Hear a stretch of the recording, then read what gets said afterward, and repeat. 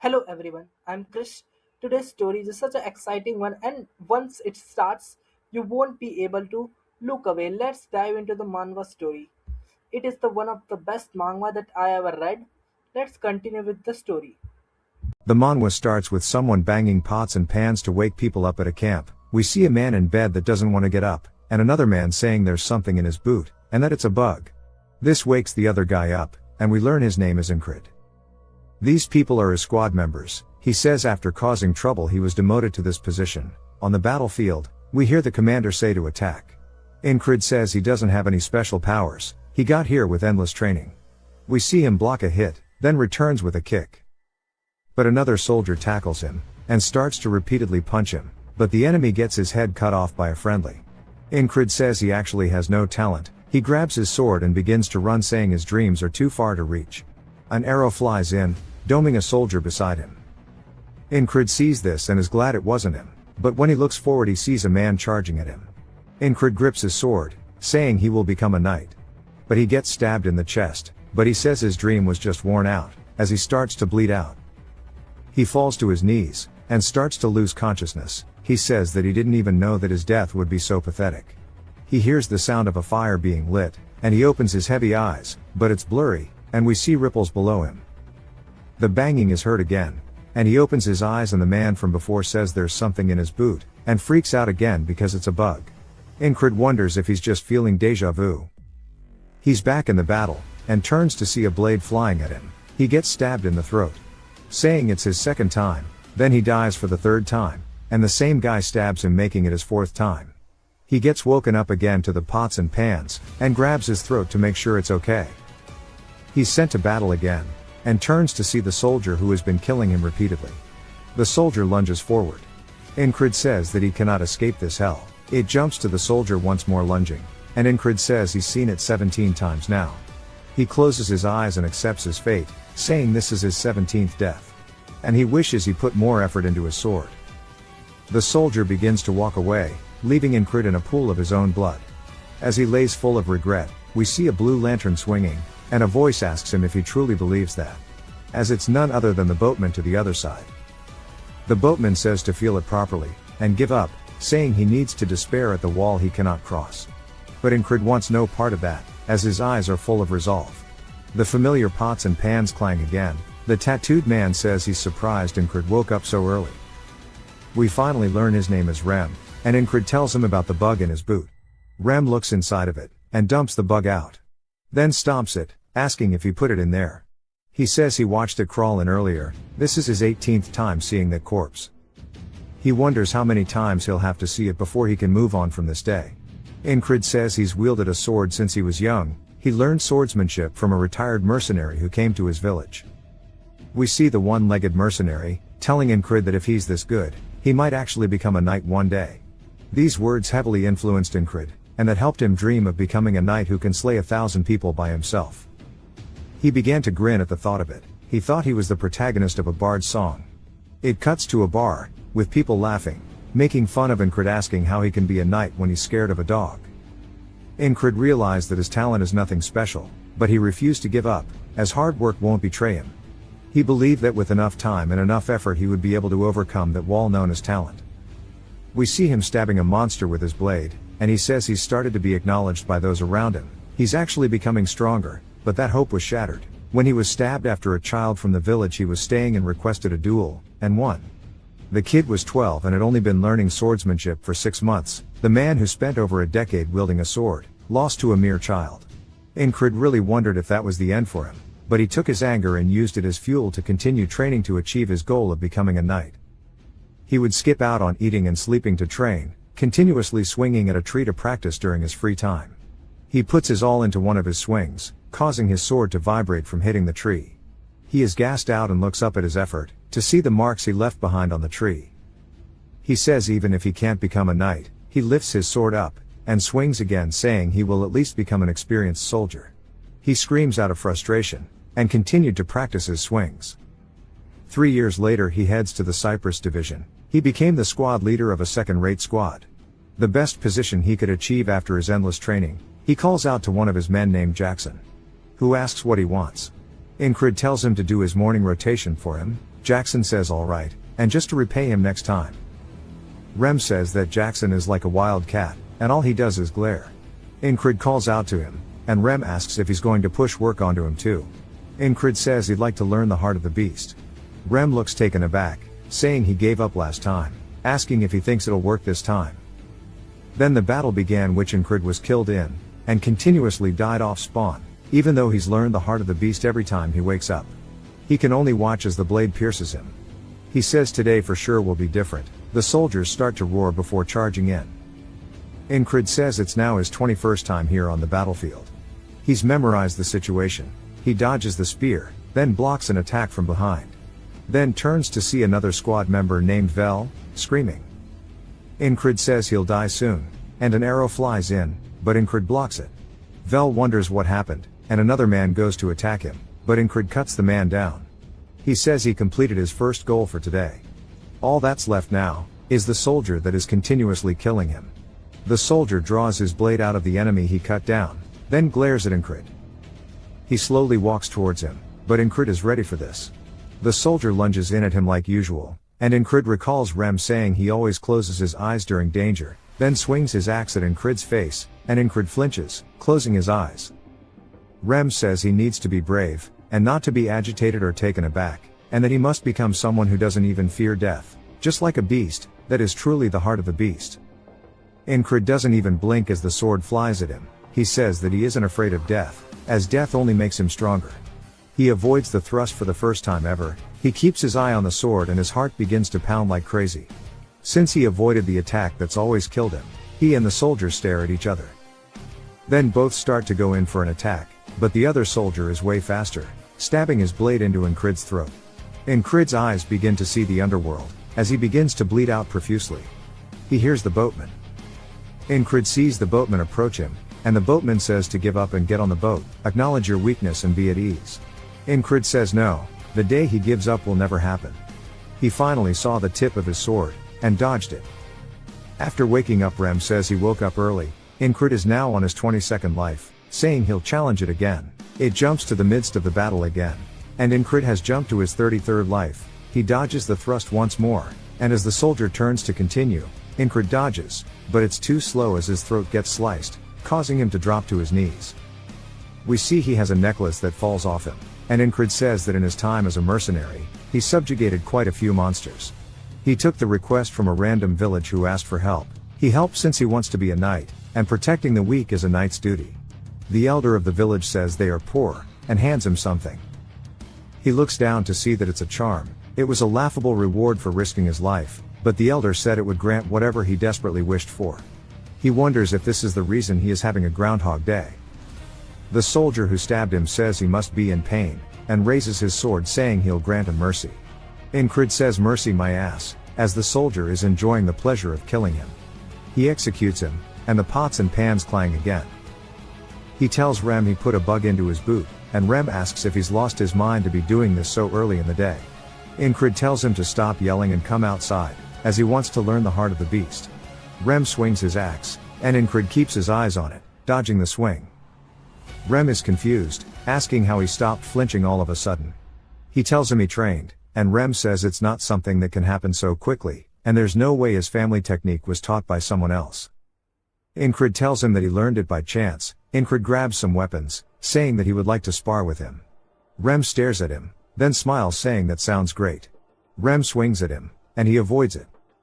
This continues, and Rem asks him how long he's planning on dodging. While charging in, he dodges another attack, and Enkrid says the only sword techniques he possesses is the Valen mercenary sword technique. It's often called a petty trick. Enkrid starts to lose his balance, and Rem leaps at him. Enkrid gets his balance back, and readies himself for the leaping Rem. Rem notices this, and just like how the soldier he is always fighting, he thrusts his sword at Rem, but Rem knocks the blade out of his hands. The sword slides across the field, and Enkrid says even if it's just for a moment, he imitated that bastard's stab. He says his body remembers the technique. Rem says that it should have made him bleed. And among all of the techniques he's shown until now, that stab was pretty decent, and he tries to give him some tips on how to make it better. Rem says that if he doubts himself too much, it'll lead to nothing good.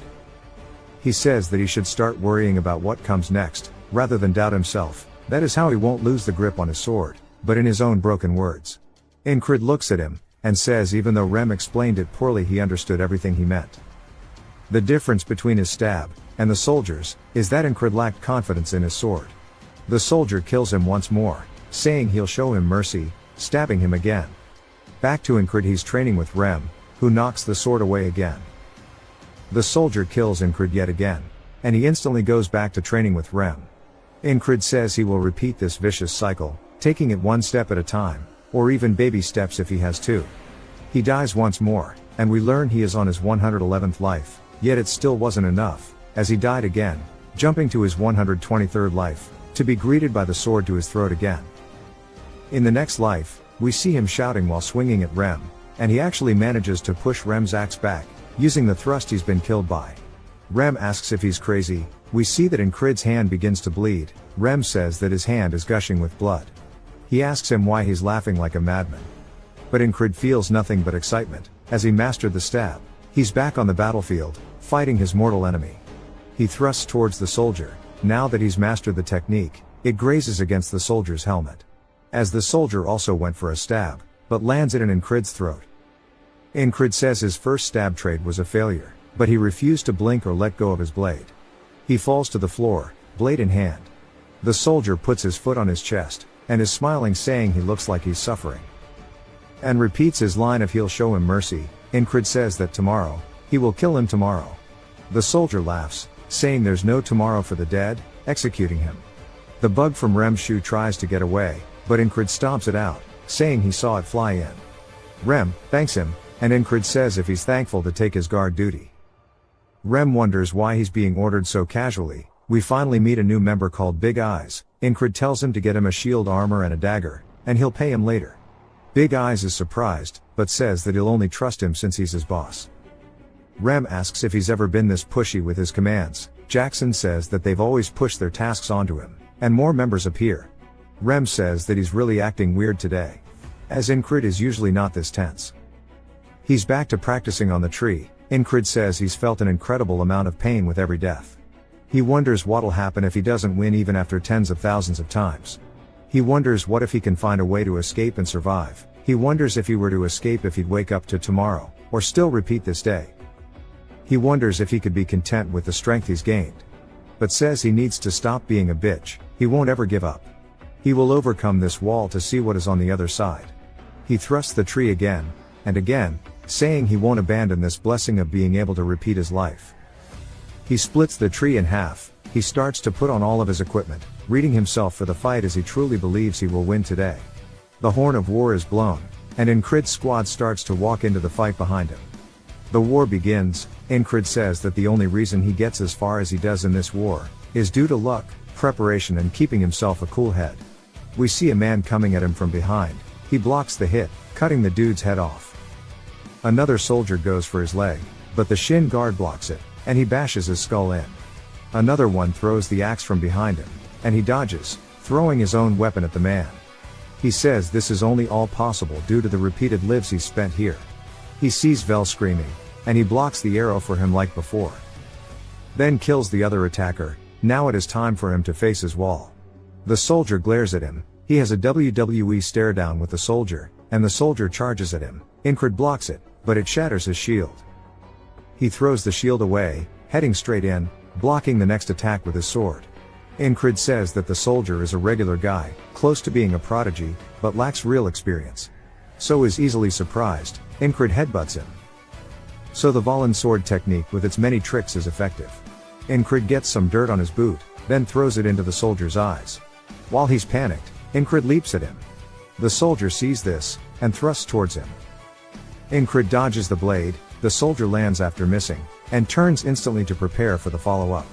But Enkrid does too, saying he knows now everything there is to know about this stab. Enkrid attacks the blade, shattering it to pieces. We see an archer draw his bow back, and unleash it, soaring across the battlefield. The soldier lets go of his shattered blade, as Enkrid goes in for the kill. He says he's won, but the arrow from before begins to fly in. As it gets close, it's broken by an axe throw, as the soldier is stabbed in the throat. Rem is the one who blocked the arrow, saying he's going to destroy the archer, but Jackson tells him not to waste his energy. The soldier starts to fall down, but has a look of disbelief on his face. He looks at the battlefield, and drops to his knees. Enkrid pants, and looks down to see the soldier shaking in fear. Enkrid readies his sword, saying that this is mercy, and cuts the head off of the soldier. Smiles just as it's happened to him. He has finally shattered the wall he couldn't surpass. But gets kicked in the back, by a man we'll call Ponytail. Enkrid grunts in pain, and Rem starts to run and saying that it's a frog. We see Ponytail is actually a frogman. While Enkrid is in pain, Ponytail says he's invested a lot into the soldier. He can't believe he was defeated. Soldier's nickname will now be Pervert. Ponytail says to die, while swinging his weapon. But we see the axe block it, as Rem is pulled up to help. He swings his axe down, but gets blocked. They both lean in and start to trade blow for blow. Another soldier goes to kill Enkrid. But Jackson leaps in, cutting his head off. Rem creates distance, as does Ponytail. They have a standstill, and Rem says if he wants to kill his squad leader he needs his permission first. Ponytail asks how the weakling is commander. Rather than Rem explains to us that frogs are a race born to fight, and he'll either have to burn it with magic or kill it with one strike. Ponytail looks at Rem, wondering why he's on such a small battlefield, saying he'd have to risk his life to kill him. Then says it isn't worth it, and stands up straight.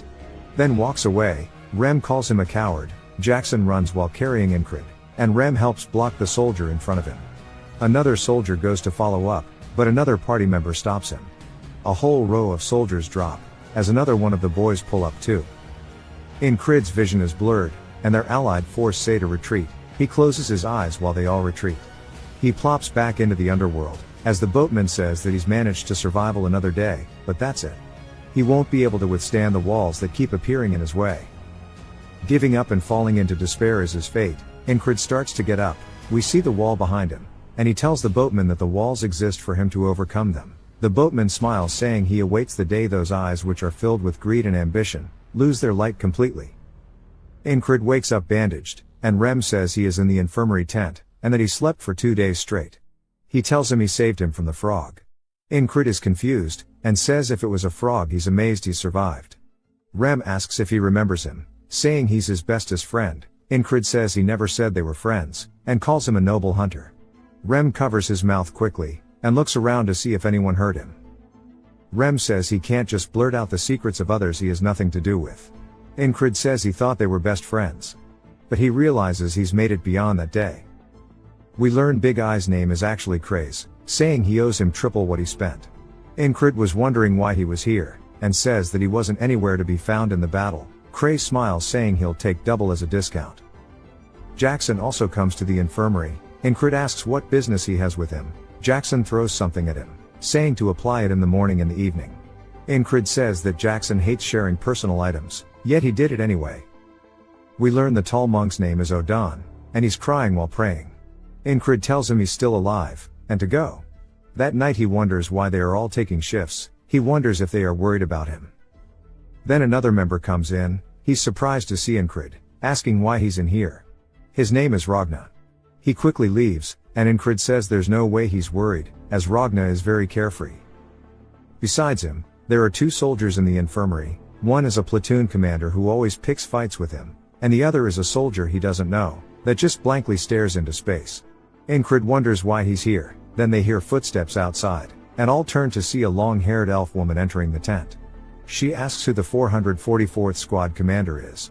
Enkrid is confused. The other platoon commander calls her a fairy. She asks him what group he is with. He says his name is Vengeance. He is the 3rd platoon commander of the 2nd company. She asks if his company taught him to state others' races when he meets them. He apologizes, and Enkrid says she must be the new commander of the 4th company. Enkrid says he's the commander she's looking for. She says she's heard he's leading his difficult squad members well. She looks forward to his contributions. He's surprised she came here just to say all of that. As she goes to leave, she asks for the young soldier's name. He says Krang, but says it suspiciously. Enkrid wonders if he just made it up, saying his attitude is also bad. He wonders if he's a noble. The commander gives him one last look, then walks away. Enkrid wonders what's going on. Later on he says most of the pain is gone, and wonders if he should start training now. Vengeance asks where he's going, and he says the training area. Vengeance calls him an idiot, saying he's trying to act tough when he's the lowest ranking soldier.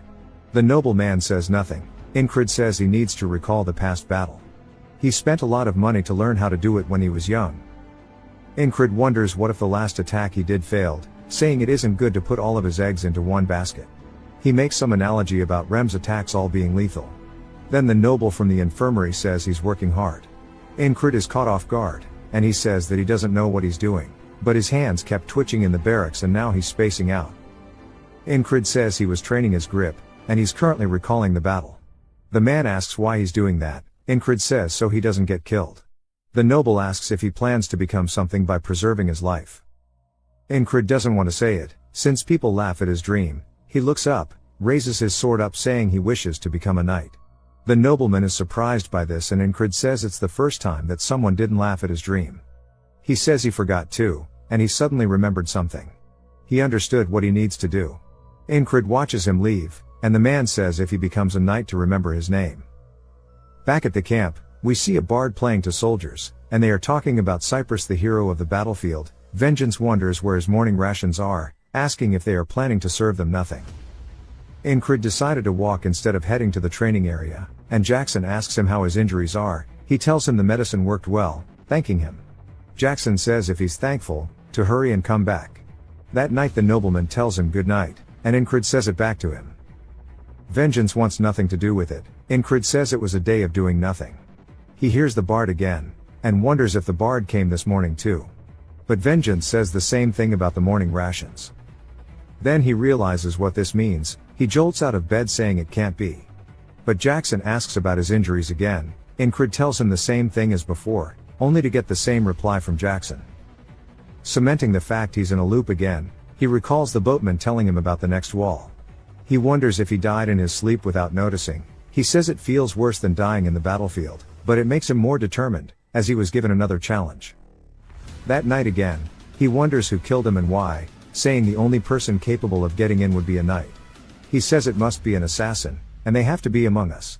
He recalls the commander saying that a fairy is light and nimble, perfect for assassinations.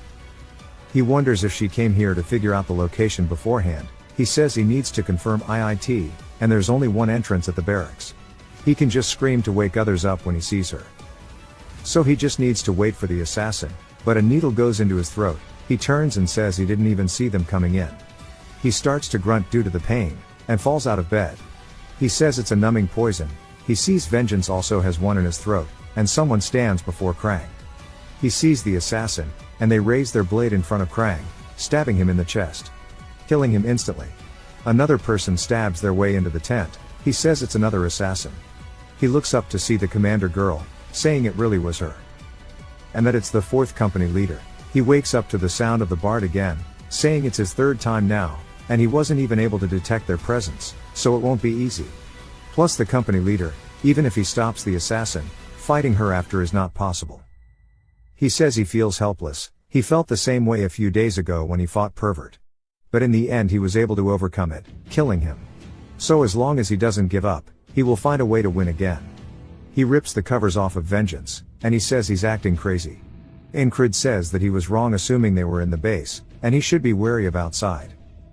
Vengeance mocks him, asking if today's training is catching cockroaches. But he says he guesses that's fitting for a lowlife. Enkrid says he's glad he cares about him so much, annoying Vengeance, who says he was being sarcastic. Enkrid sighs, saying he was too.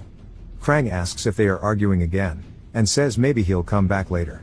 Enkrid tells him it's fine, and Vengeance lays back down. He says that Krang is definitely the real target, and wonders who he really is, saying he's suspicious. But he doesn't plan to dig into Krang's past, if he doesn't want to talk about it / just like his squad members. But he was involved so he goes for it. He asks him what he is. Krang is taken aback, and Enkrid wonders if he phrased it wrong.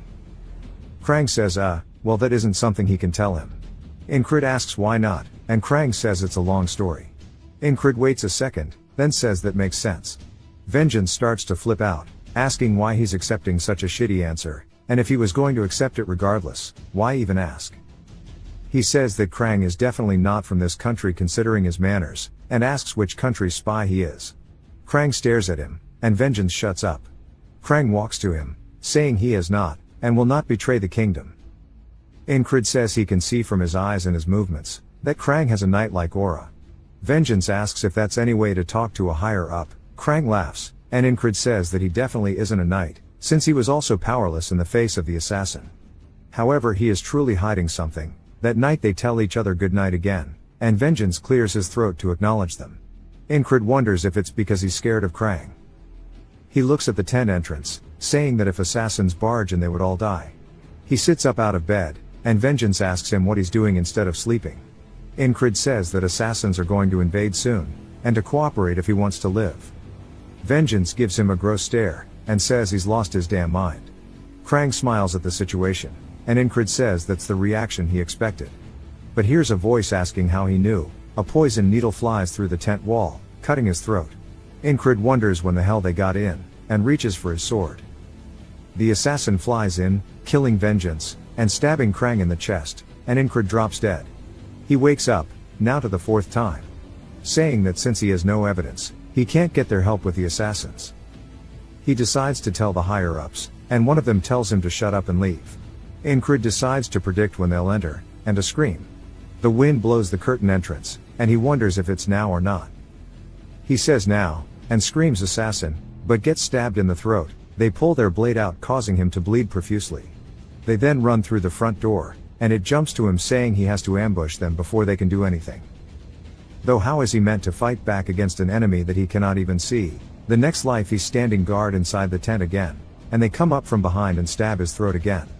He realizes he can't do anything if he doesn't avoid their poison needles. He wakes up, now for the 20th loop, and he says he still can't do shit against them. He starts to think, then smirks saying he's only died 20 times. He needs a way to avoid the poison needle first. He sees Jackson sitting down, and walks up to him while he's cleaning his dagger, and says this is the key. He asks Rem why he calls Jackson a perverted wildcat, and Rem says that's because he's a damn pervert. He always stabs people in the back and runs off, saying it's just like a cunning wildcat. Jackson sees Enkrid, asking if his injuries are okay, and he says that Jackson would surely win against the assassins, but he can't take him with him, since he has no authority, and that it's a wall he must overcome by himself after all. He calls out to Jackson, asking him what he would have to do in order to stop himself from being assassinated. Jackson thinks for a second, and says he's not sure, since nobody has survived any of his ambushes, making Enkrid realize he's found the right guy to help. He then asks Jackson if someone like him were to stab him in the back, what would he have to do in order to stop it? Jackson thinks about it, saying he's not sure as nobody has ever survived.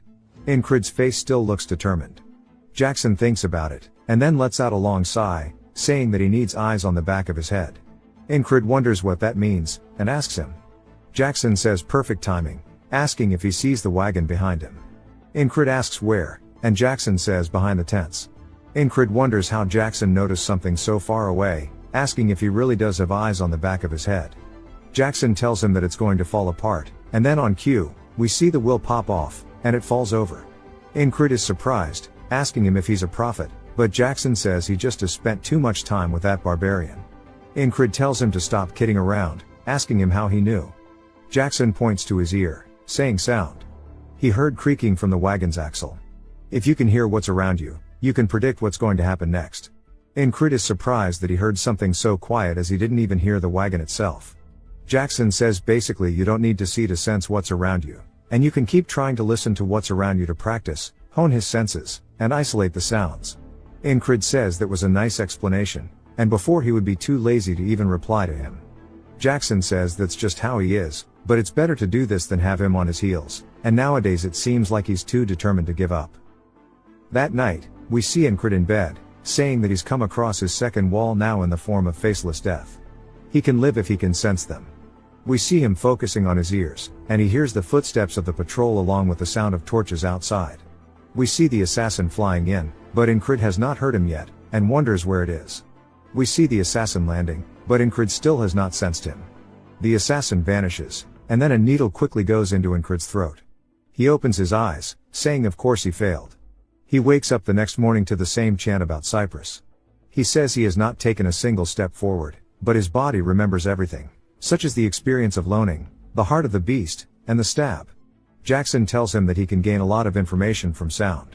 You can tell the location of something based on the intensity and direction of the sound, and once you're able to hear faint, Faraway sounds. At that point, your ears might as well be a second pair of eyes.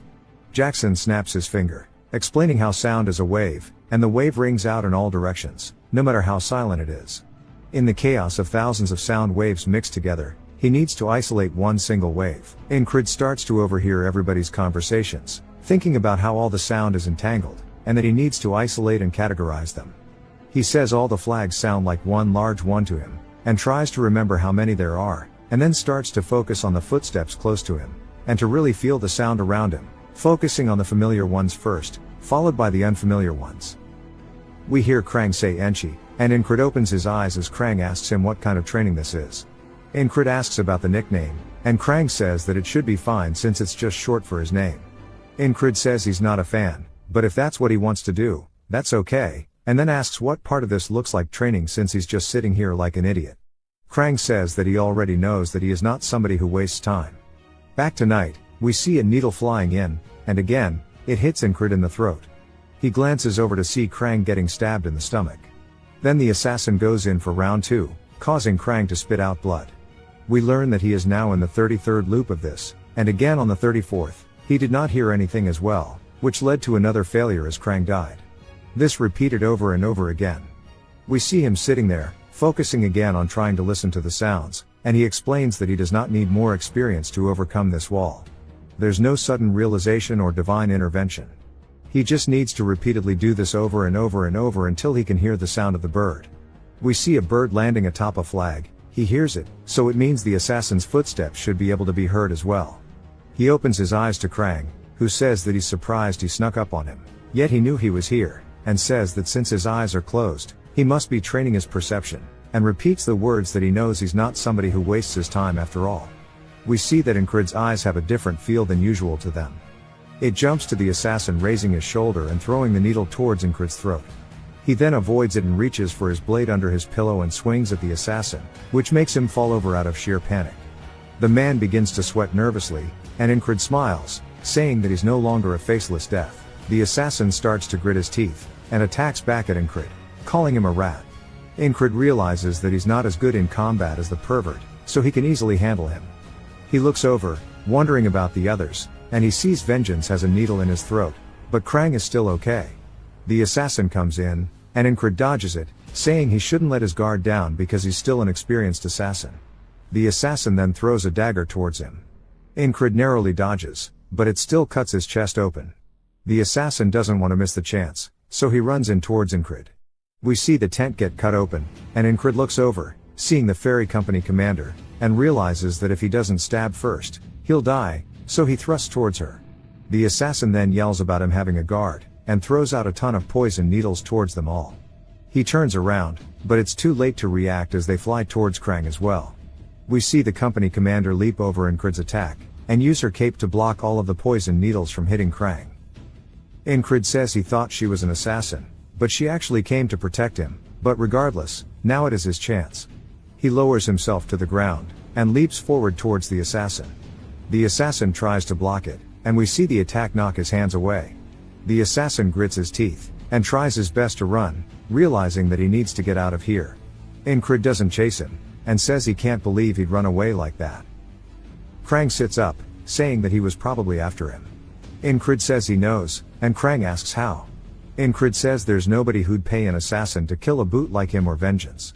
The company commander says exactly, and tells him that he's fast on his feet. While reaching for her sword, Enkrid realizes that even if she was an ally just now, she can't let what happened here slip out, and she doesn't plan to leave any witnesses. Enkrid tightens the grip on his blade, and then Krang steps in front of them both, saying that he has a favor to ask her as he does not want anybody to die today. Enkrid wonders what's going on, as we see her bowing, saying as he wishes. Krang says that includes Vengeance, and that he isn't dead yet. The company commander says that they have an antidote, so he should be fine. Enkrid realizes that she is knowledgeable in poison if she could tell what it was at first glance. Krang thinks about it, saying they need to clean up this mess, and it's going to be a bother if people find out that an assassin has been here. Enkrid asks if it's fine as long as there are no traces left, and looks over at a fire, saying that there's actually an easy way as we see their tent set up in blaze. Soldiers from all around start running over with buckets of water, saying there's a fire in the tent, and that there are 2 survivors as we see Enkrid and Vengeance. Enkrid says with this, The traces of the assassin have been removed, and that they will take care of the rest. It jumps to a bird soaring in the night sky, as we see Krang and the company commander. She says that if Enkrid didn't slow the assassin down, Krang would be dead, and she asks if he changed his mind due to that. Krang says yes, asking if she agrees that he is interesting, but she does not answer, and just looks away. Krang says he's been trying to avoid it, and he recalls how hard Enkrid would work in the mornings, and smiles, saying that he has rubbed off on him, and that they'll meet again in their respective roles. We see a scythe as it is coming out of the water, and then it quickly dissolves as he sees the boatman. The boatman tells him that he'll see him again, and Enkrid says anytime. He says that he survived against the second wall, and woke up the next day. He can sense the presence of most things, yet he could not sense the company commander, and he has a lot to do when he gets back. Enkrid says thankfully he wasn't hurt, so he can return immediately. Vengeance asks him if he saved him from the fire, and asks him why. Enkrid wonders why he's giving him shit for saving him, and why he dislikes him so much. He simply tells him it's because they're comrades, and he doesn't need another reason. Vengeance looks off to the side, a bit guilty, and says even after all the shit he's put him through, he's very selfless, and he asks if he's returning to his squad. Enkrid says yes, and Vengeance says he's shit out of luck as the vibe is going to be horrible out there. Enkrid asks what's going on, and Vengeance explains that there's a rumor going around that the entire base is cursed. We see somebody from Enkrid's squad calling out to Rem, calling him an underdeveloped monkey, and shoving him.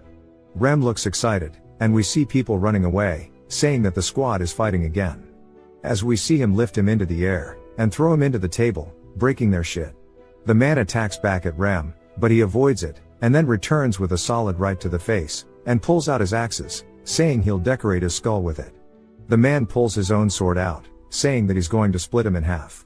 Enkrid finally makes it there, and says he doesn't know about the base being cursed, but these bastards might as well be his curse, and he sighs, telling them all to stop it. We hear them say that they thought he died, and he says that he didn't, but he might go crazy because of them. 4 days have passed since Enkrid has gone back to his squad. We see him in bed, and he opens his eyes to Jackson standing above him. He said that he was trying to leave quietly, asking if he woke him up. Enkrid says no, and he's gonna wake up and work out anyway. Jackson says that he only started recently, but he's really good at listening already. Enkrid tells him that he's been practicing, and Jackson says to keep it up as it'll help him someday. Battles are far and few in between. With winter approaching, the best thing for him to do right now is to solely focus on training his body to the limit. As we see him doing one-armed pull-ups on a tree, we hear a man saying good morning to him, and Enkrid looks down at a rock, and underneath it is Odon. He asks if he's returning from his morning workout, saying that he is keeping busy. He drops the boulder and says this is good. We see him starting to stand up as he towers above Enkrid, and he says a well-trained body is a weapon in itself, and he should be able to even withstand a kick from a frog. But that he's too thin, so he needs to continue training. Enkrid says he's just excessively large, but he'll try it. Odon starts to talk about the training technique he told him before, and then we hear something going down in the tent beside them as we see Rem kicking the man that he was fighting earlier out of bed, saying that it's his duty, yet he's still asleep, calling him lazy. The man starts crawling towards his sword, grabbing onto it, and swings it, telling Rem to eat his ass. Rem starts to swing back, and Enkrid enters, asking why they're fighting again. Odon tells them that violence solves nothing. Rem explains that this dude is trying to starve them, and Enkrid says if it's his turn to start cooking, then to do it, and Ragna says okay. Rem tries handing him an apron, telling him there's no need to act like this if he's just going to do it anyway. Ragna slaps it away, saying that it reeks, and Rem starts sniffing it, saying that it smells good. Enkrid asks if he's bored since he's picking fights for no reason. Rem asks if it's that obvious, saying that the lack of battles is making him itch. Enkrid tells him not to take it out on randoms, and to come with him as he'll fight him. Later on in the day, we see him get kicked in the side, and Rem says he needs to take hits better as he comes in with his axe, knocking Enkrid's weapon out of the air. Enkrid keeps himself calm with the heart of the beast, and as Rem comes in with another attack, he deflects it, saying that he needs to utilize his hearing to block hits. He will continue what he learned while dying hundreds of times, and thrusts towards Rem's face. Rem avoids it, but it was still a good try nonetheless. Then he grabs onto his sword with his axe, using it to hold him there, and then grabs him by the collar, using his own momentum against him to push him into the floor, saying that he was expecting more since he improved so much recently. But asks what made him boring all of a sudden, saying he's seen the stab a lot now, asking if there's anything new. Enkrid starts to get back up, saying he knows that he's different now, and he can repeat everything hundreds of thousands of times. He glares at Rem, saying to try it again, and he'll destroy him this time. Rem starts to think to himself that even if his skills are really bad, he doesn't get sick of seeing how determined his eyes are. He smiles, saying that he can only say that after he's laid a scratch on him. It begins to rain, and they both look up, surprised as it came out of nowhere. Back inside their tents, Enkrid says that it starts and stops whenever it wants. Rem says that he's gonna start growing mushrooms on his feet at this rate. We see Ragna asleep, and Odan praying. Another man enters, asking how many times he's going to have to cancel his duels because of the rain, and he believes the curse rumors now. Enkrid asks what he's talking about, and the man asks if he didn't hear. Enkrid says that now that he thinks about it, Vengeance mentions something about it. The man says that the weather is weird, and that casualties are increasing, and they keep getting hurt, especially Jack, Bo, and Rotten, as they are all hurt. People are saying that they're cursed due to this, but he's sure they aren't cursed, and that the temperamental weather only added fuel to the rumor. Enkrid says that the higher-ups won't let something like this go unnoticed, and the man asks why he's doing it in the downpour, and Enkrid says that's exactly why. Rem asks if he's a stray cat and what purpose this would serve. Jackson tells him that it's a good idea, and to keep it up, and Rem looks at him, scoffs, and starts yelling, asking what he taught him, and when he started caring for the squad leader. As they start yelling, Odan says if he's looking for a way to train in the tent, there's some things he can do even while laying down. Ragna asks if he wants him to look at his stance again. Rem turns around, saying look at all these guys, and they all continue glaring. Jackson glances over while Odan smiles, and Ragna still just keeps staring at the back of Enkrid, and Rem says that he noticed. As we see Enkrid still looking outside the tent. It jumps to a war room, and a man is telling all the commanders to keep their soldiers in check. They should send out a scouting party before the winter again, and ask if anybody has suggestions to fill in the gaps. We see the ferry commander suggesting the 444th squad leader. The man instantly says that he's a little dumb, and that he'll probably hold the scouts back. She tries telling him that he could bring about unexpected results, and he asks why she thinks that, and she tells him that it's just a ferry's instinct. The next day, we see Enkrid talking to her, and he's asking her why he's being sent to the scouts, and she glares at him. It jumps back to the man from earlier asking Enkrid if he pissed off the company commander, and he asked what he could have done to do that, and he suggests that he did because there's no other reason for her to specifically pick him. He wonders if she's going to kill him now that Krang has left. Rem asked if he's really going, saying that he can help him get out of it while holding his axe. Enkrid says it's not like he can use that axe on a superior, and that he's not like Rem. Rem says that's not what he was going for, and Enkrid says that he'd better not do it either as he has a history of being violent. We see Odan praying that they don't take Enkrid away from them, and he wonders what's wrong with them all. Ragna sits up, saying that he can go in his stead as well. They all kind of stare at him funny because they know he's directionally challenged. Jackson says if he's going to be scouting in tall fields, and that he needs to pay attention to the changes in the grass, noticing disturbances, and that's the first step to overcoming an ambush. Rem starts chirping up, saying that he told Jackson to stop teaching Enkrid this weird stuff. Enkrid sighs, saying that nobody will prevent them from fighting once he is gone, wondering if it is okay to leave them here, but even he agrees that there's nobody better suited than him. After enlisting, because of his lack of skills, he constantly moved around filling in for other people. The one place he ended up being useful was here. As we see Jackson and Rem both going to attack each other, Enkrid steps in between them, which catches them off guard, and they both stop their attack. He tells them to give it a rest. Rem asks if he's brave or stupid, and Jackson tells him that he should be thanking him, otherwise he'd have a hole in his chest. Enkrid says that they are really skilled, so they can't lose them, and compared to them, he's not much of a loss in combat power. There's no need for this sudden contemplation. He knows where he stands in terms of skills, and that he has a lot of room to improve. We see him walking through the woods with the other scouts as they are heading to the front lines. One of them sees him with his eyes closed and tells him to lock the fuck in, saying that they may both have the same rank, but he's the leader of the scout squad, and if he has a problem, they can fight it out. His name is Andrew Gardner. Somebody else laughs, asking Andrew if he really thought Enkrid would fight him, saying he's an outcast. Andrew begins to smirk, saying that if he does try, he'll make sure not to hurt him, and then he starts flaming him, saying that a squad is only functional because of its members. He tells everybody to listen up, if they meet the enemy, they'll bash their skulls in. Enkrid says they are very loud, asking if they don't understand what scouting means, and that Andrew is too green for this. They spot some tracks on the floor, and Andrew says they are new tracks. New is a type of animal, and he says that they'll follow the tracks and have a barbecue tonight. Enkrid says that new travel in groups of at least 20, and if he's seriously gonna go fight this, wondering what is going on inside his head. Another man starts laughing, saying that's not a new but rather a gazelle, and he looks at Enkrid, who's glaring at him, and says that Andrew is kind of obnoxious, and his name is Henry.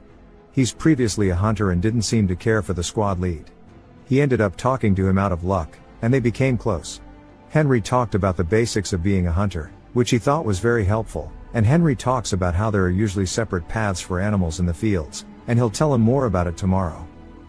At night, we see Andrew saying that it was a new for sure, and that he needs results more than anything as Enkrid watches. The next day, as the squad heads out to the fields, Andrew says that this is the location that they're supposed to recon. Called Green Pearl, aka the unnecessarily tall grass field, as they all stare at it. Andrew says that they'll cross this field, find the hostile party, and bring them back as prisoners. They say yes, and as they continue, Henry asks if they're really going in here, saying that they're just supposed to scout, and Enkrid says that it's the squad lead's command. As they're walking through, Enkrid says that it's not that easy, and he thought Andrew would give up soon, but it's not, as this is unexpected. He's not complaining, and he's taking this seriously. Henry notices there aren't many animal droppings, and Enkrid asks if that's a problem. Henry says that means that there aren't any animals in a place where food is abundant for them. We see a paw raise into the air and then slam into the ground. Enkrid instantly feels a chill on his spine as we see a panther running by him in the grass. He makes eye contact with it and pushes Andrew's head down, telling everybody to stay low. As the panther was running from something else, two people catch strays in the head, and Andrew tells everybody that it's an ambush as we see their ops have pulled up. He calls for them to run, and we see everybody hauling cheeks. One of the men gets held down, and we see them capture Andrew. Henry gets stabbed in the chest, and Enkrid turns around, seeing the enemies are closing in, and he can tell based on his senses that he's completely surrounded. Enkrid continues to run as we see a crossbow being armed. He hears this, saying that the listening technique he learned from Jackson is definitely helpful as he dodges an arrow from behind, but then he begins to hear way too much sound, saying that he doesn't know what's with all the noise and that in the end, it's only helpful. As we see hella spears coming in, and he is soon impaled, knowing that they were going to be ambushed, it makes sense trying to avoid it. We see him trying to convince Andrew about it, and Andrew asks him if he wants to get his head cut off, and Enkrid realizes there's no way they'll listen to what he says, asking if he needs to find a way to make it out alone. We hear him trying to tell everybody that it's an ambush and to run away, and that he tried using a different path to escape, but he was stopped by the enemies once again, and that Henry was killed too. He says it's okay as he can always find another way, and he has the repeating time loops on his side. We see a firing squad pull up, and he catches a whole lot of arrows to the chest. He got caught by 20 or so crossbowmen from the east, and died after being riddled with arrows. He moved north to avoid them, but met a squad of spearmen. We see him grabbing dirt as he slowly crawls after being shot with arrows. Even if he manages to avoid them all, they never stop pursuing him. Their uniforms are dyed green as if they've been preparing for one. He wonders what's there to guard in a field like this in the first place. As he continues crawling, he spots a fire and a flag, and then gets his head clean cut off. As his blood begins to pour out, he wonders what they are hiding here. It jumps back to Andrew, telling everybody that they'll cross this field and bring them back as prisoners. Enkrid has heard this a dozen of times, and once they head in, there's no making it out alive. They are definitely hiding something, and he needs to figure out what it is. If he gives that up, he won't have to die. Henry calls out to him, seeing that he's lost in thought, and Enkrid realizes that if he tries to avoid it, it means that it'll be the end of the loop. But he decides that there is no running away from this wall. Andrew calls out to him, asking what he's waiting for. One of the members tells Enkrid that he knows Andrew is an asshole, but just to go along with it, and that he has his own difficulties. Enkrid asks why he would do that, saying that there's a limit to how much bullshit he can tolerate from an idiot. Asking the man if he's tired of kissing Andrew's ass, the man starts to get angry, and Enkrid pushes him out of the way, saying that he's no longer playing this game. Andrew goes to draw his blade, asking him if he's disobeying orders, and Enkrid realizes he needs to reframe the situation, and tells him he's not disobeying him, rather he's going to be the one giving commands from now on. Andrew starts to get angry, and Enkrid explains how he survives the longest, along with the other soldier and Henry. The soldier with the scar on his face is as tough as he looks. He's the most skilled one in the squad, but stays on Andrew's ass, and he's got to be some type of bodyguard or babysitter. Andrew draws his blade, saying that he can try to take command if he can beat him, and tells him to draw his sword. Enkrid says a normal soldier wouldn't have a bodyguard, and that he's obviously properly trained by his posture, and that Andrew must be the son of a rich lord, but says if that was the case he wouldn't be so eager for results, and suggests that he is a fallen noble. Andrew says that judging by his pathetic skills, yet high rank, he must be someone who never trains while leeching off money. Enkrid says whatever he is, he can't keep following his orders, and Andrew starts to tell him that he's different from him, as he has a mission to fulfill. Enkrid starts telling him to come at him, saying that he doesn't know why he's running his mouth so much, and that he's light work. This pisses Andrew off, and he starts to run at him. Enkrid says that normally he would struggle against someone like him, but he's obviously being looked down upon, and that his brash actions will lead to carelessness. Andrew thrusts towards Enkrid's head, and Enkrid uses his hand to deflect it, saying that carelessness is the best chance he has. As Andrew's arm is sent flying backward, he realizes that he made a mistake. Enkrid capitalizes on it by getting in close and punching him in the stomach, causing Andrew to spit up and fall to the floor, coughing. His babysitter and Henry are both surprised that it took one punch, as they thought that Enkrid was a weakling. Enkrid says from now on, the squad is under his command, asking if anybody has issues with this.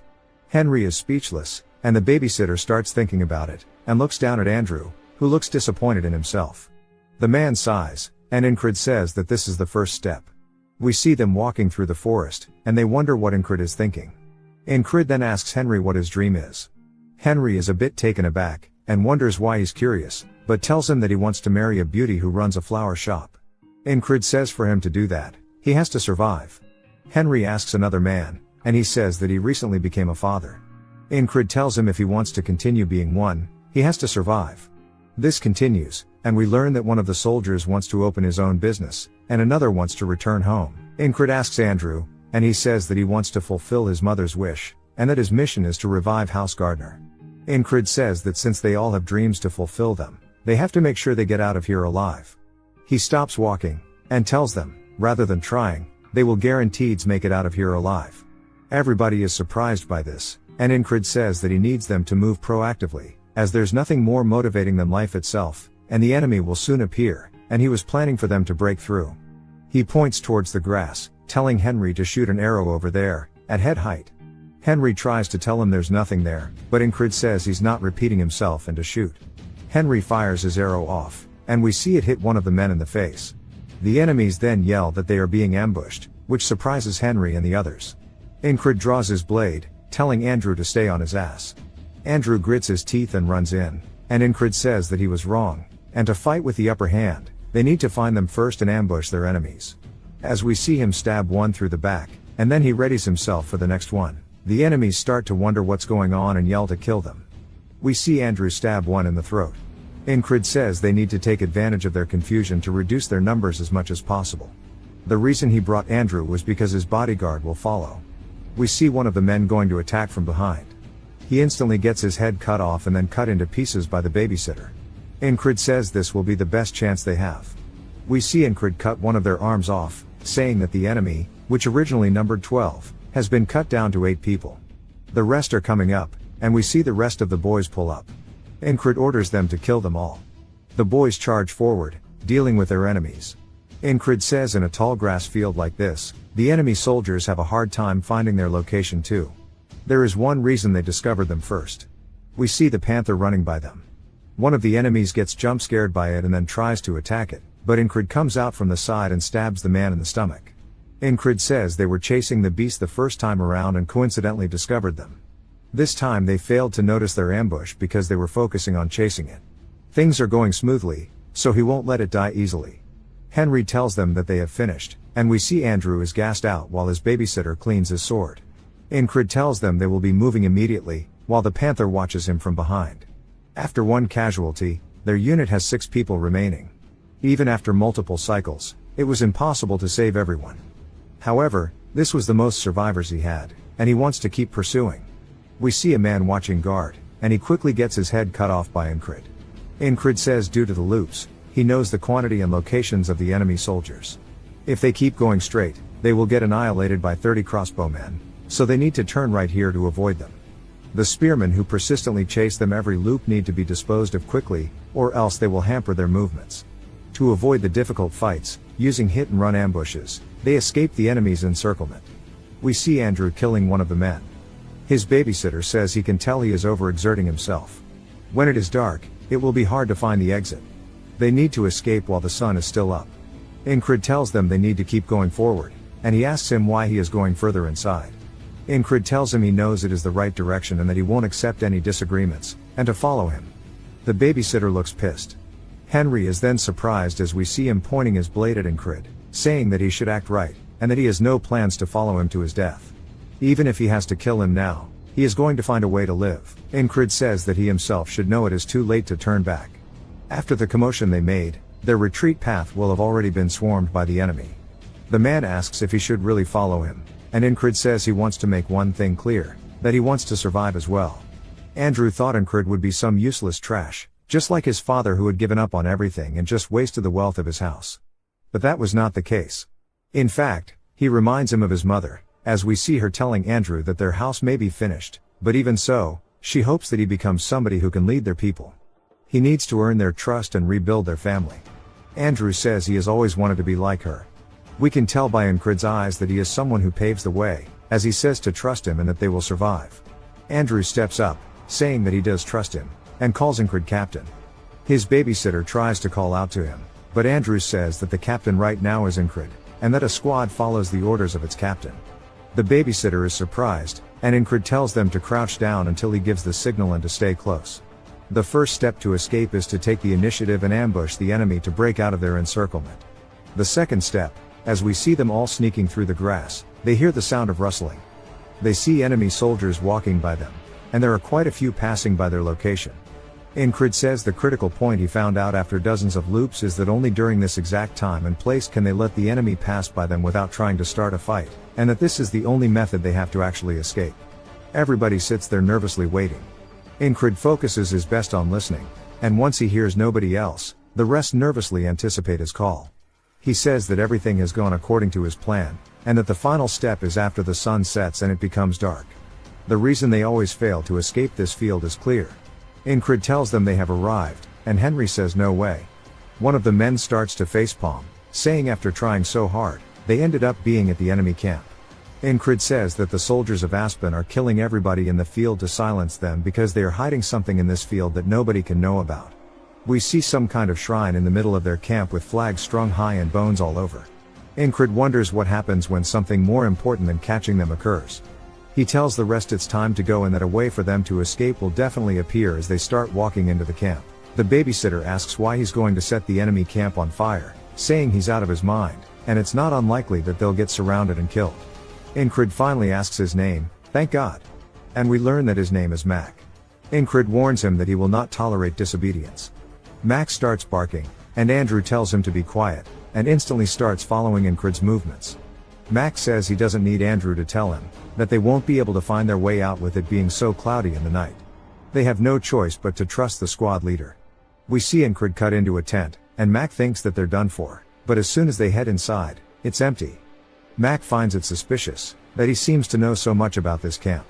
And thinks that he's too reckless going through the enemy camp, but oddly enough, they haven't seen a single enemy soldier despite this. Looking back, they are definitely in their camp, so how is this possible? Enkrid tells them to stop as they finally make it to the shrine, and he tells them all to wait here. Enkrid says that he's infiltrated this camp a dozen times. When he first noticed that flag and touched it, the entire base focused their attention on him. He says what the soldiers wanted to hide is that flag, and protecting that flag is their main objective. He wonders what will happen when the base catches fire.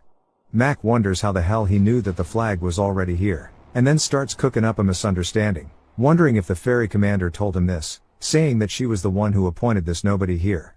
Enkrid says that the soldiers will be too busy protecting the flag. The reason why he suddenly took over control of the squad and infiltrated the encampment, maybe it was all to complete a secret mission. Enkrid says that they'll escape while that is going on, and that they'll split into two groups from now on.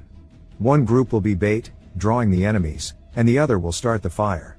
Mac says he'll be with the bait group, and Enkrid is surprised, saying that he's complained constantly but now he's suddenly cooperative, but decides it's better for him. He's dragged the squad into the encampment many times, however he's never had this many people with him until now. Enkrid says that today is the best loop he's had so far, and he thinks that it'll be doable. One of them catches a rock to the head. Then they spot Mac running away and yell to alert the rest, and they start chasing after him. Enkrid says that he will succeed. We see him reach towards one of the torches, and he says that this is their best bet at moving to tomorrow, but out of nowhere, an absolute unit appears beside him, and swings down with an ass ton of force, cutting the torch in half. Cold chills runs down Enkrid's spine, and he says he didn't even notice this dude. Enkrid goes to draw his blade and says he's never seen this guy in any of his other loops, but he can tell this dude is a fucking menace, and he wonders where somebody so strong has come from. The man glares at him, calling him a rat, and Enkrid says that they're late.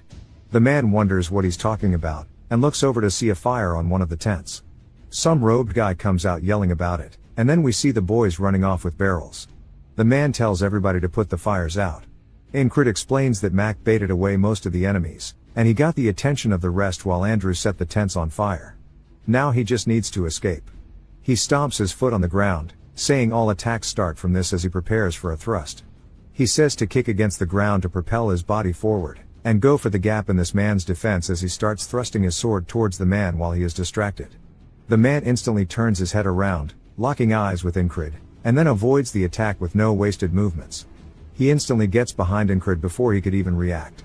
Enkrid realizes this is bad as he just got cut on his stomach. He leans over, holding onto it, and says that was the best stab he could have done. He turns back and looks at the man who calls him weak, and Enkrid can feel the sheer gap in skill, saying that he can't beat him, at least not at his current skill. He barely managed to get here after all of the ambushes through the fields, loop by loop, with everybody dying except for him. He finally thought he had beaten the challenges of this loop and could continue, but now he realizes that this man is the real wall of this loop. As the man raises his sword, Enkrid says that if he's going to die, then he says that then he'll have to take over the control of the squad and repeat this over and over to get the chance to fight this man. He begins to laugh, which surprises the man at first. Then he starts to get pissed, asking him why he's laughing. Enkrid points his sword at him while smiling, and the man says that he's going to cut him up and feed him to the dogs and starts to swing at Enkrid. Enkrid lowers his stance and readies his weapon, saying that he will overcome this wall. Enkrid manages to block the attack as we see sparks flying from their collision. The man starts to parry his attack, causing it to slide down his blade. Enkrid is surprised. The man takes the chance to go in for a quick follow-up and swings. Enkrid sidesteps it, but the man is relentless as he instantly goes for another. Enkrid manages to dodge that too, surprised that he swung from that position. But the man's onslaught isn't over. Enkrid looks up at the blade and somehow manages to block it. He can feel the power behind it. He realizes that he has no opportunity to counterattack. There's too huge of a gap in terms of skill. Enkrid does his best to create some distance and takes out one of his throwing knives, launching it towards the man. As it gets close, the man simply raises his arm to deflect it with the back of his hand. Enkrid didn't expect that. The man instantly closes the gap once more, stabbing straight for Enkrid's chest. He hears his men yelling about the fire spreading, and we see the blade go by Enkrid's face as the man was distracted. All over the shrine is now on fire, and it is heading towards the flag. The robed man from earlier calls out to his commander, asking if he doesn't understand what's at stake here. The commander realizes that Enkrid won't go down without a fight, and that he has no fear in his eyes. He calls out to him, telling him that he will see him again, and begins to walk away. Enkrid is surprised that he's backing off so easily, wondering if maybe he was not the true wall, saying that even if he wasn't, he'll need to overcome this loop, and that he can still improve from here. He hears Andrew calling out to him, saying that they need to go now. Enkrid turns back to glance at the commander, as Andrew continues yelling. The commander turns, making eye contact with Enkrid who wants to fight him, but instead sheathes his blade, realizing that the best call here is to escape with their lives. And he yells to retreat as we see the men doing their best to put out the fire on the shrine. They start to alert everybody for help. As the boys run out, Enkrid says, one of the guys who went that way disappeared, and there are only 5 of them left in the squad now. Mac asks if this is all, and if they are going to send a pursuit force after them. Enkrid says no. They hear Henry coughing, and as he's beginning to slow down, a small group of soldiers begins to chase after them. The boys instantly turn to defend Henry, and Enkrid finishes his enemy by cutting his head off. Mac stabs one in the throat, and Andrew copies Enkrid. Enkrid tells the rest not to hesitate and keep running. As we see Andrew grab onto Henry, he says that they won't be able to follow them if they keep running towards the habitat of the field fox and snake. Andrew asks if that will make it harder for them too, and Henry smiles, saying that he knows a safe route, the hunter's path. Enkrid tells him that he trusts him to guide them properly. As they get deeper through the field, Enkrid says he no longer hears the footsteps of the pursuit party behind them. As we see them running, we see a fox watching over them. Thanks to Andrew and Mac's efforts, they were able to get rid of them pretty easily. If it wasn't for Henry's pathfinding, they wouldn't have been able to lose them quickly either. It took the efforts of every squad member to get this far. The sun begins to rise, and Enkrid blocks the light with his eyes as he looks up, seeing that he has made it to the next day. They continue running through the fields, making it back to their camp. One of the men asks what happened to them. As we see them all bloodied and gassed out, Henry says he feels like he's about to pass out. Then we hear him slump onto the floor. Enkrid cracks his back, saying that he's finally got through that loop, with most of them alive. Now he can continue his days. It jumps to the shrine as we see the flag is still intact, but that everything else is damaged. One of the men asks the robed guy what happened, and he says that they need to prepare it again. He didn't expect the famous Grey Dog to be unable to stop a few small fry. As we see one of the company commanders named Grey Dog, he says he can't understand what happened, as the soldiers stationed here were the best of the best. Yet a few enemy soldiers broke through, set fire, and escaped. The Grey Dog is an independent company, pretty much private contractors. It is derived from the Grey Dog that resides within the Principality of Aspen. Having a persistent temperament, it has a need to connect with whatever target it has decided upon. Whether it be alone or in a war, therefore the company with the name of Grey Dog is also called the Persistent Lovers. Yeah, I don't get what they're doing with this one. Grey Dog asked the man from earlier if the one he faced was strong, and we learn that his name is Mitch Hurrier. I hardly know her. Mitch says if it wasn't for the fire, he would have easily finished him off. Grey Dog says he got lucky then, and that luck is a skill in itself. Mitch tells him that it will not happen again, and we see Enkrid inside his tent, saying that it bugs him that he faced that wall but couldn't get over it, and that he wanted to keep fighting him. And Enkrid says that soon eventually they'll have to fight again, as we see Mitch as well, determined to kill him the next time they meet. We see Rem throwing his axe through the air, saying that he's bored as hell and that Enkrid should be returning from the recon soon, wondering why there's no news from him. He catches his axe and sits up in the bed, wondering if maybe he died.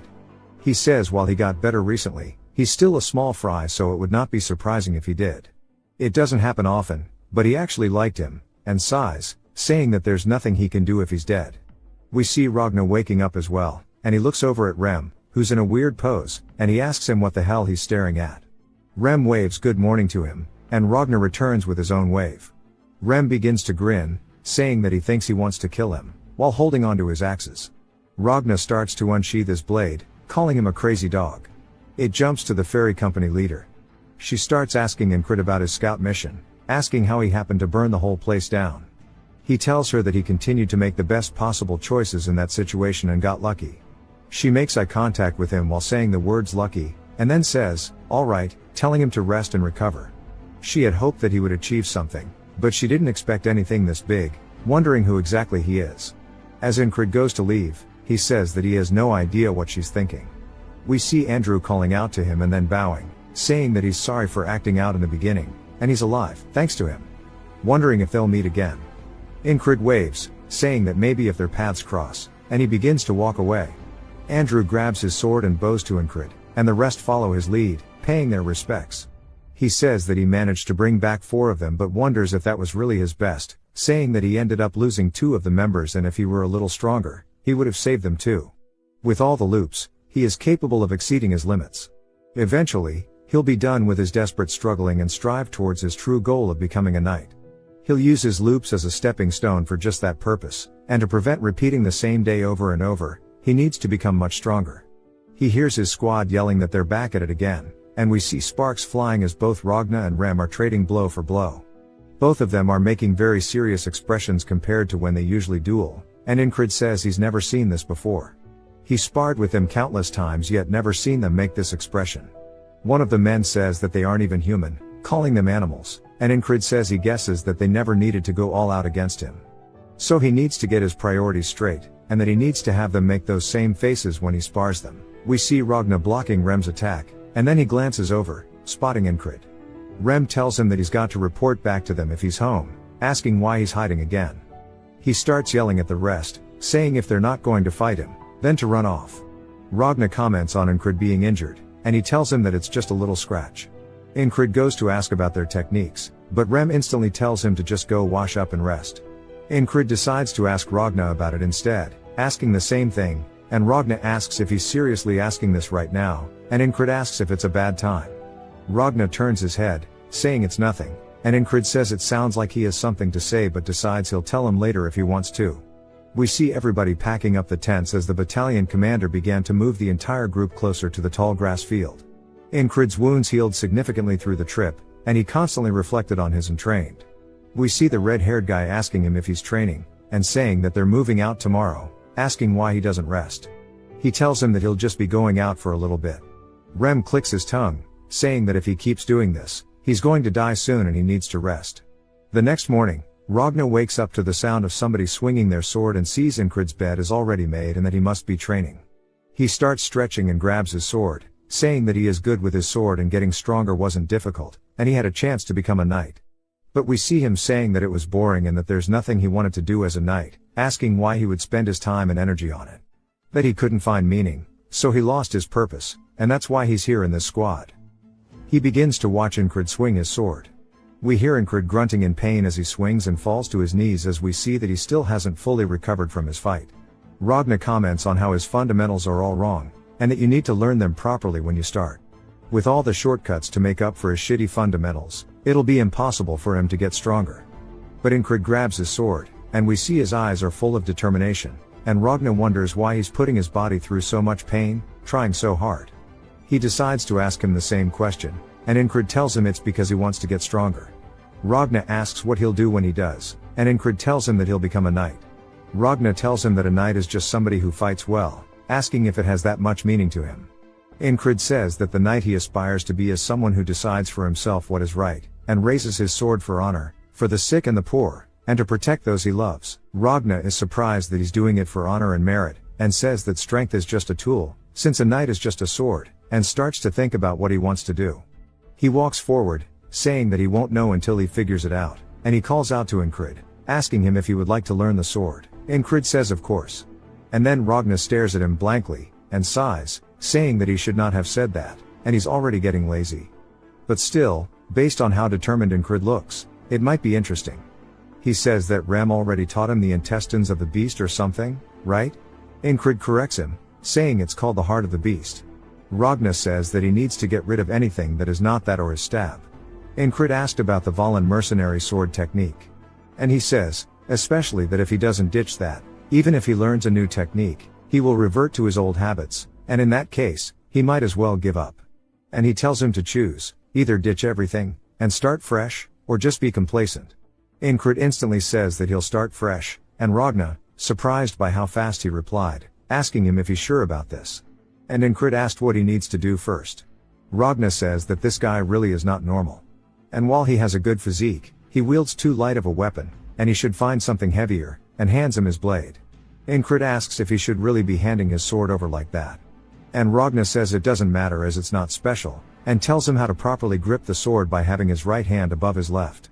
He then notices he's squeezing tightly, asking why. Enkrid says so he doesn't lose his blade. And Ragna asks him who taught him this. And he says Rem did. Ragna clicks his tongue, calling him a useless bastard, and tells him to get into his position. He then raises the sword above his head, and swings it down on Enkrid. He blocks it, and we can see his hands shaking. And he says that shit hurt, asking why he did that. Ragna says of course it would hurt. And if he stiffens up, it's only going to get worse, and says he's essentially like a branch or a column or something like that. Enkrid wonders why everybody in his squad talks like this, asking if that's a metaphor, and what that's even meant to mean. He wonders if it means that he's too stiff because he's clenching the sword too tightly. Enkrid says he probably means to say that he needs to stay flexible with the sword to keep his sword from breaking, and he needs his movements to be more malleable. He then loosens his grip, and then we hear Ragna slash his sword a couple more times. And then he kicks Enkrid's feet out from under him, telling him to pay attention to his balance. Enkrid tries again, and he asks him where his feet are pointed. And then smacks his sword, saying it's too stiff, telling him to try again, asking him if he's trying to break his wrist. We see Enkrid go for an attack, and Ragna taunts him, asking if he was trying to dance. This continues on throughout the day until we see Enkrid on the ground. Ragna sighs, saying he did not realize it was this shit, and that Enkrid has none of the basics down, and that it's not something that can be taught. We see Enkrid gassed out, but he tightens the grip on his sword. Ragna stares at him, and then thinks about something. And Enkrid asks if they can go again. Ragna sighs, and draws his blade, telling him that they should start with the baby steps. We then hear Rem asking where they have been all day, asking if they are playing picnic here, skipping meals and shit. And he points at Ragna, asking Enkrid if he's giving him a hard time, asking if he wants him to take care of him. They start their typical banter, and Enkrid asks if there's something going on, because Rem is dressed up. Rem tells him that it's because they're being summoned. As the enemy forces are gathering in the distance, we see everybody preparing for combat. And it jumps to the ferry commander standing on a cliff above all the soldiers, as well as Enkrid's entire squad suited up for battle. Ragna wonders if teaching him was a mistake, saying that he's still new to the technique so he probably can't fight all that well. And then he might die because of that today. He puts his sword on his shoulder, saying that he's definitely going to need to babysit him today. Enkrid wishes that he had more time to practice. Some of the soldiers start asking why the enemy's formation looks like that. As we see that flag from the camp, and that they are all spread out in a very specific pattern. As the robed man stretches his hand out, saying this is the end. A strong gust of wind suddenly starts to form from where he's standing. And the ferry commander realizes that it's a spell. All the soldiers fight to maintain their posture as a fog envelops everybody. Enkrid looks around, saying he can't even see the people next to him. A lot of the soldiers start to panic due to the fog, and Enkrid hears something. All the other soldiers hear it too, and wonder what that noise is. They start to panic, and Enkrid yells, telling them all that it's arrows. As we see them coming down like rain. They start impaling the soldiers, hitting them all over. The fairy queen starts to deflect them, saying the fog is not normal, and nobody could have expected them to use this tactic. She yells, telling everybody to raise their shields. And she realizes they've been had. The robed man begins to laugh, saying it was so difficult to get this spell together. He had to offer up the blood of many animals, while collecting a ton of water by casting rain spells. And once the spell is active, the fog will obscure all vision. Unless you're under the casting point of the spell, which is the flags, it's going to be a one-sided battle. And he calls it the fog of annihilation. We hear Mitch telling him that he looks satisfied.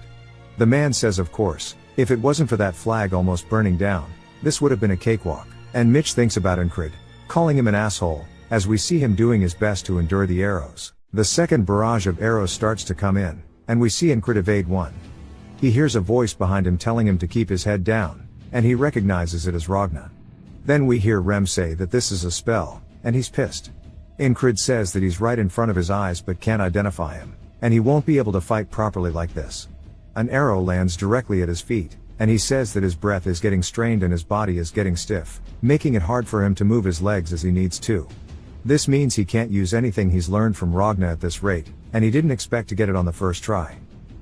Back to training, Ragna says that he'll revert back to his old habits for now, even if he learns from him.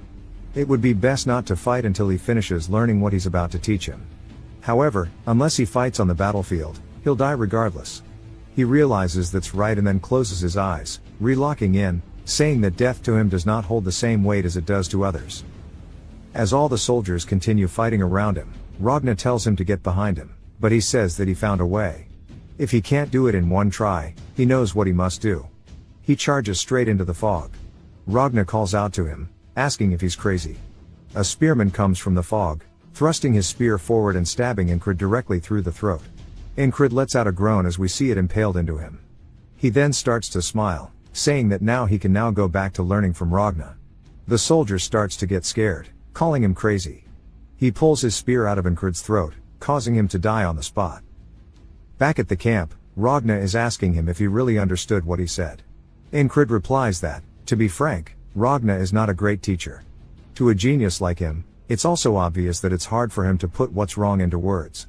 Ragna says maybe this is what they mean about understanding it but not being able to put it into practice. He just asks him to swing his sword downwards, asking if that's too hard.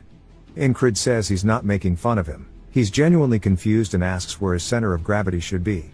Ragna is surprised but starts to think about it, asking if he means something like this. Enkrid confirms that's as he thought. He says that guys like him don't even know how they do what they do. While Ragna's explanations are lacking, it's not that big of a deal, since observing and listening are some of Enkrid's strong suits. He'll remember his stance no matter how many times it takes. Back to the barrage of arrows coming in. Enkrid raises his blade, deflecting one of them. But his hands start shaking, and he realizes he's still too stiff. Another spear is thrust forward, and Enkrid doesn't even dodge it, saying it's okay, so he can just die and continue learning. So he takes it to the throat. Back to training. We see him moving his feet as he dodges underneath Ragna's blade. He says this is now the 31st loop, and he is capable of flexible movement. Ragna tells him that the step he took is pretty good, asking where he learned it, and with that he should be able to start learning the basics already. Ragna explains that the 3 basics with a sword are cutting, stabbing, and slashing. He needs to use the edge of the blade for defense, and if the sword is good quality, he can also use the sides. The shortest distance between the opponent and him is called the line of attack. Using the sword is all about blocking the opponent's line while extending his own. He tells him to draw his opponent in and reach out to him with his sword. Back to the battlefield. The spearman is thrusting forward. Enkrid watches as it grazes past him and he thinks that his feet are light. So he can easily dodge this. Then 4 more spears are thrust out in front of him, immediately killing him on the spot. He says that little by little, his loops are starting to change. We see him actually parrying Ragna's sword, which surprises Ragna, who asks if he really just parried that. Enkrid is determined, saying that even though it's only a little bit at a time, he will make sure to continue this cycle. As he does a diagonal slash at Ragna, Ragna says that it no longer needs work. He seems a little surprised. Enkrid claims that even though they're baby steps, they're still adding up to be long strides. As he's running forward in the smoke, Ragna calls out to him, asking if he is crazy. Only for him to die once more, smiling and saying that as long as he can achieve steady progress, he'll die as many times as he needs. We see Ragna raising his blade as he swings down towards Enkrid. Enkrid ducks forward while bringing his blade up, successfully countering Ragna's attack and knocking it away. Enkrid states that it is now the 100th loop. Ragna is looking at his blade in complete disbelief and then looks back down at Enkrid, asking him what the hell his deal is and who he is, since he can no longer recognize his captain's movements. Enkrid says that Ragna no longer looks at him the same, and he thought he couldn't improve much more with his talent. As he's running in, Ragna calls out to him again, but Enkrid continues marching forward, saying that he has surpassed his previous level. We see him dodge the first spear as he follows it closely. He completely runs past the enemy soldier without killing him, as he has a goal in mind, the road to becoming a knight. As he charges directly into the back line of the spearmen, they thrust forward, impaling him yet again. He starts to smile through death, saying that this is so fun he might actually go insane. Back at the training camp, Ragna calls out to him, asking if he wants to learn the sword once more. Enkrid replies that he'll do whatever he can to become stronger, smiling and ready to die as many times as it takes to achieve his goal. Ragna says there's no way he'd be this good, as he's confused, asking if he's been fighting like shit on purpose until now. Enkrid says that's not it, but Ragna continues, saying that he's got all the basics down and it seems like he only needs experience if anything else right now. Back to the battlefield, as the arrows come in, Enkrid says that he has now been on this loop for 200 attempts. An arrow flies directly towards his head, and we see him firmly plant his heel into the ground as he leans forward, ducking underneath the arrow.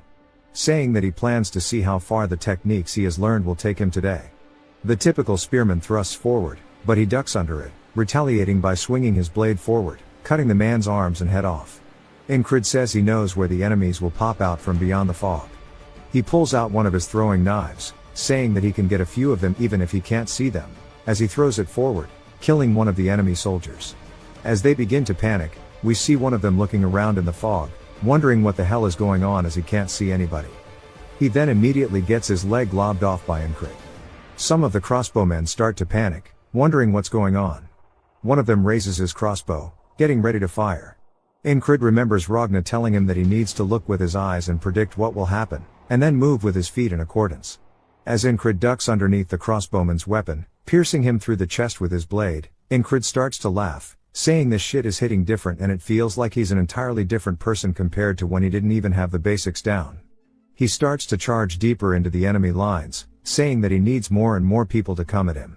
He gets a little further until multiple crossbowmen all raise their weapons. As they're setting up the firing squad, one of them says that he's done well infiltrating up to here, asking him how he plans to make it out of this alive. As we see Enkrid panting, he steps forward, saying that he wants to fight it out with swords like men as he continuously plans on testing himself. They call him crazy and then immediately disrespect his request by unleashing crossbow bolts, killing him on the spot. We then jump back to the boatman as he's calling Enkrid foolish, saying that he's walked into his own grave, asking if he is all there upstairs, calling his mental cooked. He then wakes up surprised, saying he hasn't seen that in a while, and he wonders if the boatman really came out of nowhere just to shit talk him. Rem then asks what he's doing as he sees that he's blanking out. Enkrid then remembers something about Rem, saying that he called it a spell when it happened. In the enemy's formation, it looked as if they were guarding the flag back in the grass fields on his last outing. He then asks Rem if he knows anything about spells. Rem asks why he's so curious all of a sudden, and Enkrid says that he just thought it might be interesting to tell him what he knows. Rem says sure, asking if he knows the difference between magic and spells. Enkrid says that magic is more common, and Rem says that is not wrong, that a spell requires a medium. It's not just that it requires it, but the medium is a whole lot more important, as spells cannot exist without them. Enkrid thinks about it, saying that the fog was due to the enemy's spell and that flag must have been the medium. Therefore, if the flag breaks, the fog will leave. Enkrid asks him if his tribe also used spells since he knows they originated from the west and that is where Rem is from. Rem smiles, saying that he's seen them, asking if he knew that there aren't many actual spellcasters, as most of them are hex casters. Enkrid ignores him, and Rem asks him where he's going. Enkrid tells him that he's going to train. Ragna says that it looks like they both have the same training background, asking if he knows what the Unyik sword technique is. We get some lore and we learn about 500 years ago there was 1 in a million prodigy. A child born on a sword farm slayed 12 bandits that attacked the farm with nothing but a fireplace poker. Having lost his parents early, he learned the sword at a young age, and a noble having heard the rumors took him in. That prodigy went by the name of Leonis Unyik. However, as gifted as he was also cursed. He began losing strength as a 10-year-old and became fully paralyzed at 12. And just like that, the Mist Runes prodigy was lost to history. Rem says that at the age of 20, Leonis fully paralyzed and immortalized himself in the history of swordsmanship, completing all the sword techniques in the land and categorizing them into 5 categories: the righteous elaborate sword, the heavy strong sword, the flowing confounding sword, the fast swift sword, and the gentle parrying sword. Leonis rewrote the history of the sword, and with this, the Unyik family became the greatest house in the empire. The after effects of this technique can still be felt, as it is the foundation of all swordsmanship today. Ragna says that there is the northern heavy sword and a bunch of other sword techniques, including some eastern techniques that utilize ki. And among those, the technique he developed branches off of the northern heavy sword. He tries to think about what Rem taught him, asking if it was called the conscience of the beast. Enkrid corrects him, saying it's called the heart of the beast. And Ragna says that this will be more useful than that, and it's called concentrate on a single point. He needs to forget everything around him and focus only on his own sword and the enemy's, and he'll show him how it works as he starts to get in a stance. Enkrid wonders what's about to happen as Ragna thrusts his blade directly towards him, nicking the side of his throat. Enkrid is surprised, saying that it was faster than Rem's axe, and he nearly just died. Ragna then asks if he felt anything, and we hear Rem calling him a degenerate, asking if he's really trying to kill the squad leader. Ragna says that people concentrate better in the face of death, and he's just trying to help him out. Rem says that he can't learn anything if he's dead, asking if he even knows how long it took for him to learn the heart of the beast. Ragna says that's only natural for a stupid barbarian teaching him, and they start to argue. Enkrid says that both of them are pretty shit at teaching, though. Rem then says that his people are more north than his, saying that truly that means he's more barbaric. Ragna says no, as he knows Rem is from the southern barbarian tribe.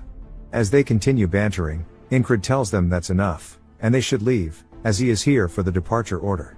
Ragna then reminds Enkrid to remember how alert he was just now, saying that moments before death, if he succeeds with concentrating on a single point, everything around him will fade, and he will feel his sword do his bidding.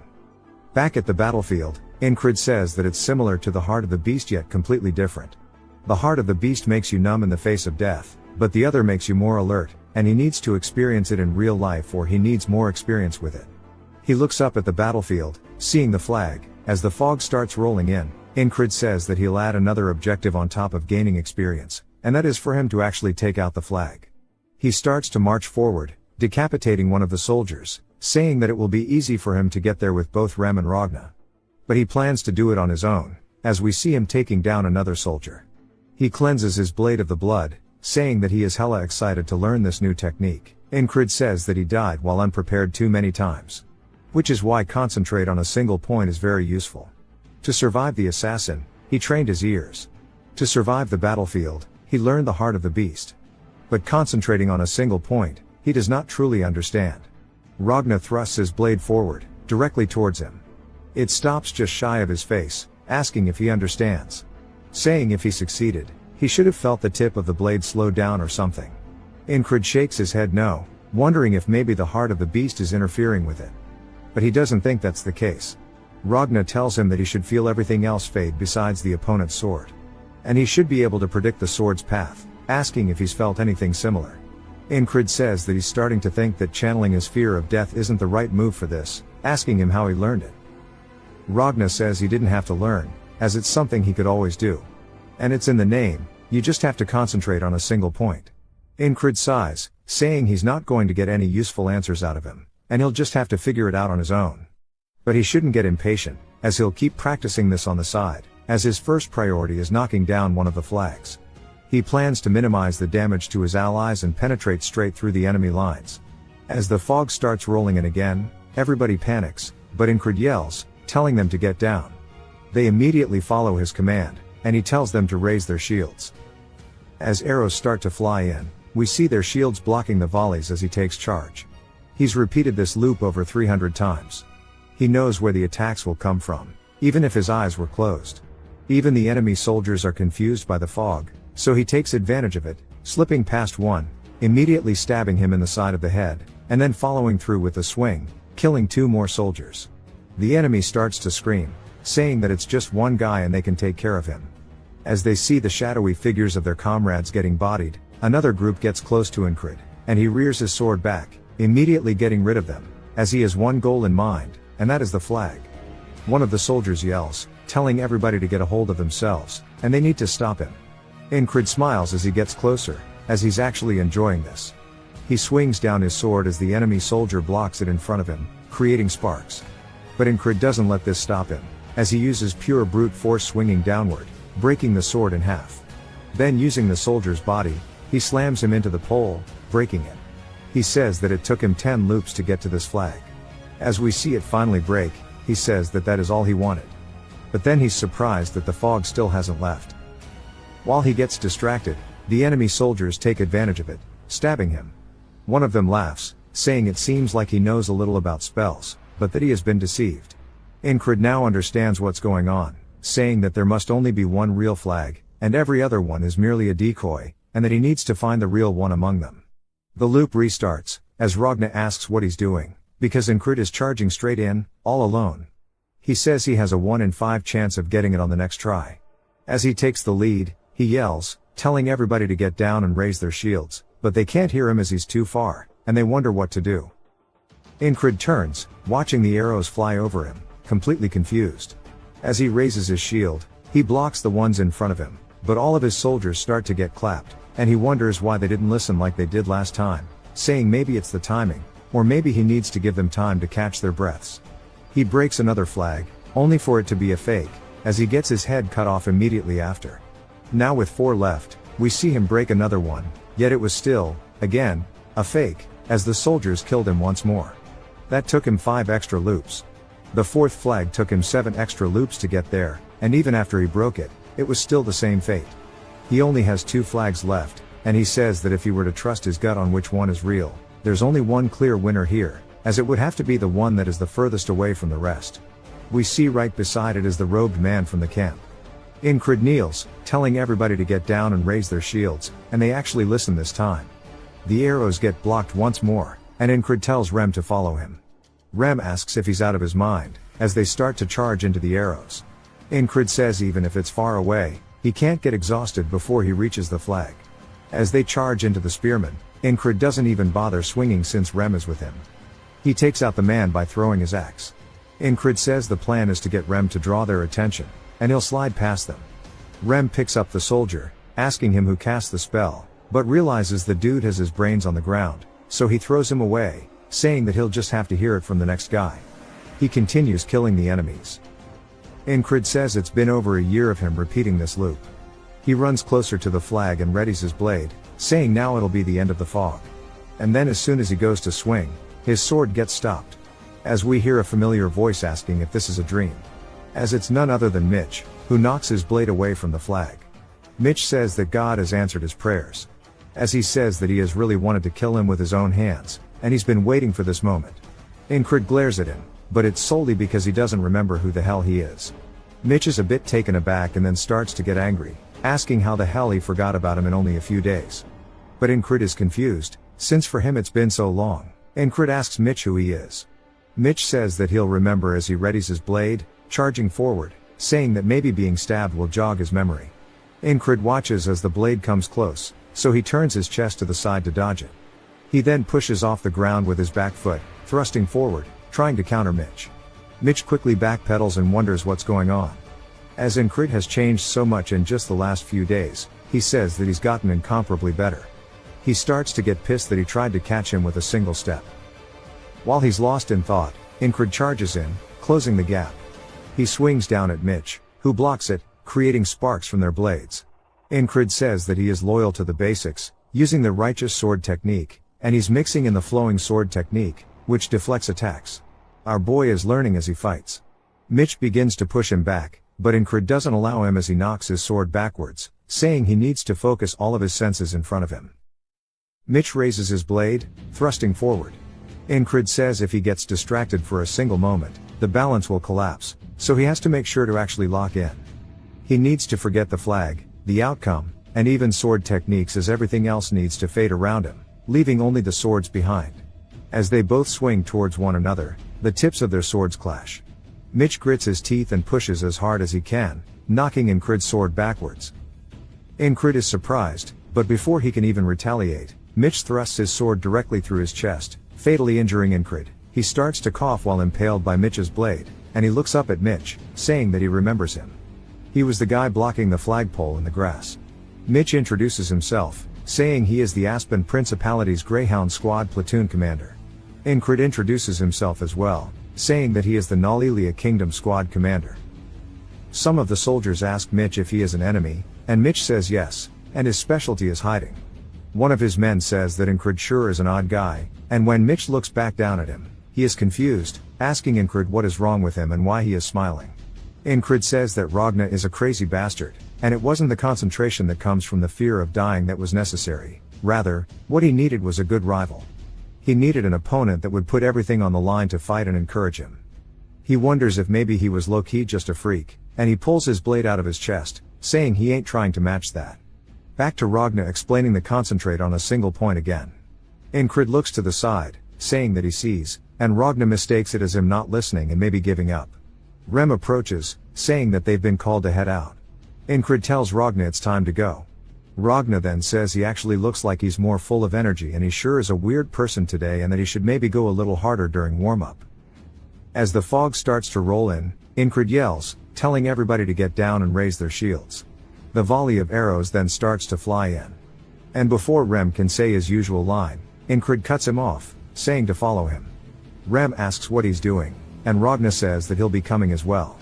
Rem starts barking at him, asking if maybe he took an arrow to the head, saying he's being weird.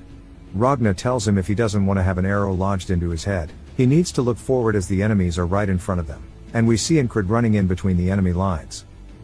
But the same can't be said for Ragna and Rem as they have to brute force their way forward. Enkrid says he really wanted to make sure that he could open the path in a similar way to before and meet Mitch once more, and they start to have their stare down. Enkrid then starts to give off some psycho energy, saying it's nice to see him, calling him his friend, saying they should fight. Mitch asks if he really came looking for him, and Enkrid asks if this is his first time receiving a confession, saying that he came because he fell in love at first sight. Mitch says that usually he is the one finding people, and this is the first time somebody else has come looking for him. Enkrid asks him if he's upset, and Mitch readies his blade, saying nonsense. Enkrid starts to explain that entering the state of concentration where he can only feel the sword once more is a lot harder than he thought as we see him get stabbed to the chest. Mitch says he didn't think he'd lose this easily, and he doesn't know why he made him believe that he could fight him. Enkrid now realizes that his attitude was wrong, and it can't be intentional as he needs to be absorbed into the fight naturally. As he's clashing blades once more with Mitch, he says that he'll just repeat the fight over and over until he can find that feeling. Finally, on the 18th loop, Everything else but the sword starts to fade, and he can feel it again. In his 28th loop of fighting Mitch, he can intentionally enter the state of concentration. By the 48th loop of meeting Mitch, we see Ragna saying that he'll teach him the tricks as he readies his blade, thrusting forward at Enkrid like usual, but Enkrid this time is locked in as he's staring at the blade, solely focusing on it. As he gets closer and closer to his eye, everything else begins to fade, and right when the moment arises, he raises his blade, actually deflecting Ragna's attack, leaving Ragna speechless. Then he asks him if he just deflected his attack by concentrating on a single point, asking how. Enkrid doesn't say it aloud but thinks that it's pure concentration that means completely controlling his body and sword. His power and technique have developed to the point where he cannot compare them to before he met Mitch. Ragna asks him where he's going as he starts to leave, then Enkrid says it's time to meet the platoon commander. Enkrid says it is finally time for him to overcome this loop once and for all. It jumps to the ferry commander asking what he wants. Enkrid says that he remembers that he saw something about spells during his reconnaissance. She wonders what he means, and he continues, saying that the Aspen soldiers were calling a weird-looking man the spellcaster. She seems more interested, telling him to elaborate. He says that he told her everything that might be needed to win the battle, and it jumps straight back to the fog rolling in. Enkrid commands his men yet again and begins to charge in, leaving Rem and Ragna behind him. He says that he just has to hope that his commander is competent because all he has to do is focus on what's in front of him as we see Mitch by the flag. He says that his goal is to overcome him. Mitch recognizes him, but Enkrid then says his name, which surprises Mitch that he knows it. Enkrid says that he wanted to fight it out with him from the very start and that today he plans on beating him as he charges straight in. He swings down at Mitch, who sidesteps it. He then rotates his hips, swinging his blade forward. Enkrid reacts in time and turns his blade sideways, bracing it with his arm to block Mitch's attack. Mitch is actually surprised by how sturdy he is. Enkrid then thrusts forward with his sword. Mitch narrowly blocks it, and he swings forward, knocking Enkrid's sword back. They collide once more, creating sparks. Mitch then asks him if maybe he was hiding his skills, and Enkrid says yes. Mitch then asks his name, and Enkrid tells him. Then they begin trading blow for blow. Mitch tells him that he will remember the name, and Enkrid says there is no need as he will remind him if he forgets. He then starts to lock in, focusing solely on Mitch's blade. He notices that Mitch's balance is shifting to his right foot as he is preparing to slash diagonally. Enkrid sidesteps it, saying that he has learned this from all of the loops, and the experiences gained through repetition all culminate to allow him to see his movements. They both thrust directly towards each other's necks, barely grazing one another, as we see they both drew blood. Mitch then looks down to see Enkrid actually following through with this swing, and he narrowly dodges by ducking underneath. He says that he really thought he would get him in a couple of moves, and he wonders why he is struggling against someone like this. He grits his teeth out of pure anger, saying that his righteous and flowing sword techniques are suited for parrying, so he needs to get a proper attack in. Now Mitch says that he will use his ultimate technique that he has learned to remedy that. He stomps forward and starts to swing his blade diagonally, saying that it is an attack that starts from the bottom and slashes in a huge arc. It is called the will cut. Enkrid watches as Mitch prepares this heavy swing, and he starts to see the actual line. He says that he has died to this technique so many times because he couldn't see where and when it started. But now is not the case. As the blade starts to come up, he smiles, saying that he is so glad he gets to see it again. As they collide swords, Enkrid actually manages to parry the will cut. Mitch's heart sinks, asking how the hell he saw it and parried it. We learn more about Mitch's family. It is one of the three main houses that reign over the Aspen Kingdom. House Hurrier represented the brute force of the kingdom and recruited any and all people who showed talent in the sword. He was also recruited from a regional house to that end. After adopting the name Hurrier, he proved himself with his skills and fought 2 adult knights at the age of 15. He won against a champion swordsman of a town at 18 and was strong enough to become the champion of an entire city at 22. He became one of the 3 best fighters in the Greyhounds through his skill alone. There were only a few that matched up to his talents.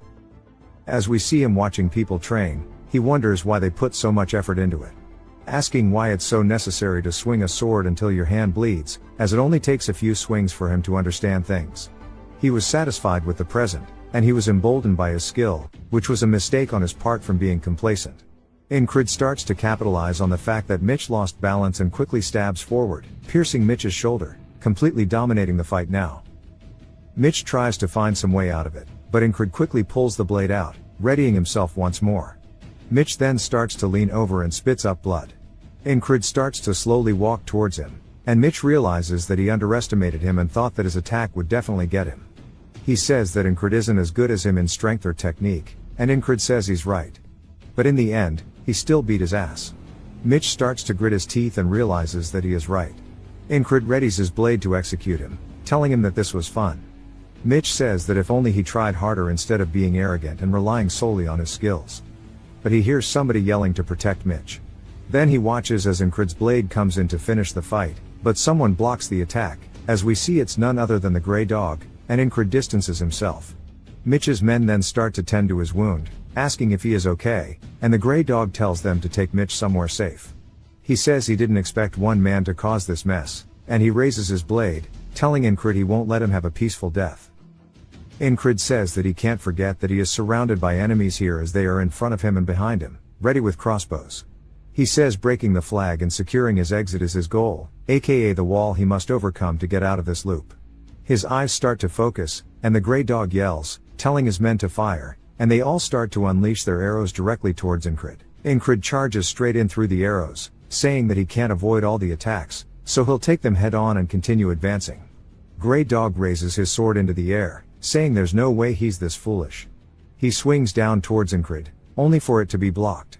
Enkrid realizes that his sword is cracked from the attack, saying that his technique is extremely heavy. To win this battle, he's going to need to die many more times, but the objective now is to win the battle, which means he needs to destroy the flag.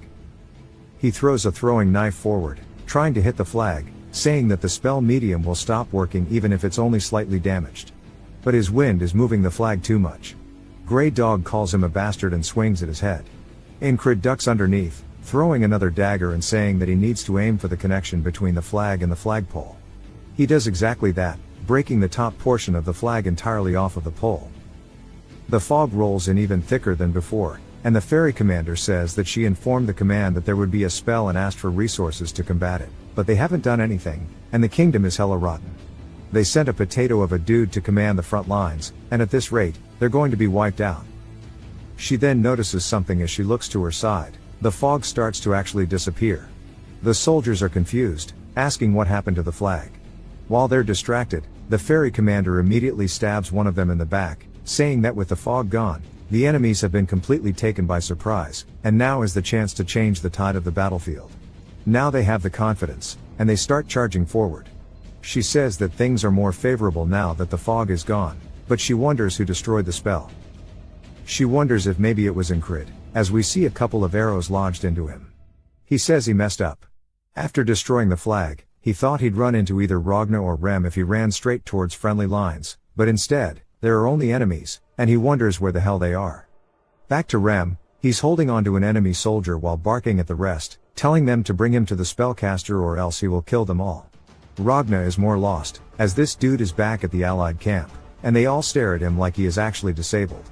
Ragna sits there for a second, as his brain processes it since it's a bit smooth.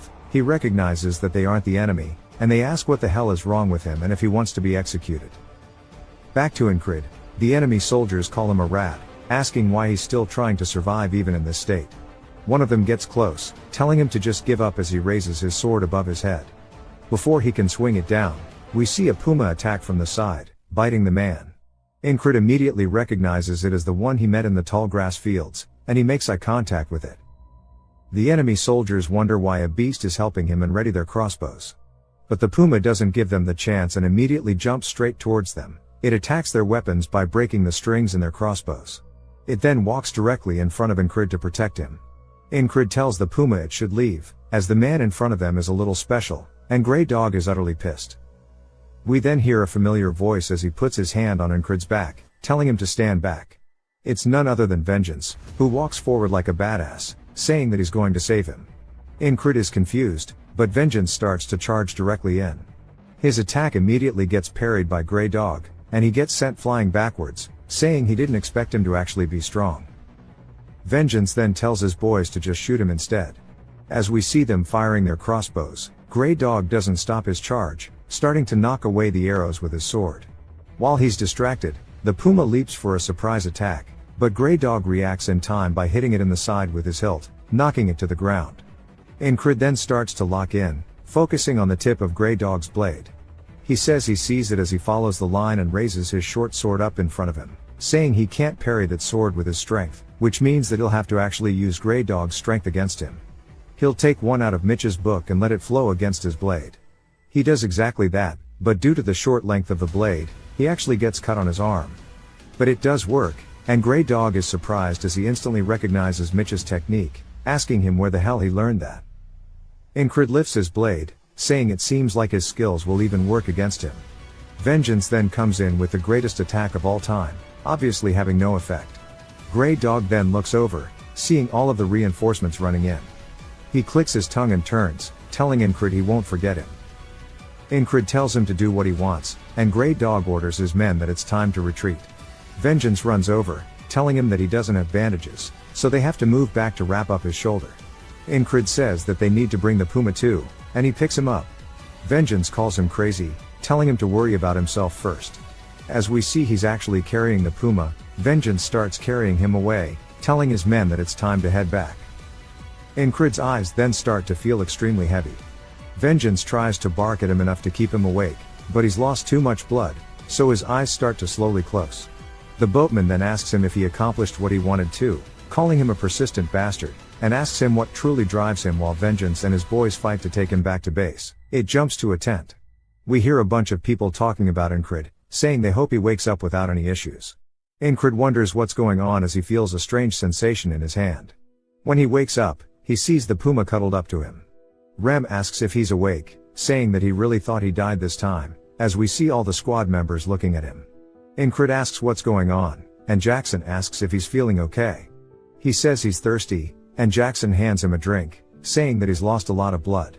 They tell him that, thankfully the medics said there won't be any lasting effects and that the goddess of luck must be on his side. Enkrid says that he must have passed out during the retreat. Jackson says that now that he's awake, he's going to leave, and Ragna says he's going to sleep. Enkrid's just glad he got through another day. Rem sits there deep in thought, and Enkrid asks him why he's staring at him like that, asking if he wants to pet the puma. Rem says no, he's not interested in beasts, and he asks him how he knew it was a spell. Enkrid says that he won't believe him if he tells him about the repeating days, so he needs to lie to him. But he says that he shouldn't because Rem has always been faithful to him, and he needs to return it in kind. He says that he was friends with someone like him, a settler, and he suspected that based on what he heard from him. In Enkrid's mind, he says that's a perfect lie, as he did hear it from a settler, which was Rem. Rem sighs, saying it's fine if he doesn't want to tell him. He should just not get himself interested in spells. Enkrid says he really is really smart despite how he looks, and he asks him what he was doing during the battle. Rem says that he was going to see the asshole who set up the flag, but he didn't like his face, so he sent his head flying. Enkrid says he was wondering what happened with the spellcaster since he never saw him. Krace tries to hand the puma some food in return for touching its paws, but the puma hisses. Enkrid says it might rip him to shreds, and Krace says it's worth 10,000 krona. And explains that because of its blue eyes, it's actually called a lake panther, and they're supposed to hold the energy of the lake inside them. Each of its claws is worth over 10,000 krona, and they keep growing new ones. Enkrid says that a single bronze coin is worth 1 krona, so 10,000 must be worth a gold coin, which is way more than his pay. After he collapsed, they dominated the battle easily since the flag was gone, but the battle itself wasn't conclusive, and since then they haven't gone marching or ventured out. He wonders if he would succeed in the parry that he did last time if he tried doing it again, but he's not sure. Jackson tells him that he's not going to heal if he keeps moving, and Enkrid says he's not overdoing it, this much is enough. Ragna tells him that the most he can do right now is stretch and continue resting. Rem asks if he's trying to spread his laziness to him, telling him to stop loitering in the walkway. Ragna goes to find his sword, and Rem asks if he's trying to fight, but Enkrid says he has a question regarding the sword, saying that he used a technique that he never practiced before. He asks if it's normal. Rem says that it's nothing special, and using the heart of the beast, he can actually see what the enemy is doing, so he would have been able to see how they swing the sword and how they use their strength. Ragna tells him that it should be easier since he learned the basics and should succeed with concentrating on a single point, so he definitely would have seen more. But he still must have gotten pretty lucky. Enkrid accepts the answer, saying that the day that just passed was not just one day for him, rather, it was hundreds of days of struggle. He got stronger through sheer hard work, not just through memorizing patterns. No matter how pathetic his talent is, he can continue growing. He tells both Rem and Ragna that he wants to duel. Rem says that they call him a madman, but he's clearly more psycho, and Ragna says that it's rare for him to agree with this idiot, but asks what he hopes to achieve in that condition. Ragna says that with his body in that state, duels are off the table. The fairy commander then enters the tent, asking him if he was the one who broke the spell. He says that he thought Command would start asking questions soon, but he wonders why she is here herself. He tells her that it was him who did it, and he saw it while on patrol. He knew a little about it beforehand. She says there were 5 decoys, asking how he found the real one, and he tells her that he just guessed. She seems suspicious but heads out, and he asks if that's really all she came for. She says that she also came to see his face, and she truly believes that fate has brought the two of them together. As she leaves, he wonders what she is talking about with fate. Rem starts to laugh, asking if there's something going on between them, and Ragna says he realizes now that he was skilled with women. Enkrid tells him to shut up. Craze says that he knew he was suited to start a host bar with him, and he'll make the terms favorable for him. Enkrid just wonders why she's like that himself. Craze then tells him that he has some good news, as a squire from the Night Order is here. Enkrid is told that it is the Scarlet Cloak Night Order. The battalion he is with is called the Cypress Division, which was named after a knight, and Cypress is part of the Scarlet Cloak Night Order. Knights are especially skilled, which is true even across the entire continent. That's why a Night Order has many more people besides knights, squires, servants, and students of knights. Once a squire is approved by their knight, they become a proto-knight, and far above them exist knights who have surpassed humanity.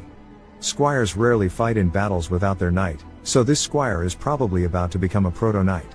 They then get yelled at, telling them it's time to go to battle. They say maybe they were all waiting for the squire, but it's time to head out, and they tell Enkrid to rest well. But Enkrid's eyes look determined, and Rem can sense that, saying that he can tell that he wants to come with them, but he guesses it can't be helped. Enkrid really wants to see the ideal that he has kept as a dream this entire time, on the battlefield. We see everybody forming up, and Enkrid says that he's about to witness a small piece of that dream. As he and the boys make it, his eyes are fixated on something as he sees a man slowly walking towards the enemy army all by himself. His cape flowing in the wind, he marches forward as the enemies draw their bows, beginning to grow uneasy as the air gets more tense with each step. As he gets closer and closer, the enemies yell fire, and the arrows begin to be unleashed one by one. The man looks up at them, and slowly the sky begins to get blotted out with a sea of arrows. They start to fall directly towards the man. He finally stops walking and kneels down to the ground while holding onto his blade. His legs begin to give off a strange aura, and Ragna says that he used determination on his legs, as we see the wind channeling upwards from him. He quickly bursts off the ground, completely redirecting all the arrows above him as he charges directly into the enemy line. Enkrid is completely speechless as the man stops just shy of the enemy front line. In one quick breath, he unsheathes his blade, slaughtering them and sending half of their corpses flying through the air with just that one strike, and Enkrid now realizes how big the gap truly is. The enemy soldiers start to wonder if they are dreaming. The man kneels down once more and quickly dashes forward, swinging to his left, sending a whole group of them flying, and then immediately dashing forward again and swinging to his right, carving out the enemy front lines.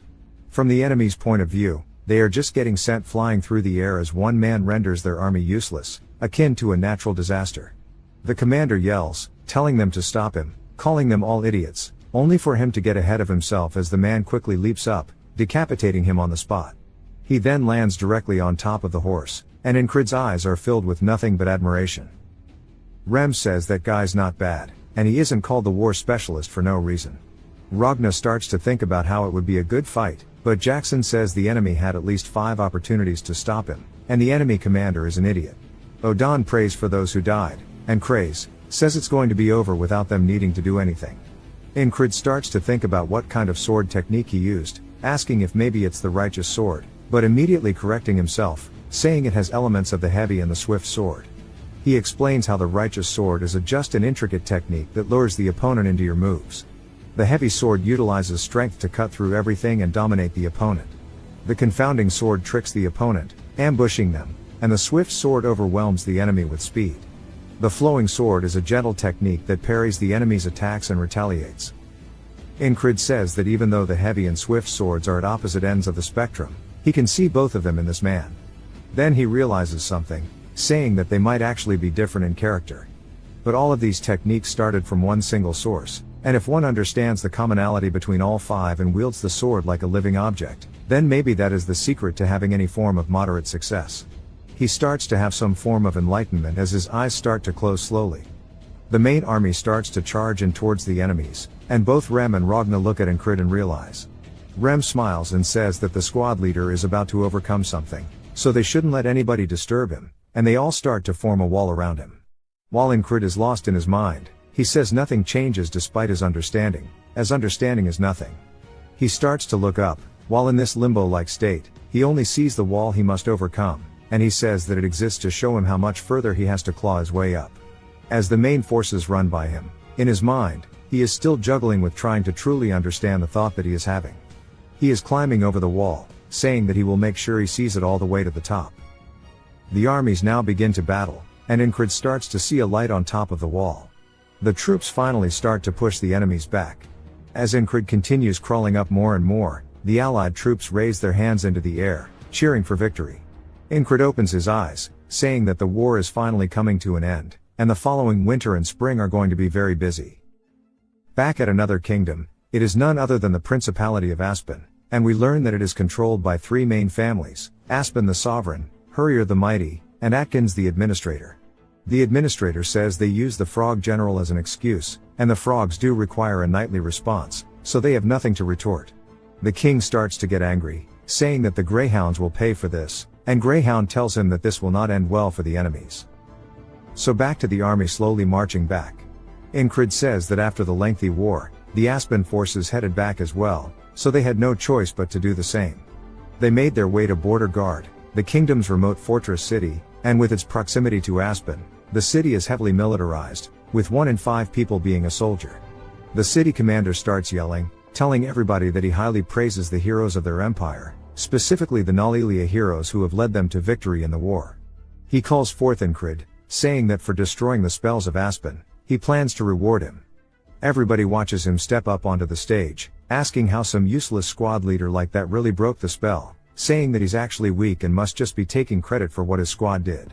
As they keep talking to him, Mac then steps forward, telling them to shut up, as Andrew says that he isn't someone they should be talking down to. Everybody who has been a part of his journey so far smiles watching him receive his reward, saying that he is much more than they'll ever know. As Enkrid accepts the reward, he looks down at it, wondering what to do with his money. Kraze asks if he wants some recommendations, and Enkrid says yes. He wants to go to a good store, specifically, he wants to go to the best blacksmith in the city. As they head there, the dude starts yapping at him, saying there's no way he's going to use all that money to buy a sword, saying that the regular sword isn't bad, and there are also so many swords lying around on the battlefield. Enkrid says to become a knight, he needs to prove his strength as well as his skill. As he starts to unsheath his blade, he looks down at it, telling Kraze that he is going to take the soldier promotion exam, as his time as a lowly foot soldier is now over. Kraze says that he thought he wasn't interested in promotions, and Enkrid says that he can't stay at the bottom forever. He guesses it's time to get things set up then. There is a soldier ranking system to increase morale. Those stronger than the existing scale are designated as special, and you're treated according to your rank. To be promoted to a rank, you have to duel 3 soldiers in the rank you're aiming for and win. For the soldiers there to witness it, it is a fun sport involving bets. As we see, Kraze is hustling everybody. He asks who wants to bet on Enkrid. His opponent walks up, asking why somebody at the lowest rank is going for medium straight away, saying an award shouldn't warrant stupidity, but it must have been his squad who earned it, so that is getting to his head. Enkrid says that he must be the first one, and he's skilled even among the medium ranks, hailing from a famous mercenary group. Back to the hustler. Only one person has voted in favor of Enkrid, asking which idiot did that. The hustler says that you can't know the results until you see it. Enkrid says he only got stronger by dying over and over up until now, but there's no risk of death in this fight, so this is his one and only chance. He needs to look ahead, not let his guard down. While his skills may be pathetic, he will show that hard work is not a foreign concept to him, and most of the guys here he never would have stood a chance against before. But now won't be the case, as he forces himself to focus and fight like his life is on the line. His opponent screams, running in, saying here he comes, and Enkrid says that he needs to try to pull off the parry he learned from the last battle, and he can use that to create an opening. He swings his blade, knocking the sword out of his opponent's hand immediately. As it starts to fly away, Enkrid notices the guy's fingers are bent in weird directions. The guy starts screaming about how his shit is cooked, and while he's distracted, Enkrid charges forward, hitting him in the face with the hilt of his sword. The guy falls to the floor, bleeding out of the mouth, and Enkrid wonders why the hell this guy is so weak. Everybody starts to go crazy, saying there's no way that loser just won, and they ask Craze if he was the one who bet on him, saying that surely he knew how strong he was. Of course, he didn't, as even he can't believe how strong he was, saying he just didn't want his bet to be empty. When someone else says he needs to have more faith in his squad leader, Enkrid says that maybe the guy let his guard down, but even if that's the case, he wonders if all duels end quickly, and he shouldn't be that weak if he has a medium rank. An older man steps up, telling him not to get cocky, saying it was sheer luck. He readies his spear, saying he'll fight him this time. Enkrid recognizes him, saying he's part of the heavy infantry, the strongest in his battalion. The man distracts him by moving the tip of his spear, trying to surprise him. Then immediately thrusts forward, but Enkrid's body moves before he can react, cutting the tip of the man's spear off, wondering why he thrust from so far away, saying maybe there's a trick up his sleeve, but immediately realizes that's just a bad thought as the dude looks like he just dropped a brick in his pants. Wondering if it's his turn to strike now, Enkrid takes the chance, kicking the dude in the stomach, making him fall to the floor. We see Henry and the crowd watching while everybody's surprised that he won again, realizing it's not a coincidence if he won twice in a row, and that the lowest rank took down 2 medium ranks. Craze start to ask who else wants to fight him, and everybody starts to wonder when so many people arrive, saying it's embarrassing to go out there and lose to him. Vengeance calls them idiots, saying everybody's scared now after looking down on him. His friend tries to say he was the most condescending, but he immediately tells him to shut up. Andrew starts to sit up, saying that after losing last time he trained with Mac every night and wants to ask for a rematch, but Mac tells him not to bother, as he makes him sit back down. He says he's gotten way stronger, and he doesn't think even he could win against him right now, and they both sit there watching intently. Rem nudges somebody, telling him to go up, and the guy wonders who he's talking to, only to get scared after seeing who it is. Rem says that he was just talking about how much he must have kissed the commander's ass to get his promotion, and that he should go up and show off his skills, but the guy says he's not scared. Enkrid says it was so normal for him to struggle up until now, so he didn't notice the stabbing pervert in the first loop he went through, the assassin in the next, and even Mitch from the most recent one, as well as the squad members he trained with daily. He just had it hella rough until now, and his old teacher told him to never underestimate his opponent. The yapper finally walks up asking if he is distracted before his fight, and Enkrid says no. He thought that advice was irrelevant to him, and he never thought he'd get to look down on another person in a fight. The yapper asks what the hell is with his face then, as we see Enkrid looking smug, saying that he's now become strong enough, and he tells him that it's just interesting, as he wants to know what it's like to dominate an enemy. He charges forward, and the yapper freezes up. Enkrid smacks his sword into his, and we learn that the Nalilia respect strength as they are called the Kingdom of Knights. Enkrid raises his blade and swings down again, cracking the yapper blade. The guy looks up in complete fear as Enkrid raises his blade once more, swinging down, stopping just shy of the dude's head. The dude's eyes start to roll to the back of his head, and he foams at the mouth. Enkrid says now he has proven himself, as everybody in the crowd is stun-locked, bro straight pissed in his pants. Somebody calls him the Spellbreaker, saying it really was him who destroyed the flag, and that he didn't just ride his squad's achievements. Andrew starts to stand up and screams, calling him the Spellbreaker. Enkrid wonders what he's doing. Andrew yells, telling everybody to say it too, saying if it wasn't for him, at least half of them would be dead. They all start to chant, calling him the Spellbreaker, as that is now his new nickname. He decides that it's not that bad, and the hustler runs over, telling him that he is now a medium rank. Enkrid says it's too early to get excited, as he has to get to a high rank. Bro is confused, asking if he's going to keep going, and a man stands up in the crowd, saying this is interesting. As he walks forward, people look over to see an eagle patch on his arm, meaning he is part of the border guard, the ones directly serving the crown, which is an elite squad. They wonder why he is here. The man calls out to Enkrid respectfully, asking if he would like to duel as well. Enkrid and the man begin to have a stare down. Rem stands up, saying that this is going to be difficult. Enkrid explains that the border guard is equivalent to Aspen's greyhounds, which means this guy might be as strong as Mitch. He wonders what would happen if he fought someone like him without dying. He points his blade at him, telling the man to come at him. The man finds this amusing, saying he's not scared while going against someone like him in the special forces, and after watching him, He's way more interesting than he thought. The crowds rush to cheer him on, telling Enkrid to show them the power of the spellbreaker, and that the kings of the battlefield are the infantry, as that chant starts to drown out everything else. The man asks if they're stupid, saying that they know he's part of the infantry too, and that they are too cocky with their recent victory. He's going to try to humble them as he readies himself and then immediately dashes forward to close the gap with Enkrid. Enkrid starts to lock in, following the tip of his blade, seeing exactly where the path is going. He leans back slightly, just enough to parry the blade, and the man is surprised, saying that he's wasting as little movement as possible and that surprised him. He then grabs Enkrid by the collar and tries to throw him down, but Enkrid grabs onto his arm and raises his blade directly above the man. A chill runs down the man's spine as he realizes that if he doesn't dodge, he will die. As Enkrid starts to thrust forward, he stabs the ground as the man sidesteps it. The man returns the favor by rearing his fist back and stabbing forward with all of his might directly towards Enkrid's chest. Enkrid doesn't even try to avoid it and instead grabs the blade directly with his bare hands and then knees the dude straight in the stomach. The guy regains his footing, as the momentum is back to being equal. He starts to charge back in, as does Enkrid as he grabs a throwing knife off his vest.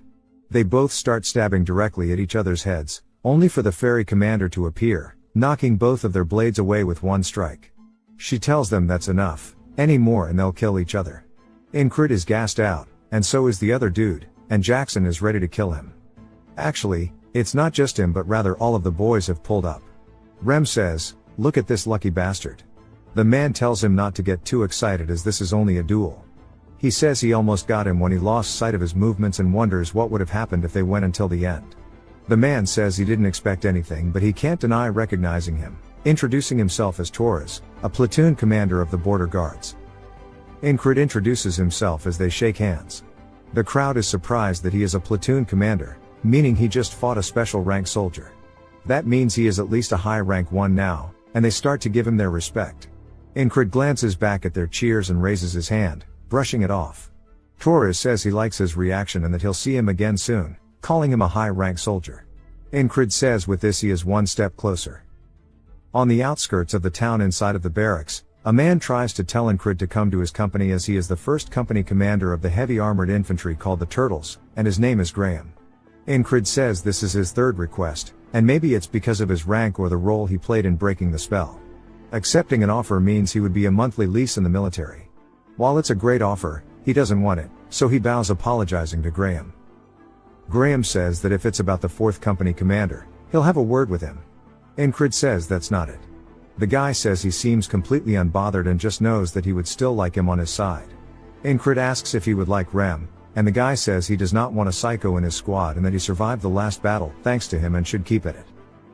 Craze asks if it's time to pack their bags, and Enkrid says no. He asks why he's rejecting everything, saying right now he'll get treated well no matter where he goes. When Enkrid goes to explain it, somebody else appears. When they turn to see who it is, it's Torres, who asks Enkrid how he's been. He says he'll be direct with him and wants him to come to the border guards. Enkrid says that the border guards are directly under the Crown's command, and it's a better offer than the one from the Turtles. Rem says that this is something Enkrid could have only dreamed of before, and even if he rejects the other offers, he'd be stupid to reject this one. Torres says he realized that as soon as they exchanged blows, that he wants a harder fight, and if he comes to him, he'll bestow him with hellish training and insane challenges. This means he'll be able to realize his full potential. Rem thinks the deal is over, and so does Ragna and the rest as they're already coming to terms with it. Enkrid waits for a second and then says if he's talking about endless hellish training, there's no place like where he is currently and that what he wants is not to reach his full potential but rather fully overcome it. Sometime later, Rem is shivering in bed, saying it's so cold and he wishes he could fight it with his axe. He asks Enkrid where he's going, telling him to get him some hot stones. Enkrid says that with the battle over, he's completely useless. Odan says it'll get warmer if he moves and he should come outside for some training. Rem barks at him, saying he's gonna kill him. Odan asks Enkrid if he wants to train with him, saying it'll thaw his frozen muscles. Enkrid says he needs to go on duty right now and he'll do it once he's back. Then Rem reminds him to buy hot stones. As Enkrid leaves, he says winter hit real quick. It jumps to a market stall and he says the border guard's purpose is to go to battle, but with the lack of battle, they patrol the streets to safeguard the city. He's introduced to 2 people named Jack and Bo, and the 3 of them are meant to work as a team today. Enkrid wonders if they are part of the scouting mission, saying he has heard those names somewhere before. Jack says being on duty with the famous Spellbreaker is an honor, and Bo says he heard he got promoted to a high rank as well. Going from the lowest rank to the high rank in one go is amazing. Enkrid says he got lucky, and Jack says he wants to see how strong he is, asking if they can duel when they go back. Enkrid says he's always welcome to duels, and Jack says that's a promise. Later on, while they are patrolling, Jack and Bo start to get closer to him, wondering why they have to do this in such cold weather. Enkrid wonders why they are so close, saying he's not big enough to block the wind. As they pass by a market stall, a robed figure begins to approach them. Enkrid notices something as the person begins to trip. He goes to help the kid, but they immediately pull out a dagger, and before he can even react, it's plunged directly into his chest. He begins to spit up blood, wondering what's going on, and Jack and Bo quickly cover it up by saying that he was drinking so early in the morning and they are hiding him from the crowd, meaning they are all working together. The robed man asks if he's surprised, saying that a greyhound never forgets its target. Enkrid says that this half-fairy assassin must have been sent because he broke the spell. The assassin pulls the knife out of Enkrid's chest, causing him to drop to his knees as Jack and Bo leave him. Jack says the mission is successful and they should head back. One of them is named Rotten, as we see him up in a guard tower nodding for confirmation. Enkrid says he remembers them now. They were the wounded soldiers from the recon mission according to Craze, and they found an excuse to make contact with Aspen. As he falls to the ground, he says it's a 4v1 and this is going to be rough. A woman spots him on the street and her face turns pale as she screams as his blood begins to pool out. Enkrid says this will be interesting. His eyes open wide awake, and he tells them good morning. Rem asks what's wrong with him, and Enkrid says nothing, he just wants to start today with some energy. Rem again tells him to get some hot stones. As Enkrid approaches Odon, who is pouring water on his head in the ice, it immediately steams off.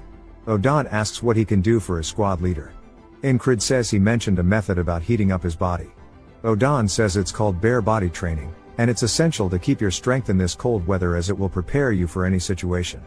Enkrid tells him to teach him. He saw the dagger being pulled out, but he could not react because his body wasn't prepared, he was frozen solid.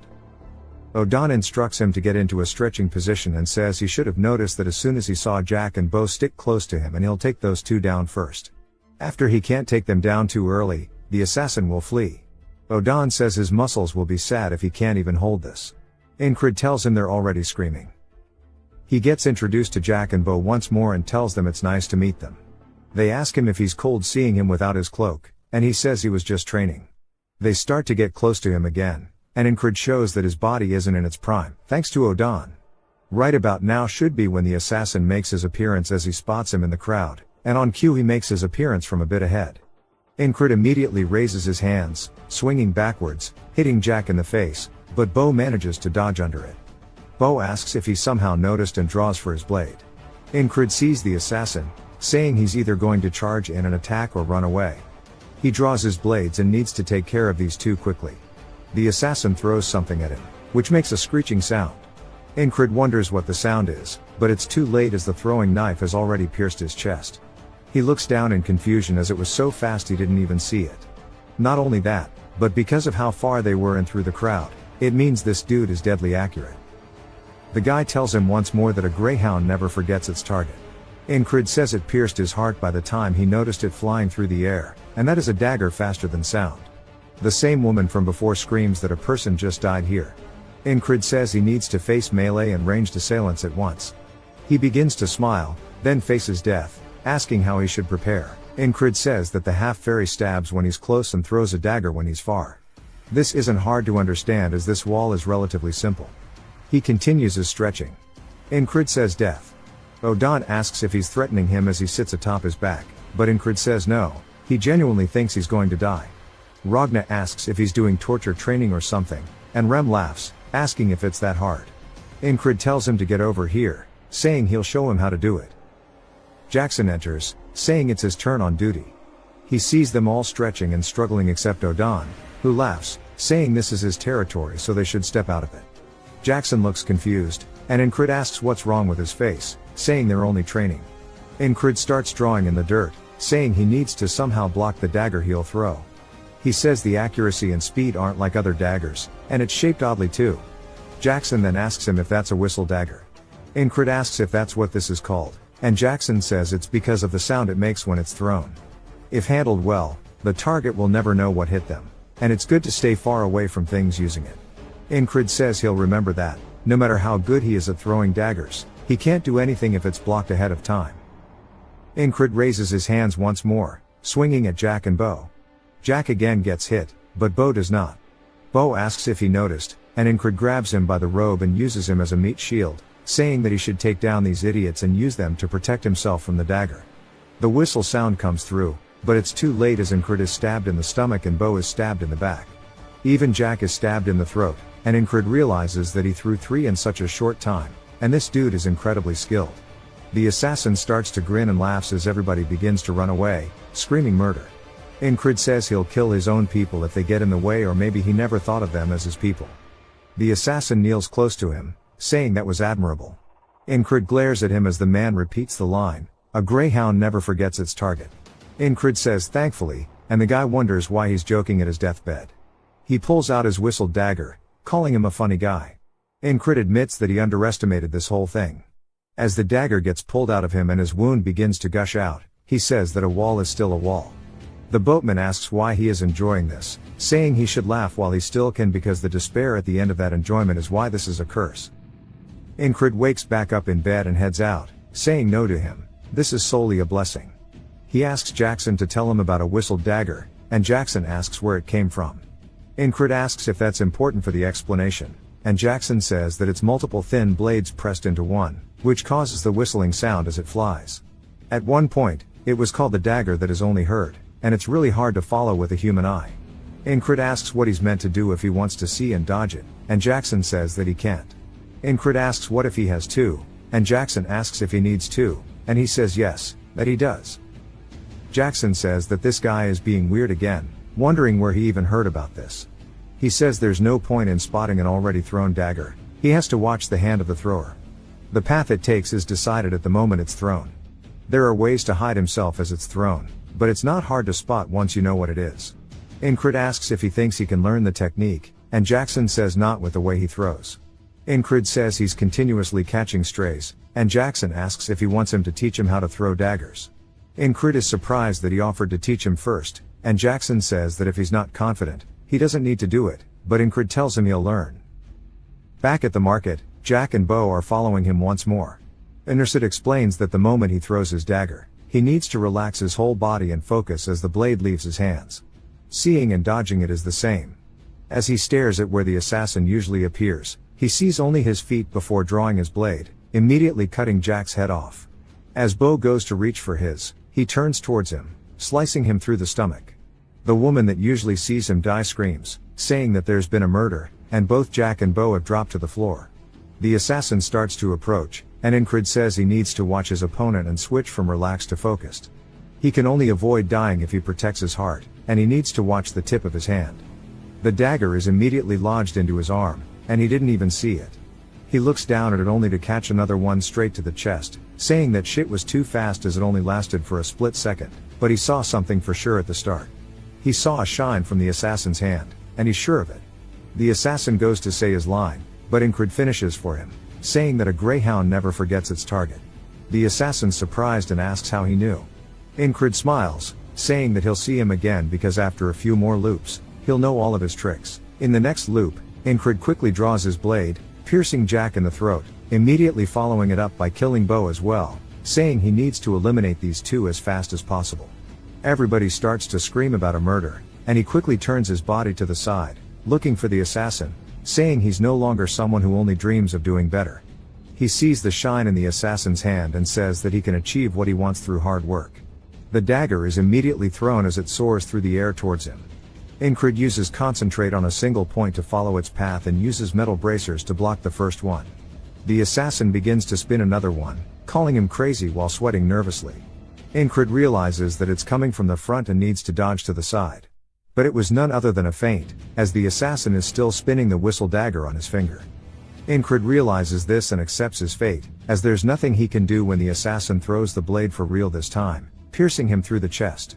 He drops to his knees, saying that he can adjust his timing according to his movements, and that this dagger is pretty damn cool as he pulls it out of his chest. He looks down at it, saying that he wants to have this as well. We see him spinning a throwing knife on his finger, and he throws it towards a fruit.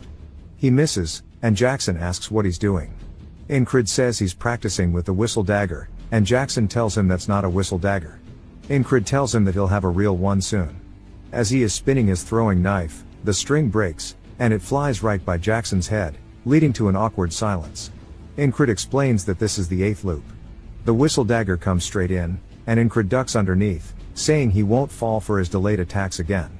He then feels a sharp pain in his back as we see an arrow lodged into it, and he forgot that Rotten was up in the tower.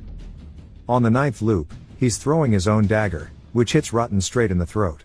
The assassin calls him an idiot for looking away and throws his dagger, only for him to die once more. Then we see the fruit he was throwing at earlier get pierced as Jackson was holding it, and it falls to the floor. He looks over at Enkrid, surprised, and Enkrid says that his arm and hands are for guiding it, and your entire body is used to throw, asking what he is missing here. Jackson says that this should be enough, asking if he learned to throw daggers before. Of course, Jackson taught him, but Enkrid can't tell him that, so he says that he saw someone throwing one on the battlefield, and he just copied him. Jackson wonders if he is a hidden genius or something and asks if he has heard of the throwing blade technique, saying it was created by a man called Georg, an assassin. The name comes from his weapon, the whistle dagger.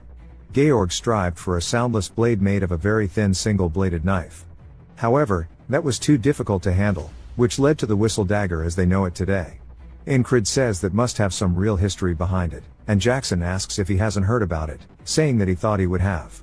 Enkrid asks why he would think that, and Jackson says that it's because his stance fits perfectly with throwing the whistle dagger. Now on his 10th loop, we see Jack asking him where he wants to go, and Enkrid says that he told him they are patrolling another route today. Jack tries to tell him they were assigned to the market, though, and that they'll be punished for this.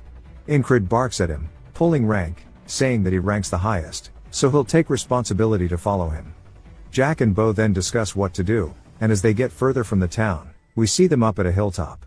Enkrid says the market is a stage that has been perfectly set up by the assassins, but he doesn't plan to play their games. Jack tells him that they should return, and Enkrid asks them what they earned for betraying them. Jack and Bo realize the jig is up and immediately draw their weapons, running at him.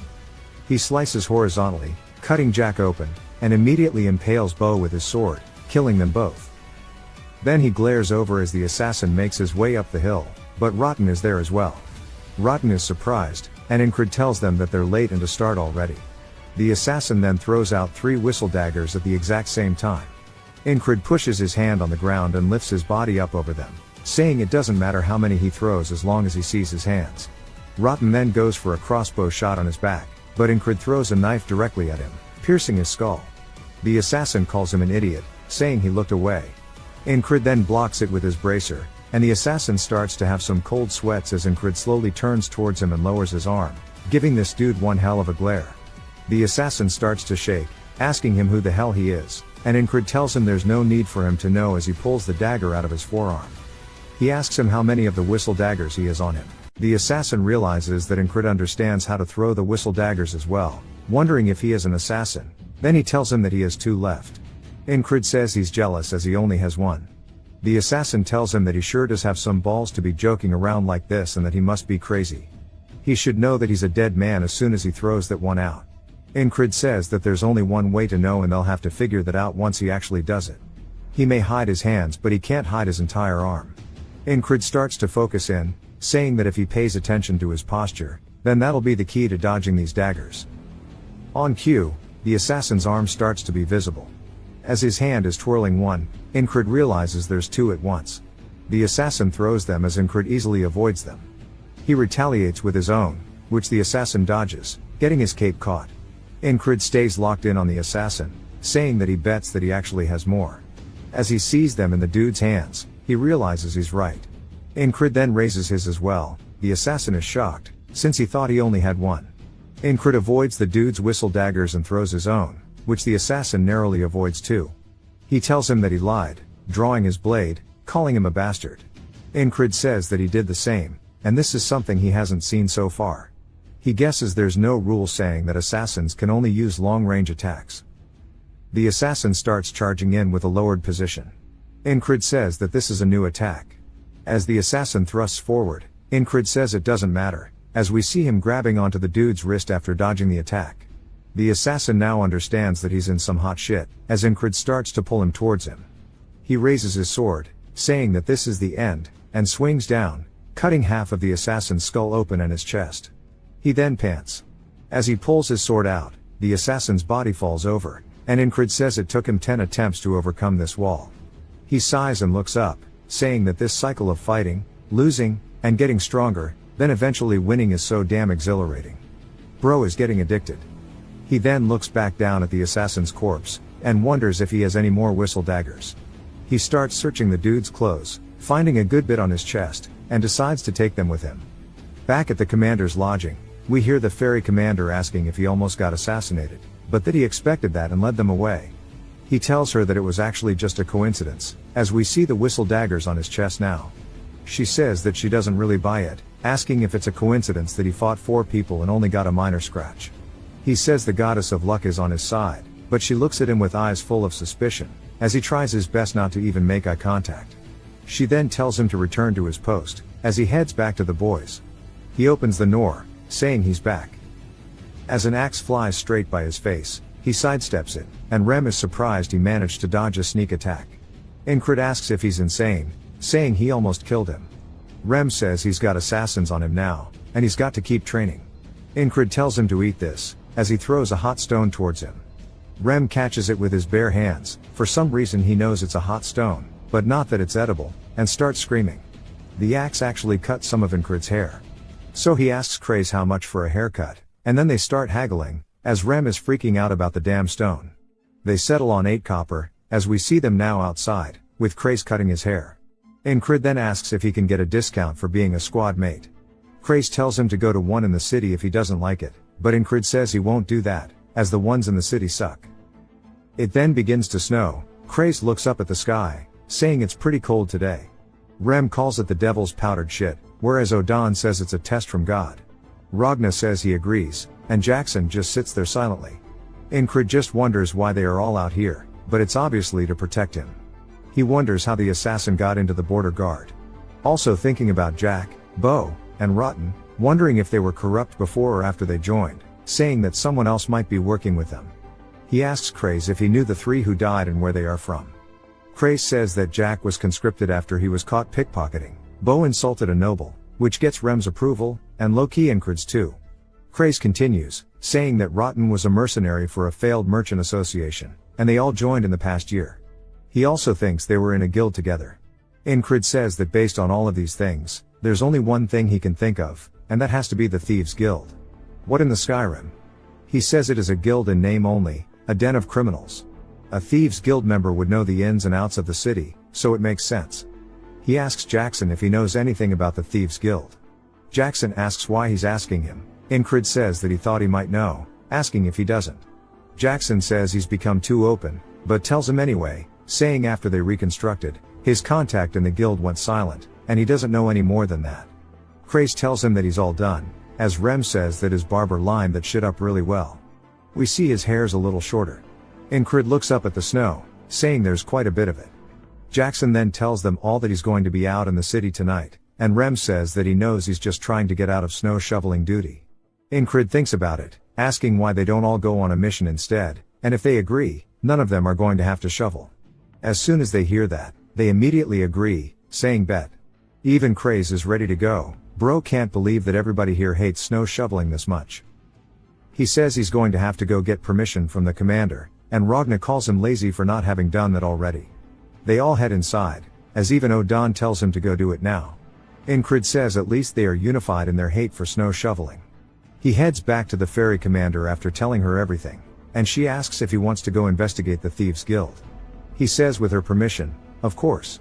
While she's still suspicious of him, he continues not making eye contact, and she realizes it's deeper, asking if he only wants to skip snow duty.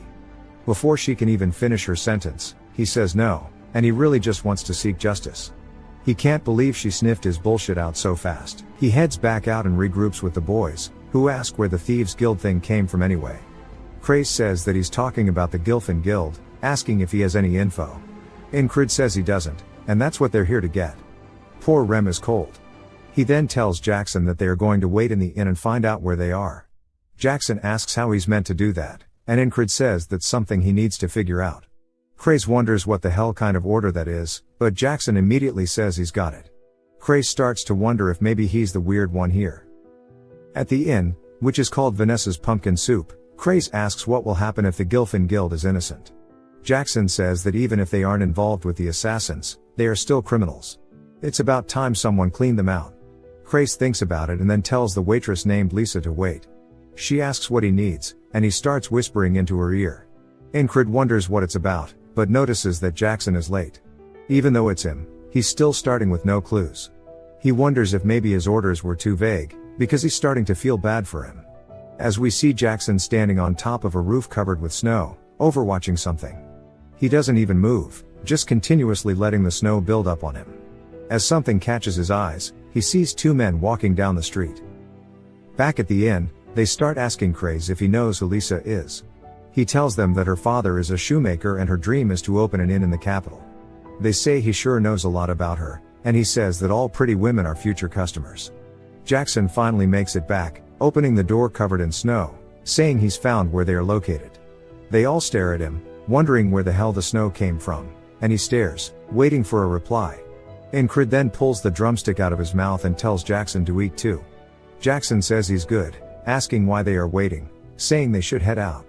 Rem says hell no, it's way too cold out there. Jackson says he'll shower him with his own blood, and that'll make him warm. Enkrid says he also wants to head out now, but their mobility is compromised due to the snow and they need to be careful, so they'll leave when it stops snowing. He looks out the window and realizes it won't be anytime soon, then he tells them all to get ready to go. They say that he literally just said a couple seconds ago they were going to wait. He says that he's waited long enough. As we see them actually heading outside, poor Rem is still cold as hell. He says the inn was so nice, asking why they had to leave. As they make their way down the alley, a beggar beside them pulls out a hidden blade while glaring at them. It's not just him, but his boys pull up too as they start running at them. Rem takes off his blanket and greets the man with a smile, asking the man a hard-hitting question. He then hits the other dude in the face, saying that he came out of nowhere, asking Jackson if this is his friend. Craze says that they are probably with the Gilfin Guild. Jackson says that this will lead them to their hideout as he reveals a hatch. He says the beggars are their gatekeepers. The door is locked though, so they need to find a way in. Odon tells him that he just needs to get away from the door. He rears his fist back, saying knock, knock, as he punches straight down, shattering it open. He says it looks like they forgot to lock the door and that they can go ahead and enter. Rem calls him a brute, which is pretty funny from the barbarian. Enkrid says he doesn't really care as long as they get the door open. As they head inside, Rem wonders what he's going to ask them first, and Enkrid says that he'll talk later. For now, they just need to subdue them with force. As they make their way down a narrow hallway, the people on the other side have actually already been informed by someone about them, as we see them lying in wait for Enkrid and his squad. The leader of the small group says that reporting their failure would be a pain in the ass, and he guesses they can take care of it themselves. Another dude says he doesn't know if this is going to be okay as his squad mates are coming to him. The leader asks why they should care about a bunch of nobodies. As soon as he says that, the door gets blown off its hinges by Odon, who kicks it down again, saying it looks like they forgot to lock this one too. The leader now realizes that he might have bitten off a little bit more than he can chew. Rem says that now they can kill them, but Enkrid says to start with those who have never killed the weak. Those who are willing to go into a cell, those who do not want to die can throw down their weapons and cross this line, as he draws it in the dirt. He says that those who don't comply will die. Rem asks why they're not just killing them, and Enkrid says he's changed his mind, but just thinks to himself that he was pretty cool just now. Rem is just confused. The leader says that he's just another grunt, asking if he really thinks he can order them around. Odon says their judgment is clouded by demons, and they will not listen until he forces them to. Enkrid readies his blade, saying that they can do that as well, asking who the strongest is among them. The leader smirks, saying this will be fun, and tells their strongest swordsman, Wyvern, to step up. Mullet starts to walk up, following his leader's orders. He starts to wonder if Enkrid's even going to be able to block his blade, as he's never been beaten in his life. But before he finishes his own sentence, he charges forward with a surprise attack. Enkrid easily deflects Mullet's attack and stabs him straight through his chest. He says that is the Valen mercenary sword technique, stab while talking. And he's pretty used to it. The leader starts to sweat nervously, and Enkrid says if that was their strongest, he wanted to see the rest. As Mullet starts screaming on the ground, Enkrid says this is their last chance, telling them to surrender or die. Everybody else in the squad just kind of stares at him, wondering if he is really trying to act cool in this situation. They hesitate for a second, but then some of them begin dropping their weapons, saying they surrender. The leader gets pissed, and calls him a coward while swinging his blade directly towards him. The guy turns, looking at it, but before the leader's blade hits him, a whistle dagger gets lodged into his forehead as Enkrid threw it to save the guy. The leader falls down to his knees, dead on the floor, while the rest look down at his body. Rem says, "Damn it, that was actually pretty cool," and it looks like Odan and Craze both share the same sentiment. Jackson too. Ragna's annoyed he didn't get the chance to show off, and Enkrid, again, is saying they definitely thought that shit was sick. The rest of the group immediately start getting on their hands and knees, saying they surrender, begging not to die. Rem asks what the plan is, saying it'll be better to kill them now than deal with them again later. They plead, saying that there are people with sick mothers here. Enkrid tells them that does not excuse their crimes. Baldy says that if he must kill someone, to kill him, as he is Gilfin. He asks if he means that he's the Gilfin Guild's Gilfin. Asking if he was not the boss of them all while pointing at the dead guy on the floor, Baldy says no, that was him. And Enkrid says, wouldn't that make him Gilfin? But Baldy says that's him, actually. Enkrid, confused as hell. Reminds me of Rush Hour. Craze says they name the guilds after random people on purpose. If they start getting chased down by the law, they ditch that person and run. Gilfin says that Bastard was a terrible person, but the rest of them aren't. So if he must kill someone, to kill him instead. They all start crying, saying they aren't gonna let Gilfin take the blame for this. As we learn, he's a pretty chill dude. He's taking care of all of their family members, and he's just a kind dude overall. Rem gets on their side, asking Enkrid if he's really gonna kill them when they're acting like this, saying that he didn't think he'd be such a cold-hearted devil. Enkrid says he was the one who suggested killing them. As Gilfin continues, saying that he'll give him the guild's fortune and everything else if he just lets them live. Enkrid looks back down at him, while Craze smiles. Gilfin continues explaining, saying that most of it is in a safe, but they need to find the key that Bastard had hidden. Luckily for them, they have an expert at opening doors, as Odan rips the vault door open, revealing all the gold. Gilfin says my fault, OG Enkrid tells the rest to go ahead, as they all start grabbing different things. Jackson grabs a knife. Rem grabs leather, saying this is super warm, and Ragna asks why he's not grabbing money. Enkrid also starts looking through it, and spots something that interests him as he finds leather armor that's flexible yet strong, saying that he's gonna take this. Craze calls out to him, saying they should take over this guild. Enkrid asks if he's wanting him to be a thief. Craze says yes, but not one that kills. Even if they took down this guild, within a month, another one will appear in its place. At this point, it would be better to just use Gilfin as a puppet to run this guild. Enkrid thinks about it, saying this is all way too convenient, wondering if it was back when Craze was talking to Lisa. He says that he definitely told her something, and they were all gathered here for some reason. Craze laughs, asking if he noticed, saying that it was a plan to get them all together, and if he allows it, he'll get him a monthly payout from this guild, but also gathering information from it. Enkrid says he doesn't particularly want a lot of money, but it's not like more money can hurt, so he'll allow it. Craze then tells Gilfin that from now on, they are a guild of thieves who don't kill, and they'll sort out the bad apples and send them to prison while they slowly work to reform the organization. Gilfin tells him that if they don't disband, they're all going to die. Craze asks why, as Gilfin continues explaining, saying that the dead boss worked for Aspen and their money. A frog comes every spring and fall to check on the guild. If they realize what happened, that frog is going to kill all of them. Craze tells him that won't be a problem, as they even have worse monsters on there. As he points to the boys, Enkrid tells them that if they've got what they wanted, they should head back. Rem looks up at him, asking if he really thinks they're done shoveling the snow by now. Enkrid can't believe he let such a crucial thought pass by. As he looks out the window, seeing it full of snow, Ragna says there's still some unfinished business here, whatever it may be. Odan starts sitting by the fire, saying that he's going to pray and reflect, and preach the word of God a little more. Jackson also says he has something to do, and he's going to head out until tomorrow morning. Enkrid says that he didn't know that everybody was so busy, and he decides to join by laying down on the ground, as they prepare to take a group nap session. The next day rolls around, and Enkrid starts reporting it all to the ferry commander, saying that they have located and destroyed the Thieves' Guild. She asks if he had fun skipping snow duty. He says he has no clue what she's talking about, but can't believe she's so damn smart. She then says that she heard he doesn't turn down a duel. He says that is usually the case. She asks him to spar while pointing her blade at him. He says of course, and he wonders why he's getting a duel instead of punishment, saying he thought she was angry. She then comes in with a sweep to his leg, which he can't even react to as he falls over on the floor. She tells him to get back up. As he reaches for his blade, she comes in with yet another sweep, flipping him over this time. He wonders what's going on, and her first sword has always been this thin, saying it's like a whip. She tells him to get up over and over, as she continuously just makes him fall over. We see him laying there after a bit, gassed out. As she's looking down at him, she says that she's seen him respond instantly like he knew the future, but the way she sees it now, he seems blind. She really doesn't know who he is as a person, but it's still true that he broke the spell and killed 4 assassins. She looks up, saying that it's snowing again, and she'll be watching him. He says he can't believe she was actually angry about the snow, and he calls himself pathetic. He's trained endlessly with the sword, but he's never done anything with his bare hands. He's now realized what he's lacking. It's something that requires the use of your body, and every aspect of it.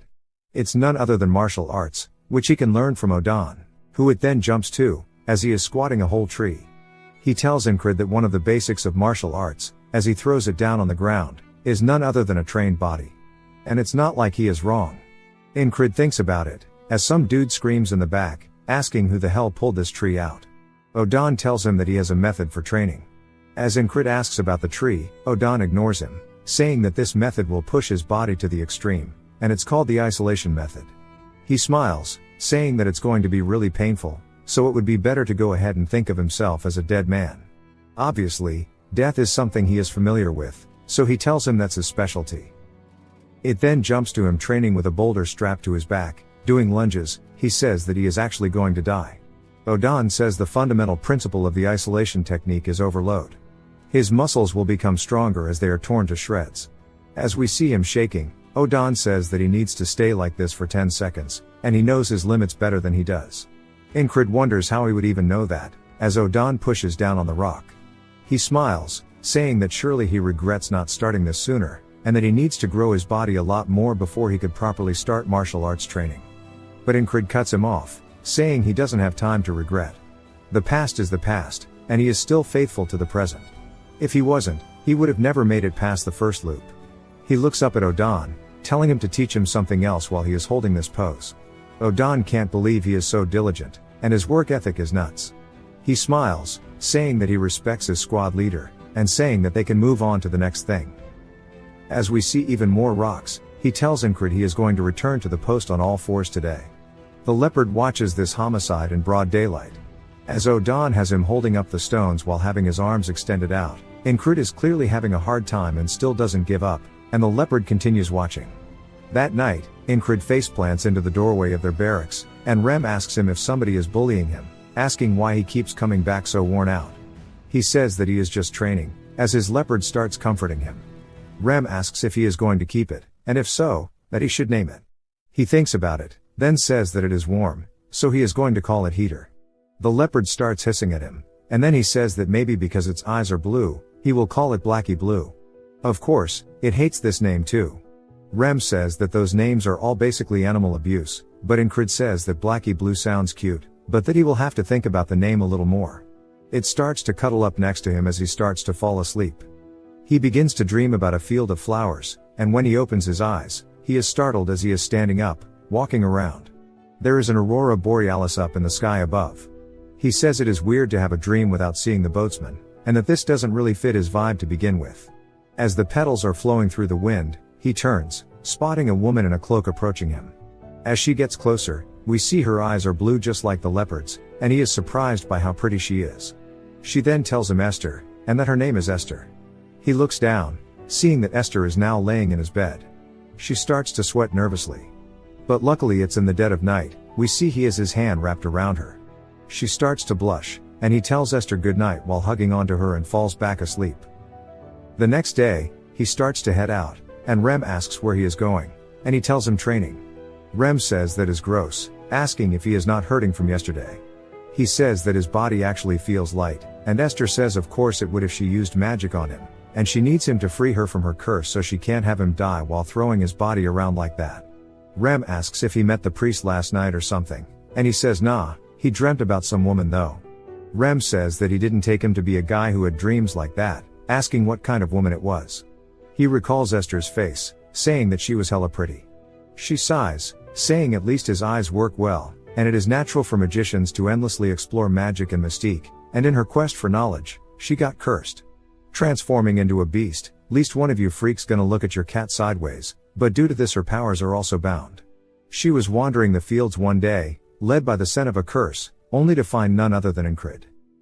She continues watching the training, and Odan says that he can't believe it, as it is normally a week for Doms to go away, and that he's already stronger than he was yesterday. Enkrid finishes his set and stacks the rocks on top of each other, calling out to Blackie Blue. Esther hisses at him, he says my fault, asking her since when she started watching. Esther explains that the world of magic is affected by the power of names. If she gets carelessly called by another name, her powers will be further weakened. She used what little power she had left to tell him her name, and she made a mistake while doing so. As we see, that's why she transformed back into herself at night, which made her really embarrassed, but she's glad he's a dull man. She says he definitely is under some type of curse, but it hasn't fully set in yet. From what she can tell though, it is far more powerful than what she is dealing with. A powerful curse slowly eats away at weaker curses near it. If she stays by his side, it's just a matter of time until she recovers her powers. Later in the day, we see Odan and Enkrid practicing by sparring now. Odan comes in with a knee, which Enkrid sidesteps to avoid. Odan expected this, as he stretches his hand out, grabbing onto Enkrid's face, slamming him straight into the ground. He explains to him that for martial arts, his body needs to be ready just like swordsmanship, and he grabs onto his wrist, saying that this is all meaningless if he is not quick. He tells Enkrid that he's still as slow as a turtle, yet his body is definitely changing, and he really doesn't know when to quit. That's because our boy is dedicated. It's been a whole month now, and the greens are starting to sprout through the snow. He spent his days occupied with training, as he's even got all of the boys helping. We see him thrust his sword at Rem, who's surprised, saying that he's improved and now he can fight properly while grinning. He then finishes his meal, telling Ragna that they should spar as well, but Ragna tells him he's still eating, so he waits a bit before getting his ass whooped. Ragna tells him that his adaptability is still lacking, his fundamentals are perfect for now, and his muscle memory alone should be able to do this in his sleep. But it's going to continue to require endless repetition. Enkrid sighs and smiles, telling him that is his specialty. That night, he's looking at his blade, saying that training with his squad is great, but more real-life experiences would also be great too. He then hears rustling, which startles him, as Jackson comes in with a surprise attack that he manages to block. Jackson says that he won't die to an ambush anymore and that he has really improved. Crace tells him that he should go outside if he wants to train, and Jackson says that he's in here early, asking why he's not out there getting money. Esther then gets up from the bed, and Crace thinks this is his chance, as he starts looking for a claw, saying that he bet one dropped for sure this time, and that this is money waiting to be found. There's then a knock on the door, as Enkrid is trying to get out of the bed. He wonders if Craze is lazy or hard-working. We see it's the ferry commander. She tells Enkrid to follow her. He tells her that the snow is all gone, and she says that's not what she's here for, as there's been a new mission. He needs to take care of the mission specifically on the Mercenary Soldier Board. Enkrid explains that the Mercenary Soldier Board is a policy that runs alongside the soldier ranking system. It's a policy that allows people in the cities to hire soldiers as mercenaries. It's cheaper than proper mercenaries, and has better trained people as well, which are usually quite polite, so it's pretty popular, and he wanted to test it out himself, so this is a good opportunity. We see a dude yawning, saying that he's finally finished his duty and he's been non-stop working, and he needs to find something new. He then spots Enkrid and the ferry commander, as Enkrid asks how many he should take. She tells him to do 3 in total and to bring a squad member with him, as she'll be the third. He can't believe she's doing this herself, wondering why. The dude passing by says that he heard they were dueling the other day as well, wondering if maybe they're dating. The ferry commander asks what's wrong with his expression, asking if he finds it uncomfortable to go on a mission with her. Dude can't help but mistake this as romance, and start spreading the good word. All around the camp now, they are talking about how the company commander and the spellbreaker have a fling going on, and that they apparently have kids together. Later in the day, they start talking about it while Enkrid is training, saying they can't believe he managed to pull a fairy with a face like that, saying that's pretty respectable, but they do look great together. Enkrid wonders what the hell is going on because of all these rumors. As soon as he heads back to the barracks, Rem yells, saying that Papa's home and asks how many months it's been, and he heard the baby's coming soon. He tells him that they've heard it wrong, and everybody's misunderstanding the rumors. Craze tells him not to be shy, as they're going to find out eventually. He says no. Ragna says that it sounds great and to keep her by her side and train, as even Odan is praising him too. Enkrid says he can't help but feel like he's being bullied. As Rem asks when they're going to go on a date, and it'll be weird to be the third wheel, but he's got to do what he's got to do to help his boy out. Enkrid asks if he's talking about the mission. He says he is definitely not taking him. Rem says that he has nobody else to take but him, and he points over at Jackson, who says he's ready, and they start heading out. Rem says he can't believe he's taking the damn cat and not him, asking if he got hit in the head recently. Enkrid says he'd be the first to ask the commissioner if he got pissed, so definitely can't take him. Jackson asks if he is only bringing him because he thinks he won't cause trouble. Enkrid says that he takes these missions often too, so he thought he would be a great help. Jackson says he wants to offer a piece of advice then, and that he shouldn't give too much of his heart to one woman, as it'll come back to hurt him. Enkrid says he does not need advice on this. As they meet up with the commander, Enkrid asks when the commissioner will be here. She says soon. And he looks off to the side, saying she probably hasn't heard the rumors yet, and it'll be awkward if she did. She instantly asks if they ever did something for people to think they have kids together. He says no, while Jackson holds back his laughter. Enkrid asks if he's laughing. Jackson says he doesn't know what he's talking about. Enkrid says he definitely heard it. The ferry commander asks if her questions make him uncomfortable, and he says no. She then asks if he's glad, and he says no, but changes it to a yes, and he's starting to get confused, as she teases him. A carriage then pulls up, as Jackson says that the commissioner is now here. The ferry commander clicks her tongue, saying that it was just getting fun, and turns around. Enkrid can't believe she was joking with such a blank expression. He explains that the mission was to protect a son of a wealthy merchant, and the process of deciding which of the two heirs of the Rokefried trading company will become the next owner. They've been hired to make sure they don't hurt each other. He expected the heir to be some greedy toad, but instead, a pretty woman exits the carriage introducing herself as Leona, and she is the heiress to the Rokefried company. She tells them all that it's nice to meet them. As they start heading downtown, Leona is whispering to a woman as we see Enkrid in the back. He says not a word has been spoken since the initial greeting, and what little communication that does happen is done through her maid, who says that they'll get a room in the inn first, and then wait for the others. They really just want them there to escort her and nothing else. Enkrid recalls Odan's words, saying that age, body stance, positioning, and gaze are all important information that he needs to pay attention to, as figuring out the enemy's strategy is a skill in itself. He's observing and analyzing as her guard is left-handed, her footsteps are heavy, wondering if she's heavily armed, and the sword tells him that she's pretty strong. None of them seem to be as strong as a special rank, and while his analysis is lacking, it'll do for now. Jackson says if he's bored they can play a game, and they can identify sounds. Jackson starts naming the sound, and Enkrid names where it's from. Jackson says a rustling paper bag, and Enkrid says that it's from a woman in the food market. They continue this game, and Jackson then asks them to identify the tongue clicking, and when Enkrid starts to listen for it, Jackson says it was too late, and it was coming from the man near the shoe store. Enkrid explains that the point of the game is to locate and identify the sources of sounds, and it's way harder than it seems. As they head to the inn, the guard tells them they're going to get a room upstairs, and they can all wait here. The commander sits down with them, saying that what they're doing seems interesting, and she wants to join. Enkrid says he's heard that fairies are much more sensitive compared to humans. They continue as Jackson says a knife falling to the ground. Before Enkrid can answer, the ferry commander says that the second floor next to the stairs. This happens again as Jackson asks about a dagger being unsheathed. She says it was at the entrance of an inn. Enkrid says he's not even able to participate. Then he notices something as the directions of the game start to become more and more as if it's no longer a game. Jackson asks where they're silently being observed from, and the ferry commander says right behind him, as we see a man grabbing onto his blade. They then both deal with the assailants behind them in one quick motion, killing them both. Jackson says they're being ambushed, and she says she agrees. The other mercenaries are panicked at the assassins as we see one coming from behind towards Enkrid. He turns, cutting the dude's throat. Then they hear a scream upstairs, and he says the commissioner comes first.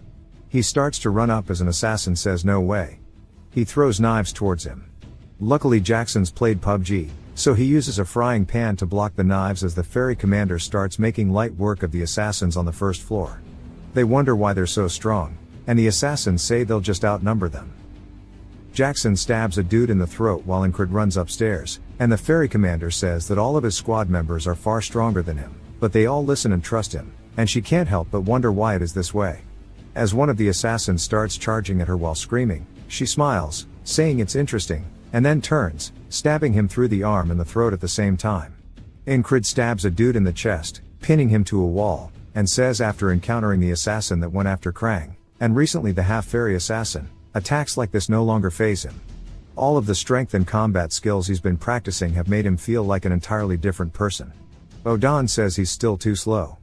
But he can feel it already, that his movements are much more refined as he kicks the assassin straight in the chest through the railing, sending him off the second floor. He then turns, seeing the female guard thrown out of Leona's room as she hits the railing. He runs up to the door, seeing what's going on as an assassin is yelling glory to Aspen, going to stab at Leona. The maid stands in front of her screaming no. She is really about to Mr. President get down this. Enkrid says he's too close for the whistle daggers, and stopping him can't be guaranteed. He doesn't even know if he'll be able to reach them if he tried. As he starts to recall a way to quickly close the distance, he says he's seen it once. As he recalls the night on the battlefield, he says imitating it perfectly is impossible at his level. As he starts to try his best to do it, he says even if he replicates it a little bit, it'll be good enough. He does exactly that. As he quickly dashes in, making his way closer towards them, the assassin's blade starts coming down. As we see Enkrid make his way in front of it, he uses his back to block the attack. The assassin scrapes against it. He's surprised, and we see that it's actually been blocked by his armor. Enkrid says he's so glad he got this from the Gilfin Guild, telling the assassin that they should have a chat downstairs. He then picks the dude up over his shoulder and yeets both him and himself out of the window, and they land on the ground outside. The assassin starts coughing, and Enkrid stands up, saying that he managed to cushion his fall with the other dude. Leona looks out the window, wondering what the hell that was, and Enkrid says there are no more enemies on the second floor. This guy here is definitely in pain from the fall, but he's still standing up, which proves that he's got some grit.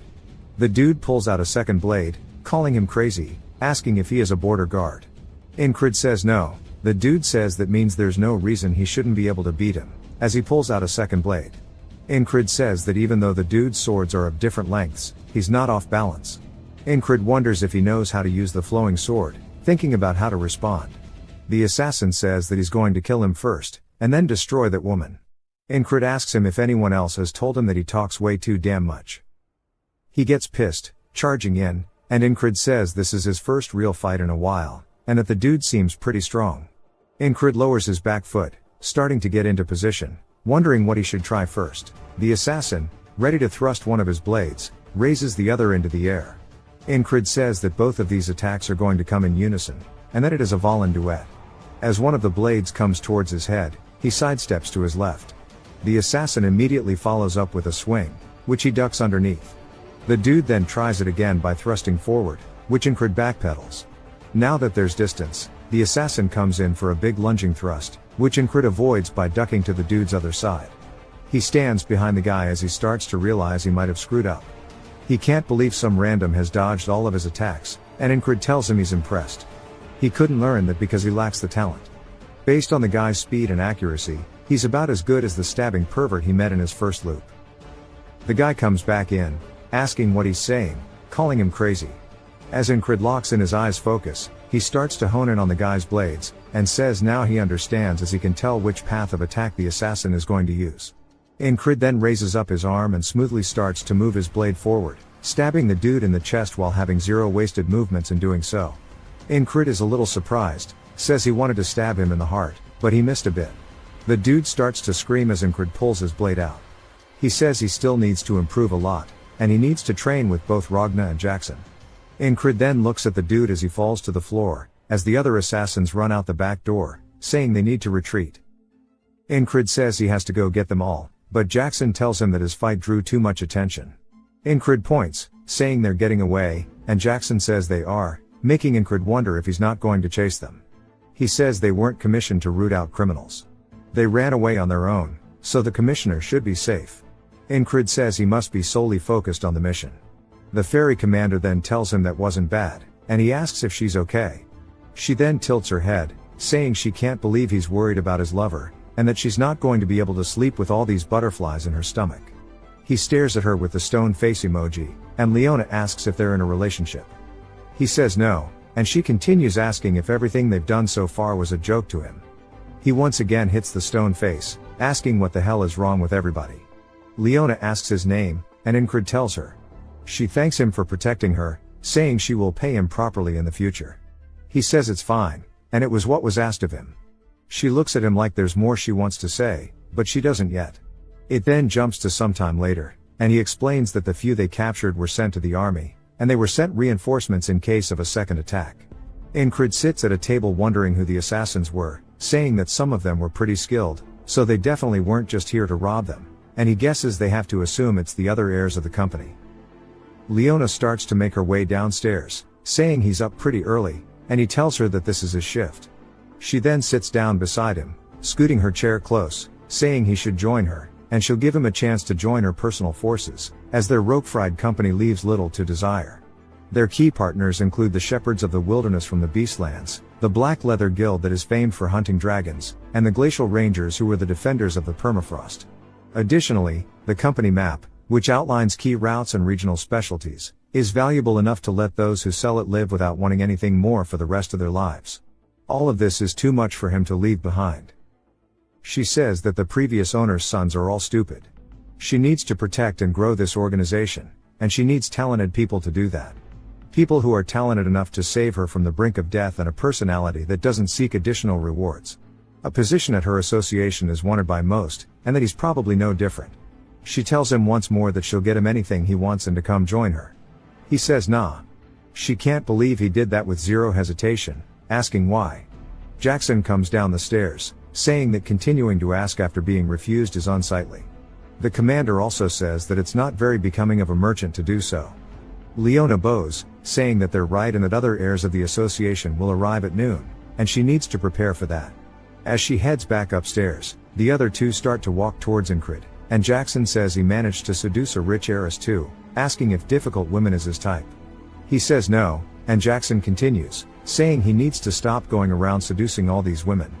He says he never did that in the first place, as the ferry commander calls him a two-timer, saying that hurts her. He grits his teeth, saying that he's sorry, and that his taste must have just changed. Jackson is surprised, and so is she, that he actually had a comeback. People from outside overhear this, saying they can't believe he's an asshole that seduced another woman when he asked the commander. The ferry commander then smiles, since she took this W. As he sits there in complete shame that he went along with it. Later on, we hear Craze saying he heard everything, that he spent the night with the commissioner after one night. Everybody starts saying that he's managed to score a rich heiress now, and that he's not the spellbreaker but the heartbreaker. Jackson asks Craze if he's here to make fun of him too, and he says that it's about the Gilfin Guild, and he needs to stay on top of things. Enkrid says that's good, and he needs to do something for him. He needs to catch the ones who got away and see what they're up to. We learn that Reynos Roquefried, the previous owner of the Roquefried Merchant Association, was an honorable man with a sharp business mindset. He considered his stepdaughter, Leona, to be his successor due to her sharp wit and intellect, but he could not bring himself to push his son out of the picture. His barber did him dirty. So, without a clear successor to lead the Merchant Association, he passed away. We see a carriage in town as the kid who needs to fire his barber is being told the assassins failed. They say that he should have left it to them, and it was a missed opportunity. The kid's name is Polide. The man opposite of him says that they'll figure something out, and their agreement surely still stands. Polide says, of course, and he'll reward him handsomely if he inherits everything. The other dude in the carriage sits there not saying anything. They then arrive at the inn, and they open the door. Enkrid and the rest stare at him as Polide says there's too much dust here, and he says that calling him to a place like this is typical of that bitch, Leona. Enkrid stares at the dude with the black hair, saying that he can tell just by the way he holds himself that he's strong. The man glances down at him, making eye contact, then looks away as if he's not much of a threat to him. Polide then points at them, saying they need to go call Leona. Enkrid says it was a great idea to bring Jackson because if it was Rem, he would have mistaken the dude as a monster and cracked his skull open. He then sees Jackson pulling out his blade and stops him as Polide barks at him, asking him what he's doing and to get moving. Leona comes downstairs, telling him to stop shouting as it's not fitting of him, and tells him that he's late. He says, late my ass, and she should educate her bodyguards. She then slaps the piss out of him, and Enkrid says that nobody around him is normal at all, and he sighs. Jackson looks like he doesn't realize he's the odd one out. Polite asks if she's crazy and what she's doing. Leona says that he was the crazy one, and he's messing with a soldier mercenary of the border guards, asking if he wants to rot in prison for the rest of his life. He says that he didn't know about that, and the man behind him clears his throat, which scares him a little bit, and says that wasn't him, asking who she's trying to frame and how dare she, an outsider, yell at him. Leona says that sure she was adopted, but he can't even analyze trade routes or even calculate finances. He tells her that's a job for servants, and she says that she wouldn't be wasting time like this if it weren't for the will, and stating that the successor is to be decided after talks is way too much. Enkrid says the previous head must have been soft, and no matter how you look at it, Leona seems more suited to be a successor, and he wonders if he wanted to give his son one last chance. Leona says the only argument he has to support his succession is that he's a blood relative. Polite asks why that's important, and she grabs him by his fat chin, saying that no matter how she looks at it, he's nothing like him, and his ignorance and ugly-ass face make her wonder who he got it from. He grabs onto his blade, hella pissed, as Enkrid does his as well. He then is startled by something as he sees the dude he was glaring at earlier reach for his too. He then widens his stance as everybody is getting ready for the gang war. Enkrid sits there waiting for somebody to make a move, and Polite starts to get scared as his guards block him. Enkrid recognizes the stance, saying that the man is going to use the swift sword, but he wonders how fast it will be, saying he wonders if it will be as fast as Rem's axe or a whistle dagger, and tells the dude to show him his sword. As the guy starts to unsheath his blade, Enkrid smiles, doing the same as he unsheathes his blade too, but then a man tells everybody to stop. As he enters the room, we see it's none other than Torres, who says that he is part of the border guards who are directly commanded by the crown, and they'll consider them to have committed treason if they don't put their blades away. Polite looks like this wasn't part of his plans, and Enkrid also looks a little annoyed and then clicks his tongue. Jackson stares at him, recalling how he was talking about nobody around him being normal, and says that he's the weirdest dude here. As Torres says the assassins hired were foreigners, so they're taking over this case. They confess that they were paid by a merchant association, and surely Polite didn't hire them because of this inheritance dispute. The man puppeteering him asks if any of them confess to have been paid by their specific merchant association, and if not, then there's no evidence to blame them. Torres says he sure does yap a lot, asking if he thinks that they're that stupid. Leona says she would like to make an offer, and they should find more evidence to identify the true perpetrators, and that they can lock both her and Polite up until they find the ones responsible. Polite says that he didn't agree to this, and Enkrid finds it strange that the victim is asking to be locked up.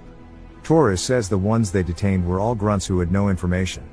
They just kept repeating that they were told to do so by their boss. Leona says there are still people to interrogate, as people managed to escape from that scene, and one of them might be the boss with the details, and that they should try to find them. Torres says that he wants to know what they should do if they can't find the ones behind it, and she says that's for him to deal with.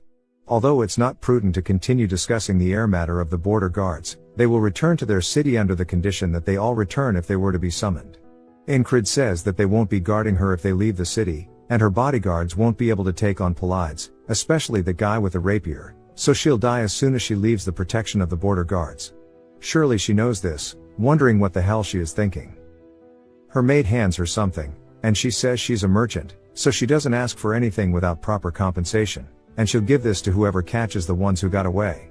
As she starts to unsheath it, Jackson is obviously startled by it, which Enkrid wonders what's going on, and she says this is the fourth work of the Carmen collection. It's Carmen's stiletto. She says hopefully this is enough to get them to go find them. Jackson steps up, calling out to Enkrid, saying that he'll take this one. Enkrid wonders what's got him so motivated and why that dagger is so special to him. Polite recognizes it as well, asking if she is insane and if she doesn't know how much that thing is worth. She says the stiletto is hers, so she can do what she pleases with it. Enkrid asks if it's that amazing. Jackson says he's surprised he doesn't know about it, and it was made by a legendary weaponsmith named Carmen. Originally a slave, Carmen worked as an assassin out for revenge and used 7 weapons of his own creation. The fourth among them was the stiletto. There are people who would offer up people's lives for the weapons as well. Torres then says that since everybody is present, he's going to hold them all, and nobody is allowed to leave the inn. Enkrid tells Jackson not to worry about the stiletto, as he told Craze to get the dudes from earlier, so they should hear from him soon. Polite starts to get pissed while the guy with the rapier looks over, glancing at Enkrid, Who turns, and they make eye contact once more. Looks like the dude might acknowledge him now as he turns away. Enkrid watches him leave. That night Polide says if things lead back to them like this, it's going to be a problem. The puppeteer says they can't do anything against the border guards, and they just need to wait. If the two of them can't sort out who becomes the successor, then the decision will be left up to the investors, which is what they need to use. Polide says that'll be fine, as he already sent word. He already told them he'd reward them if they place him as the successor, and he'll win if just half of them agree. The man with the rapier looks out the window to see Enkrid doing planks with stones on his back. He's clearly having a hard time, but of course, bro is dedicated. He finishes his workout, and Torres asks why he's doing all that tedious training. Enkrid wonders what Torres wants, and Torres says that surely this is a prime opportunity for some time off. Enkrid says he would think that way if their time were equal, but time is valued differently from geniuses and those who are not. And things they can learn in a week, he needs a month or sometimes even a year to learn, and that means he doesn't have any time to waste. He then picks up the rocks again, starting to do curls, saying that he'll make sure to use each and every day to make sure his foundation is better to allow his future to be brighter. One of Torres's men says that he sure is an odd one, or maybe they are the ones that are lazy. Torres thinks about it for a second and then decides to get up, telling Enkrid to calm down with trying to get stronger, as he's already plenty strong. They only had a draw because he didn't expect that from him, wondering what he thinks the outcome would be now. Enkrid stares at him and then smiles while nodding, which means that they are about to start fighting. We hear people cheering them on as we see Torres preparing an attack, and both he and Enkrid stop shy of each other's throats. But obviously Torres would have won. They start cheering, saying that this makes 7 wins for Torres, and he says this is how it should be. They remind him he also lost 4 times too. Enkrid tells him to run it back. Torres asks if he's not tired yet, calling him a fiend, saying they've already gone at it 11 times. One of Torres' men says he wants to try as well, and the dude from earlier says he wants to do it too. If they've introduced these guys before, my bad, I haven't done this series in a while, it just now got enough chapters for another part. They start cheering, saying they need to take him down, and Polide watches, asking what they are doing so late, calling them barbarians. The guy who subbed out Torres is now throwing Enkrid to the ground, and as soon as he hits it, we see the man with the rapier is actually watching intently. Enkrid asks what that was and if he can do it again. The dude calls him insane, and the rapier guy says that his pride isn't hurt when he loses, rather, it's like a little kid who found something new to play with. On top of that, his open hostility while knowing he's far stronger than him is certainly unique. But even so, as we see Enkrid fall to the ground again, the dude says he falls for the same thing at least 3 to 4 times, and he's really not talented at fighting whatsoever. This time Enkrid slaps the dude's hand away and hits him with a judo throw, doing the exact same thing the guy did, slamming him into the ground. Torres starts cheering him on, saying good shit, and even the rest do, asking who's going to do it next. We see the ferry commander watching, saying that he's going around charming everybody, and that makes him a bad man. Leona asks if they are dating, and the ferry commander says no. Leona asks if it was a joke then, as the ferry commander tells them they are married. Leona gets surprised, and the ferry commander says they didn't hold a ceremony, but she thinks there's a child. Leona is even more confused, and Enkrid says this bothers him, and he really wishes she just had gone inside already. We then hear the rapier man call out, asking if it would be okay if he joined in with them. Enkrid turns as we see the dude raring to go. Torres wonders what he's thinking, and the dude says that his talent is by no means worth speaking of, yet he still has a desire to teach him, and he can't hold himself back from doing so. The man who taught him the throw says that the rapier dude's in a different boat from them, and that he should just sit down and watch, but Enkrid says nah, and he's been waiting for this. The dude stares at him, realizing he's a man of culture, and smiles while Jackson watches from the roof. He says that even though the only thing that dude's holding is a wooden stick, he is still hella dangerous, and he grabs onto his blade, saying he needs to make sure he's prepared. Enkrid readies his stick as well as the man with the rapier gets ready. They start to have a WWE stare down, and the man raises up his wooden stick. Enkrid says that tension is creeping up his entire body as if he was at war again. The man then begins to thrust forward as Enkrid focuses his eyes. Concentrating on a single point, he can see the dude's attack path. He says there's a slight feint mixed in, but it's coming for his neck, and he needs to block his line and extend his own. But then he feels as if he just got stabbed in the throat, which surprises him. As we see that Enkrid couldn't react in time, but it's not just him, everybody is surprised. The dude says he read his attack well, but he's slow. Enkrid says that he lives up to the name of the swift sword, and it's so much faster than he imagined. He thought he'd gotten a lot stronger, but he hasn't. The dude is so inconceivably far, and it's at a height that's so intimidating. As the dude starts to walk away, Enkrid laughs and tells the dude, "One more." The man smiles, saying that his attitude is exceptional. He continues losing over and over to the point where Torres and the rest fall asleep. We see the ferry commander still watching intently, and she looks like she's really enjoying it. We see Enkrid losing his balance. The man with the rapier starts speaking, saying that anyone who has ever held a sword knows the despair one feels when meeting someone you can't beat. Enkrid falls to the floor and begins coughing, and he says that he's shown him this unbridgeable gap between them, but for some reason, he's not giving up. Enkrid stands back up, and Jackson says that Enkrid's reaction speed is too slow to be seeing and dodging everything. At this rate, he'll never overcome this wall, and he says he's going to have to teach him something more about his speed. The man says that's enough, and they should get some sleep as Enkrid is gassed out. We see him sweating hella, and he tells the dude he's amazing and that swift sword is something that he will eventually learn. The dude laughs, saying he's even more impressed by him. It's unfortunate, if only he had the slightest bit more talent. Later on, we hear Craze calling out to both Enkrid and Torres, saying they've captured the runaway mercenaries as they are beaten up on the floor in front of them. Enkrid nods, telling him good job, and Craze says that it was just finding a couple of hidden people, no big deal. Leona says they must be Enkrid's squad members, thanking him for it again. He still has his armor torn from when he protected her last time. Torres then asks who hired them and asks which people it was.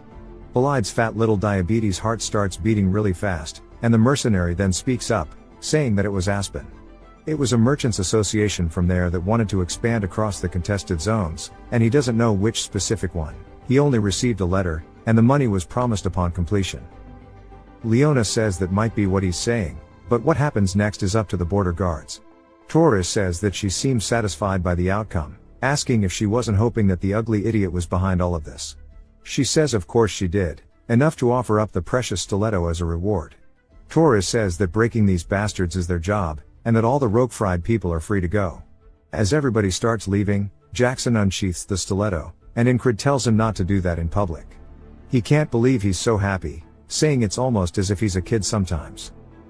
Craze then tells Enkrid not to love Leona, as she's scary. He says he doesn't, asking if he's even listening to him. Craze then says it's weird. No matter how he thinks about it, those guys were hired by Polide. Yet they are saying it was Aspen. He had a little run-in yesterday after they found those guys. We see them in a room with the mercs, and a man enters, asking if he is Craze of the 444th Squad. He says that he's someone who serves Leona, which confused Craze. He continues explaining to Enkrid they already had tabs on where they were and knew everything about the Gilfin Guild too. They wanted to pay the military to let those mercs go and told them to say what they did. Enkrid wonders why, saying that Leona is going to be disadvantaged now. If Polide is the one who was behind this, it would have been better for her. But on cue, she says it's a relief he wasn't behind it, as it would have left a bad record on the previous leader's accomplishments. He now understands it was out of loyalty to the previous leader. She says surely he's not interested in these kinds of things. He asks her if this will even be okay, saying she won't be able to receive their protection outside of the border, and if he decides to come attack again she'll be in danger. She says that it's already been taken care of and not to worry. As we see a whole group of troops waiting at the front of the gate, a knight-like man stands on guard with his platoon behind him. He introduces himself as the Roquefried Merchant Association Guard Corps Commander, Mattis, and he says that he is here to escort the new leader, Leona. They all then start bowing towards her. Enkrid says that she had them held up here on purpose and managed to get a vote going with the shareholders in the meantime. She has loyalty, decisive action, and information, which means she truly is a scary woman. She says asking again would be undignified, so she won't tell Enkrid to accompany her, but he has a knack for having people root for him, and she hopes that they can meet each other again in the future as friends. He looks down at her hand and shakes it, saying of course. Polide hops out of his whip, asking Mattis what he's doing, calling him a bastard, asking if he doesn't know how nice his father was to him, yet he betrayed him. Mattis tells him to stop dishonoring his name and calls him a dumbass, which scares the little lardass to the point he might have dropped a brick in his pants. The puppeteer says it turned out to be a failure, and the man with the rapier says they got something out of it at least. Now they know that the new leader of the Roquefried Empire is quite cunning. He then glances to his side, saying that he also learned about the existence of a peculiar soldier, We get a flashback to the man with the rapier telling Enkrid to lower his sword. He admires his effort and strength, but he doesn't have the talent to back it up, and it's just painful and depressing. Enkrid says he hasn't heard this in a while, but he's never listened to it in the past either, and he's managed to get to where he is now by pushing through. The man with the rapier just wonders where all this dedication and willpower comes from and walks away.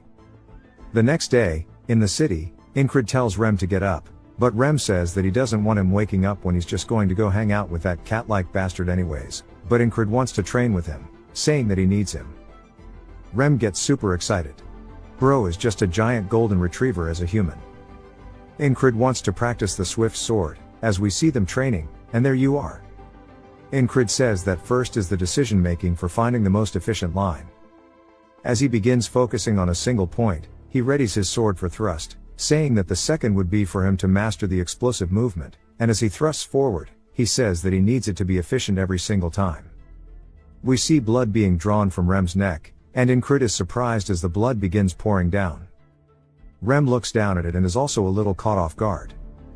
Enkrid says that with this, he is now faster than Rem, with his repeated fundamentals, fluid flexibility, and strength in muscles all working in harmony to create his newfound strength. Rem says that sure surprised him, and that he finally figured out how to swing his sword fast, and that now it's time for him to speed up as well for the first time in a while. Enkrid wonders what this means, but can barely react in time to Rem's attack, so he knows he was telling the truth, and it's also heavy enough to make his hands ring.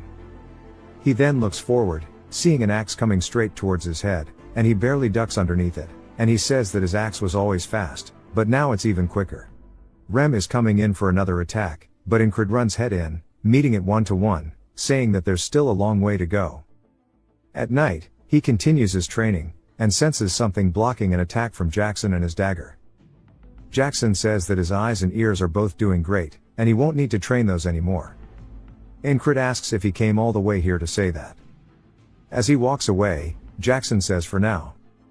Enkrid sighs, saying that this is why Rem calls him a cat-like bastard, only for Jackson to appear behind him, slicing his throat. Enkrid reaches for it, screaming, but we see Jackson far away, saying that is called murderous intent. It's what comes out of a person's intent to kill another. If he can't predict an attack with his sight and hearing, he'll need to detect it instead.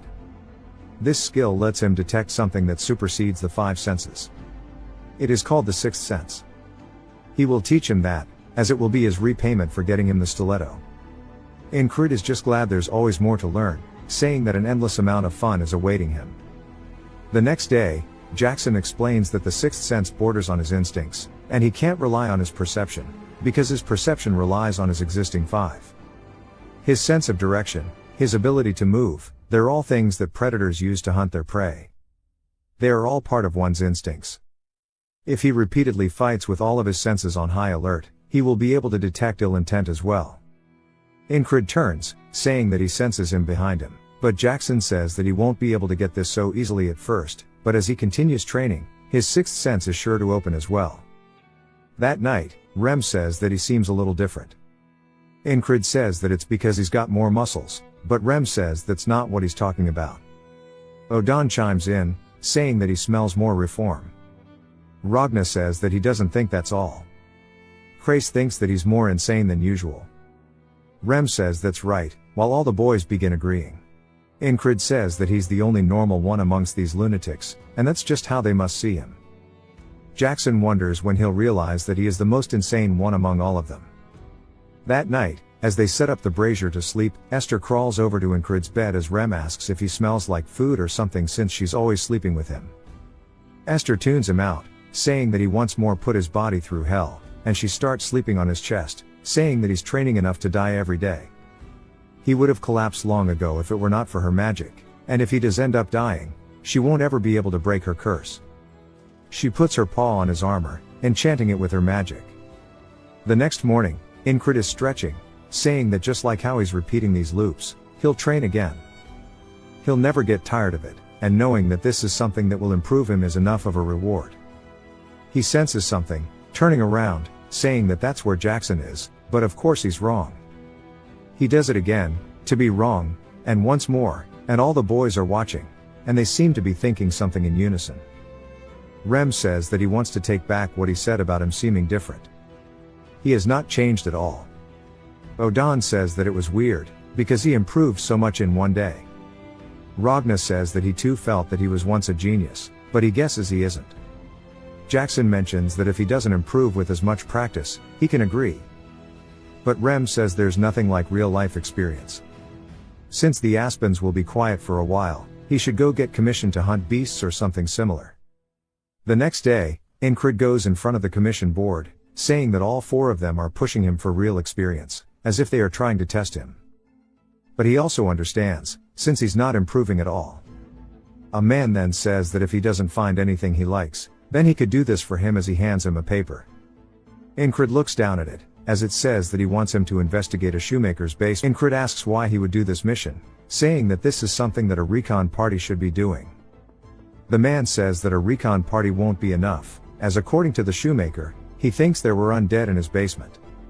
Enkrid is a little curious, saying that there's no way something like that is in the city, and he must have heard a rat or something, and he needs more experience right now. The man then says that he should please do it, and he calls him the spellbreaker, saying that he can probably tell but nobody else wants to do it. The shoemaker is short-tempered, but he's a good man. His wife went missing recently too, so he must be angry, and that he should go check it out. Enkrid says that he's sorry, but this request is too much, only for him to fold under zero pressure as he accepts it. A woman says that if he's here for the request, he needs to quickly get to the basement, and that he just keeps digging into the ground. Enkrid says that he did hear he was short-tempered, and the shoemaker calls out to him, saying that this is what he was talking about. He shows Enkrid the ground, and he found this tunnel. Enkrid is surprised there's a tunnel in the middle of the city, saying that it can't have just been a rat. He lights up a torch and starts to explore it, saying that this looks like it was man-made. It's quite large, and there might really be monsters down here. He then is surprised as he sees multiple pathways in front of him, and there are 6 total. He says that this is made to be a maze. The shoemaker tells him to listen to the weird sound as they hear some form of rattling, and he says there must really be undead down here. Enkrid tells him not just to walk in, and that he'll head in first, so he should stay back. As he takes a step forward, immediately the entire cave gets hit by the world's brightest flashlight. Soon they are drowned out by a blue light and they feel an intense heat. Enkrid wonders what this feeling is. As it starts to get closer and closer, completely blinding them in the tunnel until it actually begins to disintegrate them, turning them both into ashes straight up on the spot. Enkrid's eyes jolt open as Esther is laying on his chest. He said as soon as he detected the heat, he burned up instantly. He wasn't even able to take another step, and that was definitely a magic trap. It's common sense when you face magicians that you need to run. Rem then says that he and the boys were talking, and that he needs more experience. Enkrid's lost in thought, saying that you're lucky if you die when facing a magician in combat. If you survive, you'll meet a worse fate. This advice applies to traps that are created by magicians. He wonders what he can do against the traps, saying that he doesn't know what skill he can train to overcome this. The man then tells him that if he doesn't see anything he likes to take care of this one, and it's the shoemaker's request once more. Enkrid says this needs a magic specialist or support from the higher-ups. It's not like other walls that he's faced, which he could just do head-on, and that the ferry company commander would listen to his request. But before that hot-headed man goes in there alone, he then realizes that he barely made it last time and begins running, and grits his teeth, saying that he can't be late. He runs over to the shoemaker's house, kicking the door open. The daughter is scared. He asks where her father is, and she tells him the basement. He immediately leaps into the hole with zero hesitation, because the father is nowhere in sight, as he took a little longer this time to accept their request. As he begins sliding down the hole, he realizes he's too late, as he sees the shoemaker ahead of him walking down the middle path, and Enkrid runs over towards him, telling him to stop. The shoemaker turns surprised and confused, but we see his foot was too far into the hole, as that bright blue light begins to appear behind the man, and Enkrid screams out for him, only for the both of them to once more get deleted, turning into straight ash. In the waters of the afterlife, Enkrid says that he needs to find a quicker way. He needs to go see him first and tell him to stay out of the basement. The boatman says that it may only be a moment, but he must have felt the pain of his flesh emulating and his entire body turning to ash, yet he still intends on stepping towards that flame. Enkrid says that it's just as he said, the pain was like a million needles passing through his body in an instant. But that doesn't come close to how bad it hurts for him to watch idly by as an innocent bystander dies, and that is the true way of a knight. I love this guy. He immediately gets up out of bed and starts to head out, as Rem asks where he's going since they need to talk. Enkrid says that he's going to save an annoying old shoemaker, and Rem wonders if there are leather boot monsters or something, wondering what the hell he's going to a shoemaker for. Enkrid makes it in time, and he's actually the one digging the hole. He says that he can stop him from digging and make him ignore it, but he can't let something as dangerous as this remain. He tells the shoemaker that he'll go in alone, so he shouldn't follow him. The shoemaker says this is still his house, so he can't let him do that. Enkrid tells him that this isn't a negotiation, and the dude agrees. He says it would take too long to find a magic specialist, and there's no way they'd even listen to his request. It's a mysterious trap that he has some information on, and someone is bound to die while exploring it. That goes even for him and his squad, so he needs to find as much information about it as possible. One of these paths must be rigged, and he wonders if the only way to find out is by walking through them. He says using the repeating loops is the easy way out, and there must be a better way for him to do this. If he can find a hint or something that tells him there's a trap, he might be able to figure this out. He then wonders how many times he's died and what he felt each time. He wonders what exactly he felt when he felt helpless, or when he felt a blade piercing his throat, when his opponent would kick away his sword, or even when he first met the pervert he could instinctively feel the murderer's intent. Jackson's words echo throughout his head as it's something that wants nothing more than his death. Something begins to shine in the darkness as it goes towards Enkrid, and we see a Dark Souls trap. Enkrid actually senses it. As he comes to a complete standstill, he says that he actually did it. He then steps forward, saying that he felt something for sure just now as it cuts him straight down the middle very cleanly. It's so clean that his blood is still flying out the back of his body as he hasn't fallen into two yet. He says that he really felt the trap's murderous intent, and he has one hell of a grin on his face. The next day, he immediately heads back down to the shoemaker's store and says that detecting the murderous intent of the trap is today's wall. As he stands before the entrances, he says that he can't just walk in.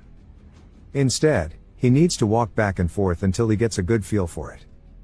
As he slowly walks forward, with each step, he stays locked in, saying that he hasn't set his foot on this path yet, and he doesn't feel anything, wondering if this is the right way.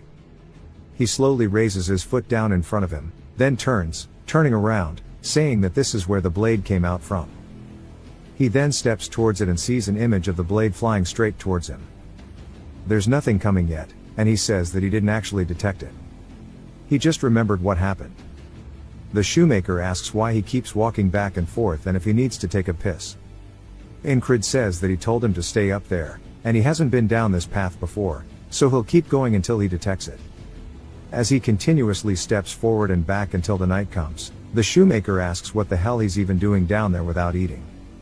Enkrid says that he'll come back tomorrow morning, so he shouldn't go in there since there are traps everywhere. He tells him to please help and take care of this, as he can't even sleep because he's afraid that he'll lose his daughter. Enkrid asks if he doesn't have any leads that might point towards his missing wife. The shoemaker says that there have been a lot of missing people lately, so they haven't addressed it.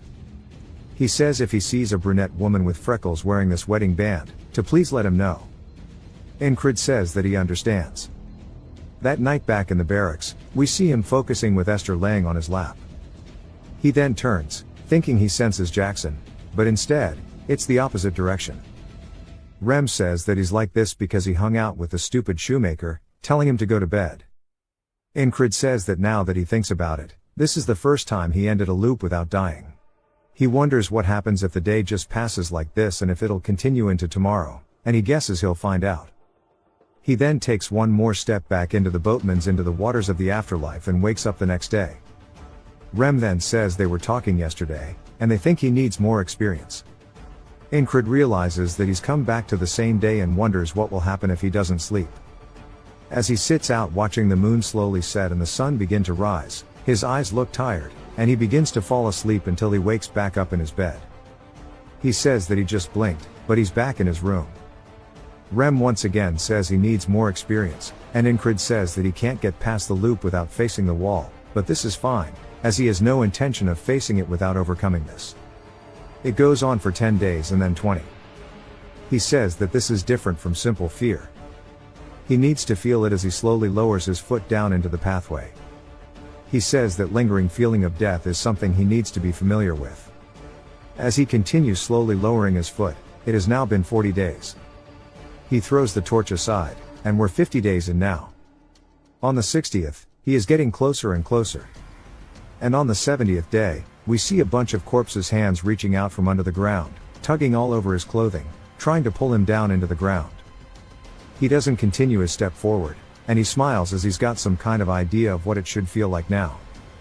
That night, Jackson comes in for a sneak attack, which Enkrid dodges. He then turns, looking at Jackson, and Jackson asks if he really figured it out in just a few days. It is now the 72nd day, and he's got his whistle daggers and everything ready for war. Then Rem asks if he's going to war at the shoemaker's place, and Enkrid says that he won't come back until he's slashed through 10 boots. Rem asks what the hell that even means, as Esther watches intently.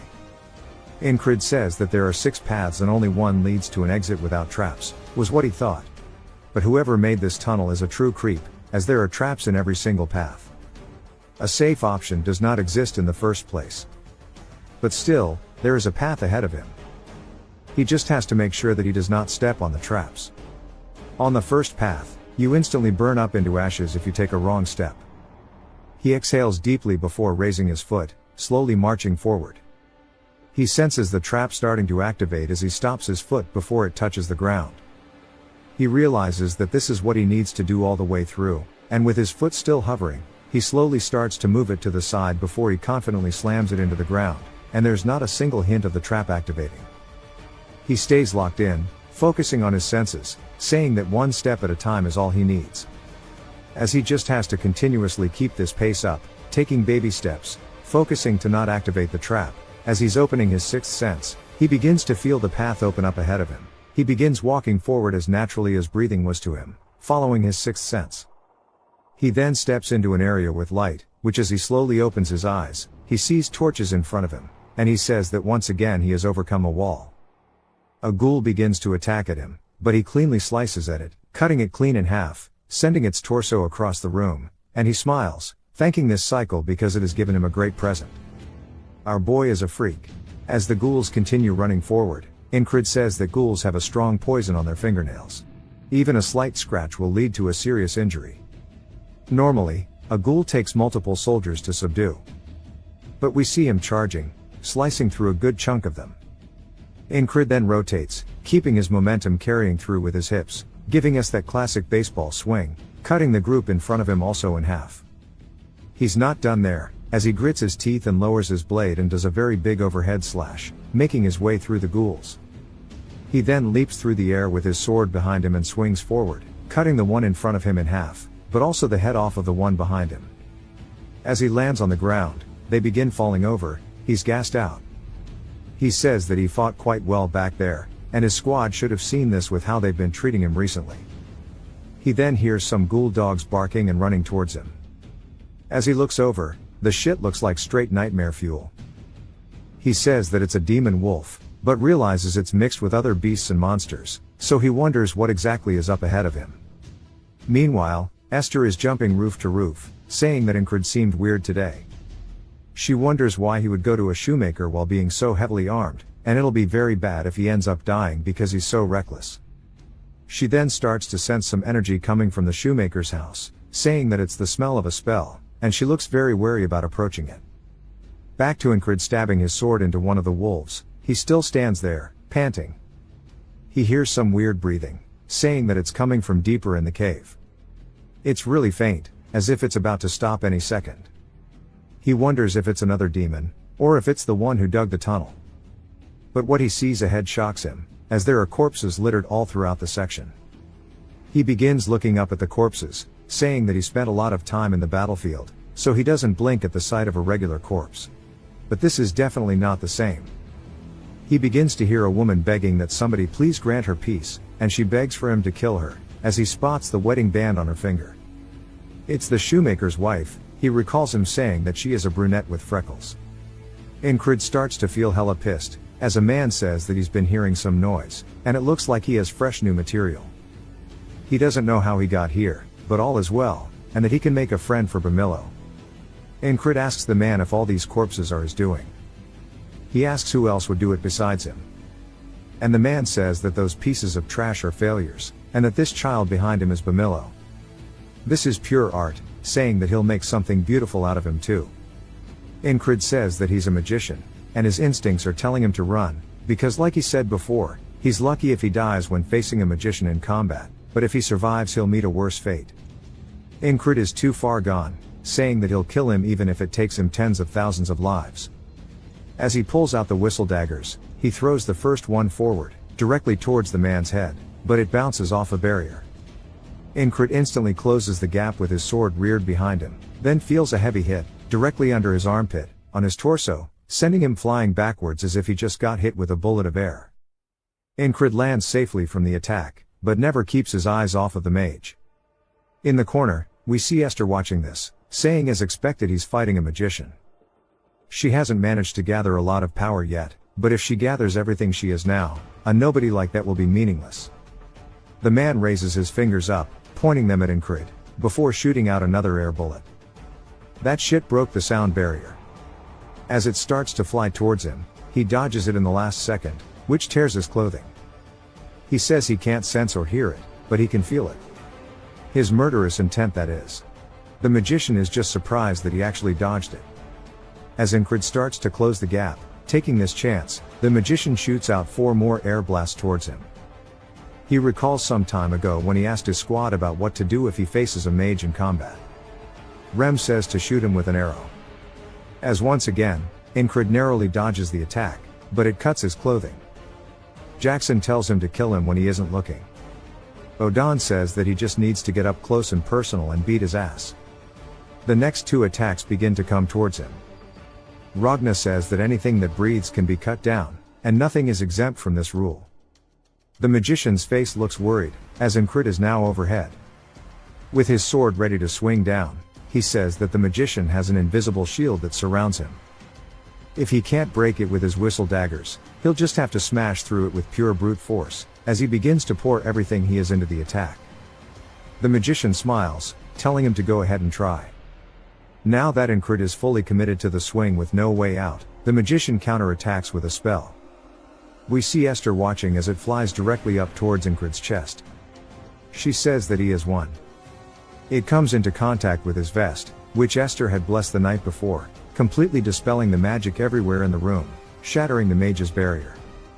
His eyes instantly fill with fear, as Enkrid continues swinging his sword down. The mage tries to block it with his arm, but it is futile because he gets nothing but cut in half diagonally. There was so much power, Enkrid swung straight into the floor. What an absolute Chad. Enkrid starts panting. His sword then chips, and he says that, thankfully only his sword got damaged, and that the impact was strong enough to tear him apart. He wonders why he wasn't hurt. And if maybe his armor is actually that great. He then looks back up towards the shoemaker's wife. Now she is no longer moving, he says that her faint breathing has stopped. He's trained his 6th sense and taken down a magician, but he has a very bitter feeling inside of him. As he leaves the magician's corpse there on the ground, Esther walks in, calling the magician foolish, saying that he lost because he didn't use his creation. A flesh golem created to supplement a magician's physical abilities. And that it'll wake up with a few touches, but she'll be taking this. She raises her paw. We don't get to see what happens, because it jumps back to the barracks as Enkrid is talking to the ferry commander. She says that she just wants to double check that he said there was a magician's tunnel under the shoemaker's door, and that there was a civilian who was kidnapped and experimented on in the middle of the city. There would be chaos at the news if it spreads. He says that he thinks it's best to keep this under wraps. She asks why, as his contributions would go unrecognized. He says that the lives of the people are more important. Also, he doesn't want the shopkeeper to find out that his wife is actually gone. As the men are filling up the hole, a lot of bystanders wonder what happened to the shoe store, and that apparently they just told everybody that there was a tunnel dug up by the Thieves' Guild. The shoemaker says he's surprised that it was thieves, and tells Enkrid to take this as a gift for him, and since his shoes seem quite worn out, he wanted to fix that. And now that's one thing off of his chest. He just hopes that his wife finds her way back safely. Enkrid looks over at him with a somber expression, and the shoemaker says that he knows he's done a lot, but he really hopes that he'll find her. Enkrid does his best to keep his expression hidden, and tells the shoemaker in an almost broken voice that he'll do his best. Later that evening, as he's watching the sunrise, he wonders if it was really okay for him to lie to the shoemaker like this, and that it would have been better just to tell him the truth and let him experience despair maybe. He says that maybe if he becomes a knight, he would be able to prevent these things from happening, but he doesn't know yet. As he stabs his sword into the ground, he walks away, leaving it as if it was a gravestone for the man's wife, as a symbol of regret that he'll never forget. Some time later, we see some demon dogs charging at the group. They effortlessly kill them, and they're making a shield formation while the men inside are killing the wolves. Enkrid says right after taking down that magician, they took on a monster hunting request immediately. As it's a much slower fight than they're used to at this point, with the wolves being taken care of extremely slow, it's making Rem low-key fall asleep, and Enkrid says that he doesn't think this will make him stronger. He says that this is what other people go through, and he maybe should have taken a solo mission instead. Rem says that he can tell he's thinking that this isn't enough, and he wants to fix that for him. As he starts to pull out his weapons, he lets go of his shield running forward, as the other men wonder if he's insane. Rem starts effortlessly ripping apart the wolves, and one of the men tells the spellbreaker to rein in his men. But of course, Enkrid's already run off, and they say that his squad of lunatics had rubbed off on him. Enkrid charges in, carrying his sword behind him, preparing for a heavy swing as he follows through, once more getting a 2-for-1 with the wolves. Rem says they shouldn't get things mixed up, as they were the ones who rubbed off on his craziness. Enkrid asks if it's really okay for him, the craziest one, to say that. Rem asks why he's the one catching strays. Enkrid tightens the grip on his sword, and he and Rem start tearing the monsters apart. The other soldiers watch, saying they are both not there upstairs. Enkrid then cleans his blade after the fight, and the men can't help but acknowledge that they are still really good at their jobs. Enkrid still doesn't seem that happy, and Rem notices this, saying that he doesn't seem satisfied. The men say that if he really wants more action, he should go to the armored units. Enkrid asks if they are fighting strong monsters. The man says that they went to fight a herd of monsters. And we see some more nightmare fuel, as the soldiers are yelling for the archers to support them. But there's nothing happening. Something starts to fly in off screen, and the man looks up, horrified, only to see a harpy flying straight in. The men start getting kidnapped one after the other, as they are forced into a circle and picked up by the harpy. They then drop from high up, either killing them or severely injuring them. Rem says that looks like it hurts.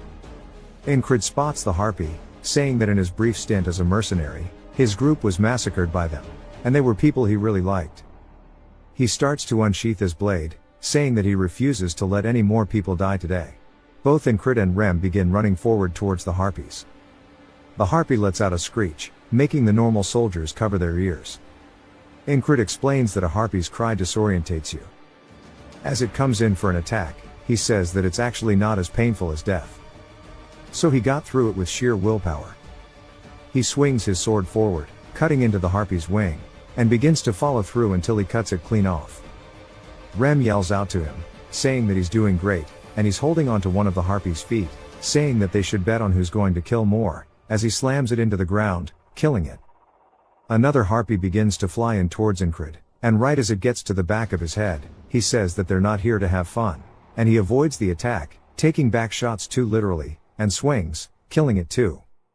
The other soldiers wonder if the spellbreaker has always fought this well. They know Rem has, but they can't believe that the spellbreaker is keeping up. Rem goes in for another attack, and the harpy does its best to stop it with its foot, but his axe pierces through it anyways, and he slams it straight into the ground. Enkrid follows up with a diagonal slash upwards, cutting another one of the harpies in half, and Taurus says that Enkrid got better. His men ask if they can really just stay here like this when they're here to support him, as Bro is sitting on the ground. He says that they're not needed anymore. A few of the remaining harpies begin to fly in, and one of them takes Enkrid's sword, knocking it out of his hand. Now that there's distance between him and his blade, the harpies begin screeching and flying in, thinking they've won. We see a whistle dagger get launched into one of their foreheads. As Enkrid now only has one more to deal with, it begins to fly in, and he charges forward as well, as it's now a dash if he can get his sword in time before the attack hits. Right as it's in his face, He grabs onto his blade and swings upwards, cleaving the harpy clean in two. They start to actually notice the last of the harpies begin screeching, flying in circles before leaving. The soldiers can't believe that the harpies ran away, and they say that since they scared off the monsters, they must be monsters themselves. Enkrid says that the harpies that killed the mercenary corps aren't the same ones. We see a man saying that's because he was weak, that these bastards died saving him, and it was all his fault. These words stuck with him, and he says that now he'll be the one saving others. Torres says that the harpies are all gone, wondering if they should go back. His men say that it would look bad if they go back empty-handed, so they should kill some dogs at least. Enkrid and Rem get informed that the support has arrived, so they can leave, and Rem asks Enkrid what he wants to do. Enkrid says that it's too soon to return. Torres and all of his boys think he's a complete lunatic now. Back at the camps, people are talking about how he helped the heavy armored corps. We see him doing his lunging squats, and they're still talking about how he has changed a lot, and that he tries really hard, so they should maybe do it too. Enkrid takes his request off the board, and the dude says that he thought he did one yesterday. Enkrid says that he's going to finish it quickly and do another one tonight. The dude asks if he has clones or something. And later that night, Enkrid is still swinging by training his blade. A man sees this and says that he trains every single day, wondering if it's fun to live like that, and that he should try it too. So he continues to train throughout the night. The next day comes and passes, but again that night, there's two people training. This happens again, and that night there are way more than two people training, as there's a whole group just going crazy throughout the night. The ferry commander appears in the morning, and she looks over at them, saying that everybody seems different nowadays. A man says that they're following the spellbreaker, and it's become a trend. She says that she can't just ignore it anymore, and she walks over saying that they had a long meeting about him, and that these are the orders from above, so he should listen well. And now his squad, which is the 444th Regiment, will be promoted to an independent platoon operating under the 4th Company. From now on, he is an independent platoon leader. He says that he can only have 5 men under him, so he cannot be a platoon. She says that she'll reassign more men according to his request.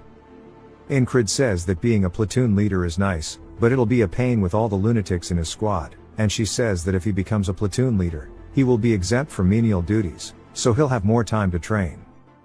He looks her dead in the eyes and immediately folds, saying that he'll do his best in his new assignment. She says it's a shame to let him go like this, asking if he wants to have a duel.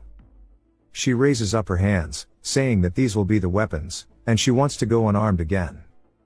Enkrid says that after he lost with her last time, he's worked his ass off training with Odon. He drops his sword, saying this was great, and it's time to see how much he's progressed as he is ready to show her the equal rights, equal lefts. As they start to square up, he recalls how Odon once said before, that hand-to-hand combat requires him to get up close and personal. Something quick is better than something complicated. The ferry commander dashes forward, swinging in, but he manages to block it. And he says that pretty much what Odon is telling him. As he starts to push her arm back, he says he needs to use his size against her. As he begins to get the momentum, pushing her directly towards the ground, she lands, and he puts his arm on her chest, saying that he thinks he's won. She asks if that's so, saying that a human's proposal is quite aggressive. He can't believe she's at this once again. As she raises her leg, wrapping it around his side, she instantly 180s the situation, getting atop him. She says that analyzing his opponent's weakness and breaking them down with his own advantages sure was a good thing.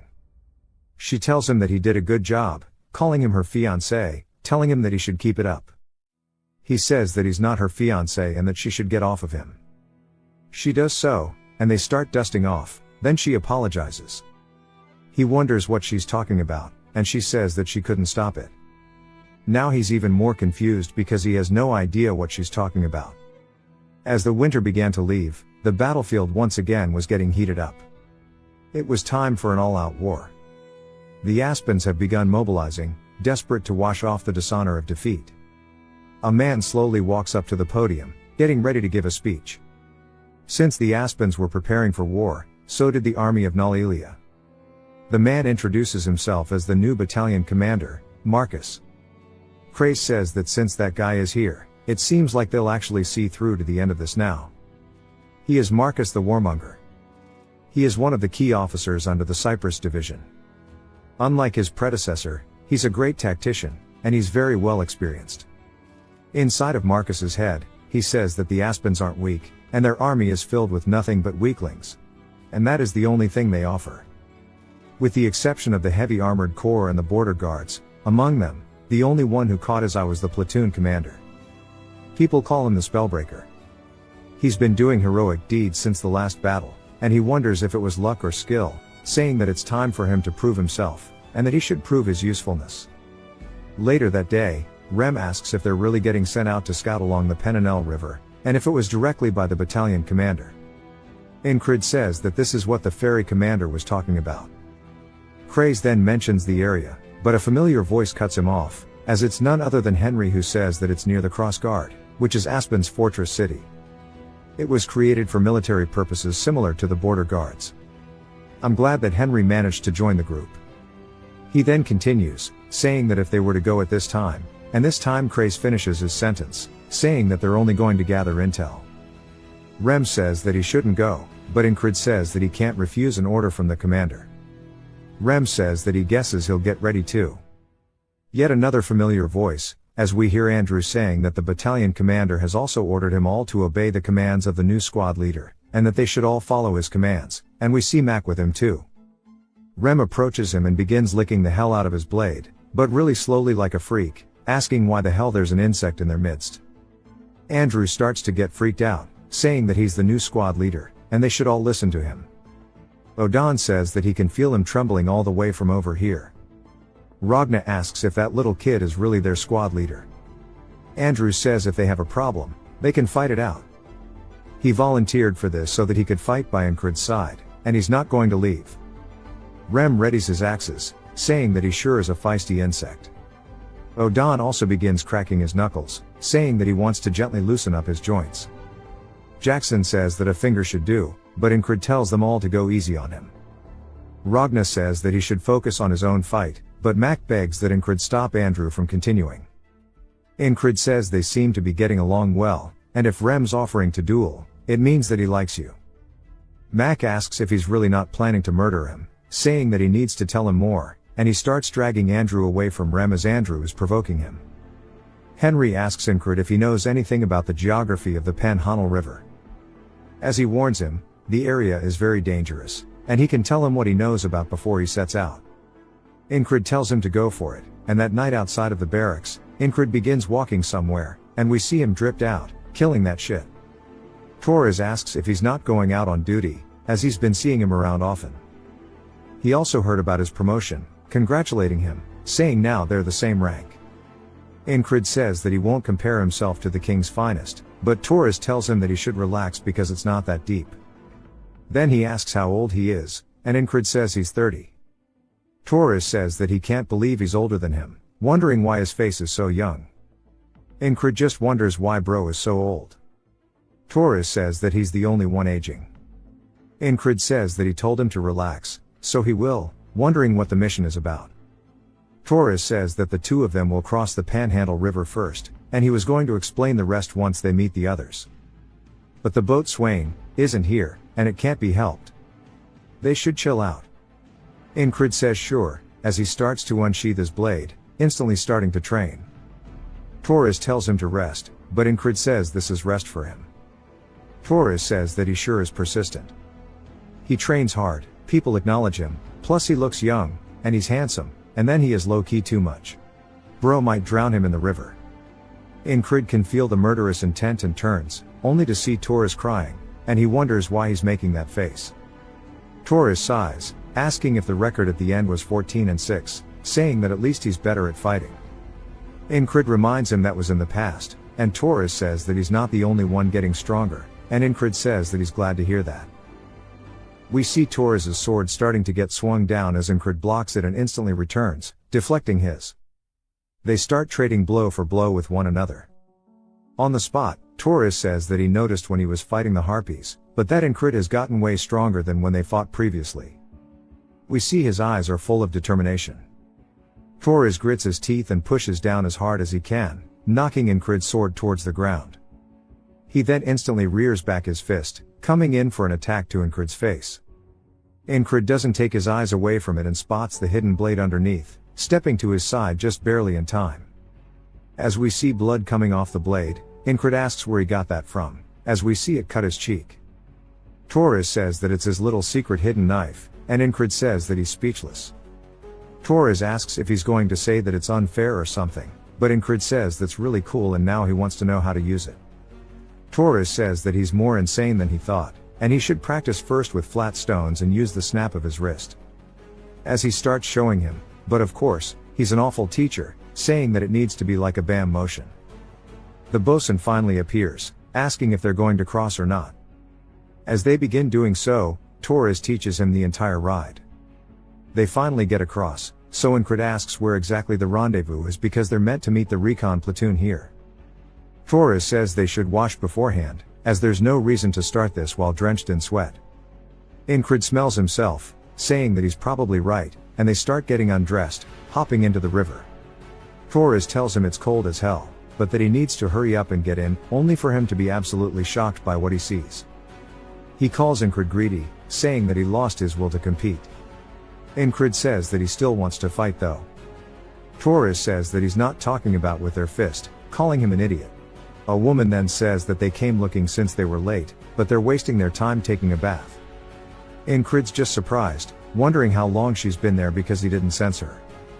She says they need to get near Crossguard by today, so they should hop out. Torres asks how they're meant to do that with her watching, and she says there's nothing to look at in the first place. Enkrid hops out of the water, and she also makes a face full of surprise, and says that she takes back what she said. Torres says that her gaze is too lecherous, so she says that she's only looking at his abs. He says that he also has cool abs, and she introduces herself as Pin, the leader of the recon platoon. She shakes Enkrid's hand as Torres is looking down at himself, getting body dysmorphia. They get dressed, following Pin, and she says that before she explains the mission, she wants to brief them. Their spy in Crossguard is named Kitten, but they also said there was something important to be relayed.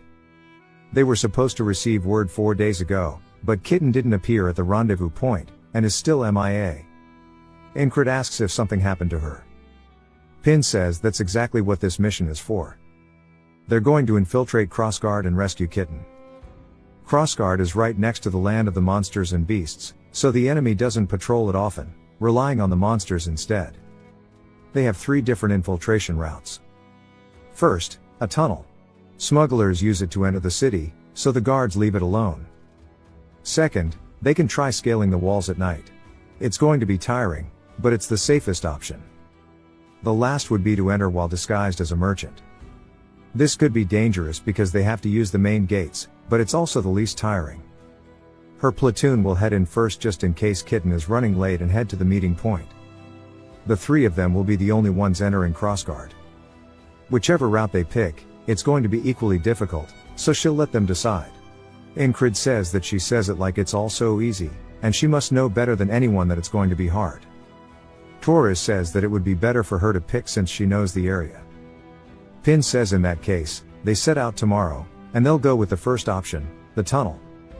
That night, while they're all camped out under a rock, Enkrid is still practicing flicking his wrist, using stones so he doesn't hurt himself.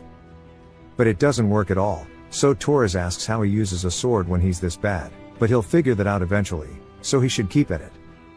Pin says that she wondered what they were doing by not eating dinner, but wonders what exactly he's doing. He tells her it's training, so she hands him some food, saying he should eat first, as they have a platoon member who wants to be a chef and it's really good. They start eating it, then both say this shit is actually gas. She says that they can get more if they want. His parents apparently have a shop in Border Guard, so they should check it out. She also tells him not to go over there to train, pointing at a tree, and she goes to tell him what's under there, and Enkrid says there's a viper. She's surprised, asking how he knows, so he tells her that he has a hunter in his platoon, and he learned it from him. She says that he sure is well prepared, and she likes him after all, asking if he wants to train with her too, but it'll be adult training. Enkrid stares at her for a second, but still has no idea what this could possibly mean, so she just says that she's flirting with him, asking if he's stupid. She says that she's actually quite nice. Torres asks why she's doing this in front of him, but Enkrid straight up refuses. She asks if he's taken, and then says that she did recall hearing about him with the company commander, and it sure is a waste. He can't believe this has become so widespread. As Pin goes to leave, she points at Torres, saying that if Enkrid talks casually to him, he should talk the same way to her. He says only if she wants. She says they'll go to crossguard tomorrow so they should get some rest. Torres has been ignored until the very end. Enkrid is sleeping, and as he falls deep into sleep, we see the boatman's face holding the lantern. Enkrid immediately opens his eyes again, saying that he hasn't seen that guy in a while, and it probably wants to tell him something. He recalls the ferry commander apologizing, and he smiles while getting the chills. This mission might be rough. As they start heading out the next day, he says he can tell that it's going to be a massive wall as they finally approach the tunnel. Torres asks why they are moving during the day, as it would be better to move at night. Pen asks if he's stupid, as the guards are turning a blind eye, but they aren't clueless about what happens here. Enkrid agrees with her, saying that they're catching them off guard because they won't expect it during the day. Pen says, she was expecting someone so handsome to understand. Torres just wonders why the hell he's getting so many strays. Pen says it's time for her to lead the way, as that it's a ranger's job. Enkrid says that a ranger works as a scout, and it's imperative that they move quietly with the bare minimum equipment. As she walks forward, he barely hears a sound, and he says that sure does suit somebody that is a ranger, and he wonders if he can do the same. As he slowly walks forward, we hear a man saying that he's got them, calling them little rats as they were waiting in ambush. Pen is surprised, and she yells, telling them that they need to retreat. But the guard says there's nowhere to run, as we see men with the crossbows behind them as well. And the guard tells his men to kill all of them. Pen yells, saying they need to fight their way out of this as the crossbowmen unleash their bolts. Enkrid runs in, cutting as many as he can in front of him, and Pen blocks one with her arm. She runs up, swinging, cutting one of the men's arms, and immediately gets on top of him, going to finish the job. Torres also instantly kills one, and Enkrid says that the two of them aren't used to fighting against a larger force. So they won't be able to fight to their full capabilities in this situation. As one of the men gets behind Pen, going to finish her, another does the same with Torres, and Enkrid watches helplessly as both of them get executed directly in front of him. As they start surrounding him, he says this is definitely a tall wall, but he won't die so easily. He throws out some of his whistle daggers forward, instantly killing two of the crossbowmen. He runs in, cutting another one's throat, then instantly to the next, cutting the dude in half. The guard yells, telling his men to surround him. One of them kicks him straight in the chest, causing him to fall to the floor, and they dogpile him, stabbing him all over. As he's going down, he stabs one of the men in the legs, and his eyes are still filled with absolute determination. But against their overwhelming numbers, there's not much he can do. Back in the next loop, he says that a force of that size wouldn't have just appeared there, and they were prepared beforehand. Which means the enemy expects them to come. I wonder how he didn't notice them. They must be skilled. Pen asks Enkrid why he's not getting ready, as it's time for them to head through the tunnel. He says that he doesn't have a good feeling about that place, and they should enter by scaling the walls instead. Torres tells her that Enkrid wants to sort an enemy's spell just by following his guts, so it won't hurt to listen to him. Enkrid says that it wasn't really his gut, but rather what he experienced. Pen says sure, but they'll need to wait till night, so they'll end up wasting time. Enkrid asks her if she wants to go for a round, and she starts to blush, saying that she can't believe he likes doing it out in the day. He says he didn't mean that, but he wants to duel. She says that she guesses they can, but she doesn't want to use any weapons. He says they could do it without weapons, and she smiles, saying she's more than up for it. As the men gather around to watch, Enkrid says that if the enemy knows that they're coming, they'll probably end up fighting no matter where they go. And it'll be good to know how capable his team is, and on top of that, he can get some training out of it.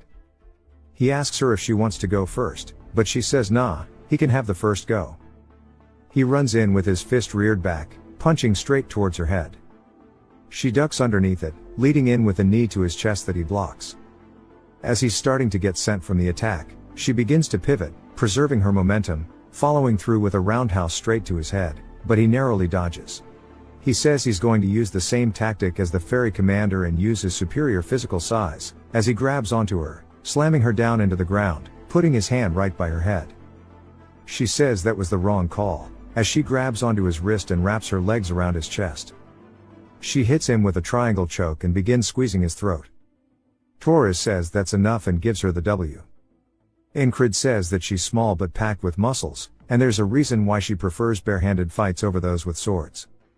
She asks if he knows that he lost, and he says that she's going to be perfect to train with, asking if she wants another round. She smiles and begins blushing, so Enkrid clarifies that he meant sparring. She asks how he knew what she was thinking about, and Torres tells him to stop doing that shit in front of him. As the night starts to set, Pen asks Enkrid if this is really how he's going up, and he asks if there's something wrong. She says that he has too many weapons on him, and that he's going to pass out from exhaustion before they make it halfway up. Torres asks what about him. She gives him one glance, telling him to do whatever he wants. Bro starts crying, saying that his feelings are getting hurt here. Enkrid says that he thinks he can climb the walls fine with this much gear, and she sighs, saying that he sure is innocent. They aren't just climbing the walls, they need to climb this giant mountain just to get to the walls in the first place. Torres says that's really high up. Enkrid says that climbing it alone will be a challenge, but none of his walls have been easy to climb thus far. Before we can see them climbing, Enkrid explains that when he got back from the magician's tunnel under the shopkeeper's house, he picked up some trophies to buy a new sword since his broke.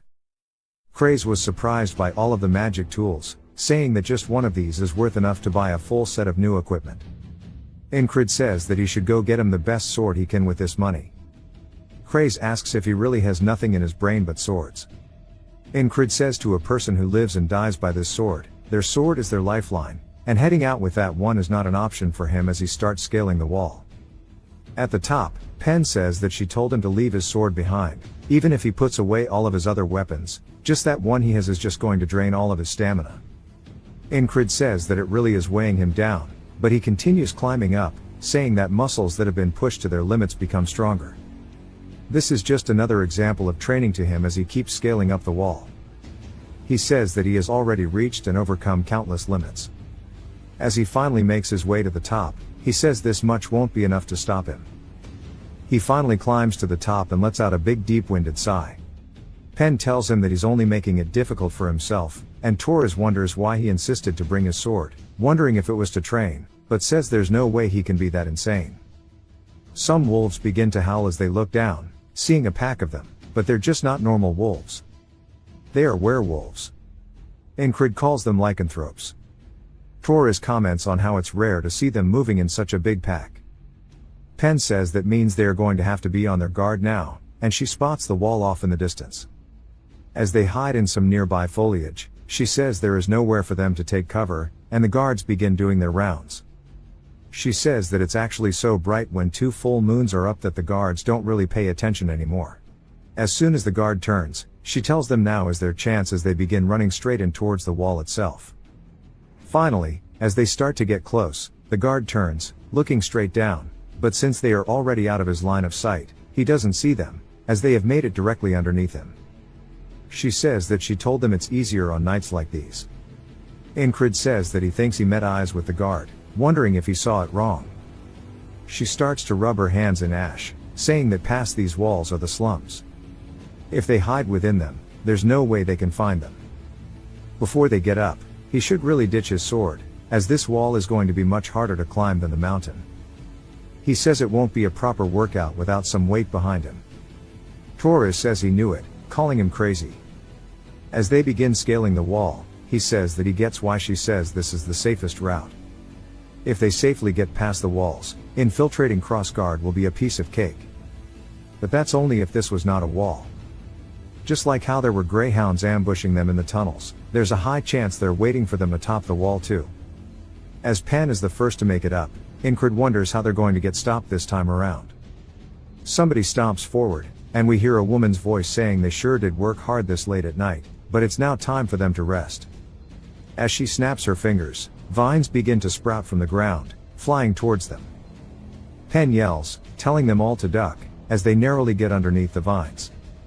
She tells them to run to the base of the wall.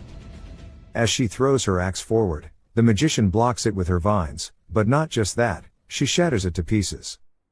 Enkrid is surprised to see a magician, saying he didn't expect that, and it sure is an impressive trap. He dashes forward, getting right in close to her, but a vine pops out from underneath the ground, blocking him from directly attacking her now.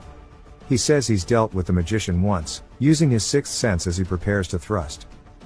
He does exactly that. As the blade starts to go straight towards her, he says that he should have her, but she doesn't take her eyes off the tip of his sword. He recalls Jackson's words about how he should trust his senses, but he shouldn't swear by them, because a strong opponent can fool them, especially magicians. She begins to push him back with her vines, knocking him into the air, entangling him completely. Penn and Torres spot this from halfway down the wall, and she calls him an idiot, asking what the hell he stayed up there for. Vines begin to make their way down the castle wall, killing both Penn and Torres in an instant, piercing their chests. Enkrid is doing his best to free himself, but the vines are way too thick and he can't get away. The magician says that she applauds his courage for not running away. He grits his teeth while staring at her, and she introduces herself, Richa of the Rose Vines. She begins to raise her hand. She clenches her fist, and Enkrid can tell that this life is over as a giant magic explosion happens within the midst of her vines. He says that just like how not all foot soldiers are equal, he should have expected the same would apply to magicians, and he got too cocky. He got drunk on the fact that he grew stronger, and charged in without analyzing her. The boatman asks if he knows his place now, saying he is an oddity using the power of loops to get stronger instead of suffering like he should, but against an overwhelming tall wall, he's nothing but an ant. Enkrid thanks him, saying that he thinks he reignited that spark within him, and this is exactly the wall he needed. The boatman says that he can't wait to see the third wall. I love how the boatman's face is becoming more distinguished with each and every passing loop. We then see Penn asking if he really wants to try disguising themselves as merchants. He tells her that he has a bad feeling about the other ways. She says that's fine, and they just have to enter along with the merchants who go in regularly to trade. He asks her when that will be. She says tomorrow morning. He says that if it's tomorrow, he wonders how that will work because he can't make the day go by without surpassing the wall. He wonders what will happen. Torres says they have to wait another day. As Penn says they should have some time and enjoy themselves.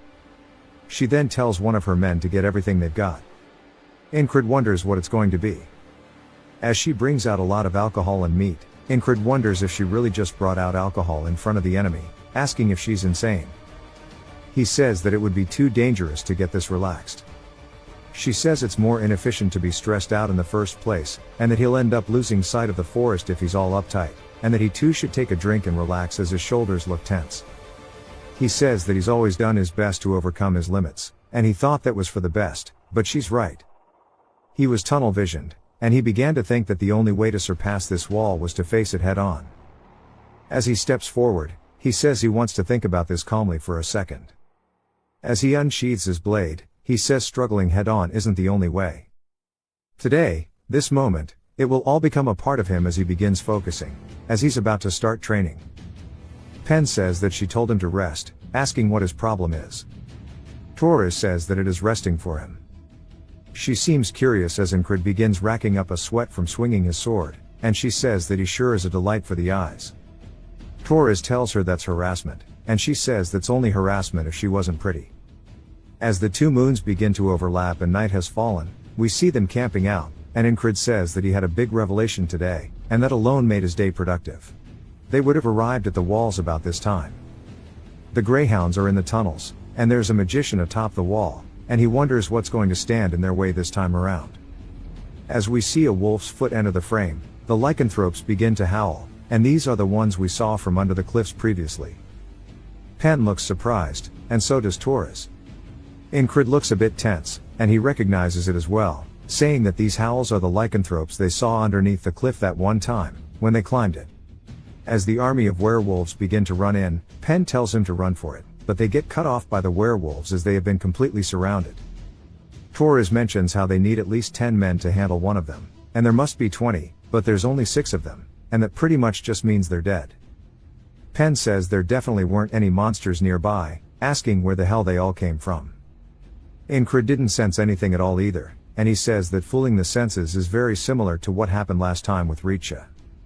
The wolves let out an even nastier howl, and Enkrid says that he said he wouldn't just throw himself into his problems, but he refuses to get taken down so easily. As he charges straight in, he begins to use all of his senses, feeling where the attack is coming from. He looks over, spotting a second one, dodging backward to avoid it. He says that they're going to attack in irregular patterns from all over, and he can't respond properly while concentrating on a single point anymore, as there's just too many attacks.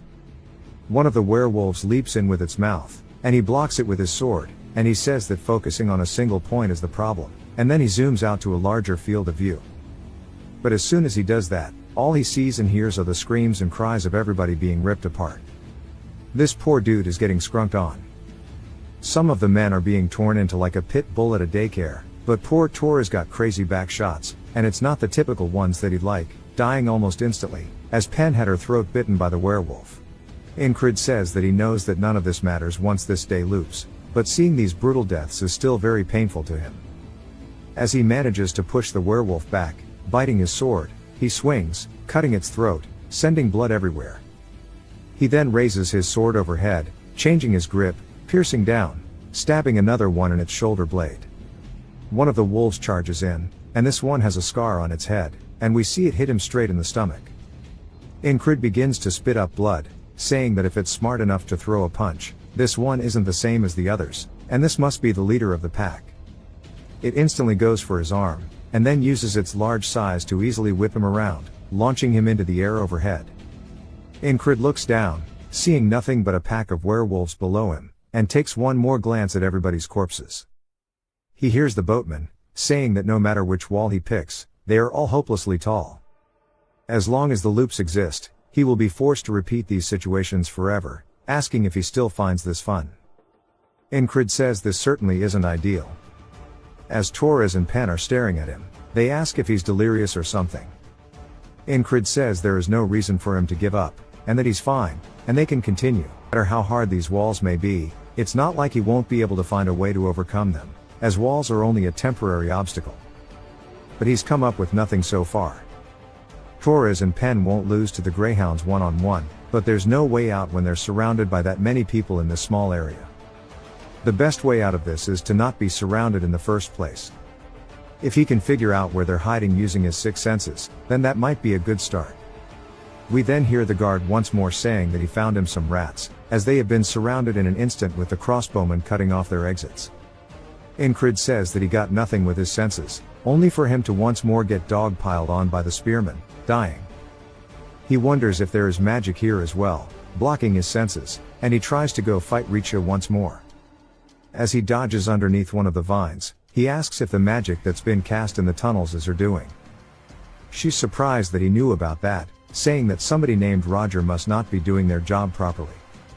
This is probably the Greyhound guy. But again, he gets killed by the vines, and he's still practicing the wrist snapping technique. He wonders why the rock isn't coming out. Torres says that he's really bad with his hands. But Enkrid's still thinking about it. There's no way to escape the ambush with his senses when a magician is involved. Even if they did get out the ambush, it is the persistent lovers that they're talking about. And there's no way they could evade all of them. The same goes for the lycanthropes. It's a many versus few situation, and if he doesn't find a way to bridge this gap, then he's going to have a hard time. As he's running in headfirst, he then stops himself, saying that he is running at the problem, tunnel visioning once more. Back to the cave, he swings his sword, deflecting one of the spears, cutting a man's arm off. Then back to the fight with Richa, he says that he can't be hasty. This is a rare opportunity for him to train endlessly once more after all. Back to the lycanthropes, into the spear death. Richa is the only one where it looks like he's making a good bit of progress. I take that back, as we see his sword soaked in blood as he's killing a lycanthrope by grabbing onto its head, slicing it off. He says that he won't waste this precious time, which he can use to become stronger, only for him to immediately get killed. The boatman's lantern begins swaying, and he wonders how much longer he's going to play around. If he doesn't want to stay in this loop forever, he better choose a wall to climb over once and for all. Enkrid says after repeating all of them, he could tell each of the 3 walls are excellent, and it's almost a waste to have to choose one of them. Then, in one of the loops, morning arrives, and Torres wakes up, spotting Enkrid training in front of him. Enkrid punches forward, and then snaps his wrist as the hidden blade comes out of it. Torres is surprised, saying that he couldn't do that yesterday, asking when he figured it out. Enkrid says it was around 30 days ago, leaving Torres confused, asking what he meant. Enkrid says now that he has become strong enough, this is actually the 79th loop, and he's going to climb over this wall and progress to tomorrow. He says that they have time before they go into the tunnel, wondering if he could get a simple pouch made, and he gives them the measurements, saying that he needs to be wrapped around his wrist. The guy says that that's not hard. Then Enkrid comments on the inside of Pen's boots, as they seem special. She asks if he's that curious, as she takes off her boots, saying that she put fabric on the inside, and it dampens the sound of her walking, as there are a lot of sensitive monsters in the area. Enkrid tells Torres they should do this too. Torres is surprised, as Enkrid says that she's saying that there's a lot of monsters, but she reminds him that they probably won't run into them. They do it anyway, and Enkrid's foot is barely making any sound at all, to the point that Pen is surprised, asking if he has worked as a ranger before. He says no, and she says that even if he did the fabric dampening to his boots, it's hard to walk this quietly. It's because he's practiced this loop over and over again, and to survive in the smuggler's tunnel, he needs to find the enemies first, and then create a gap.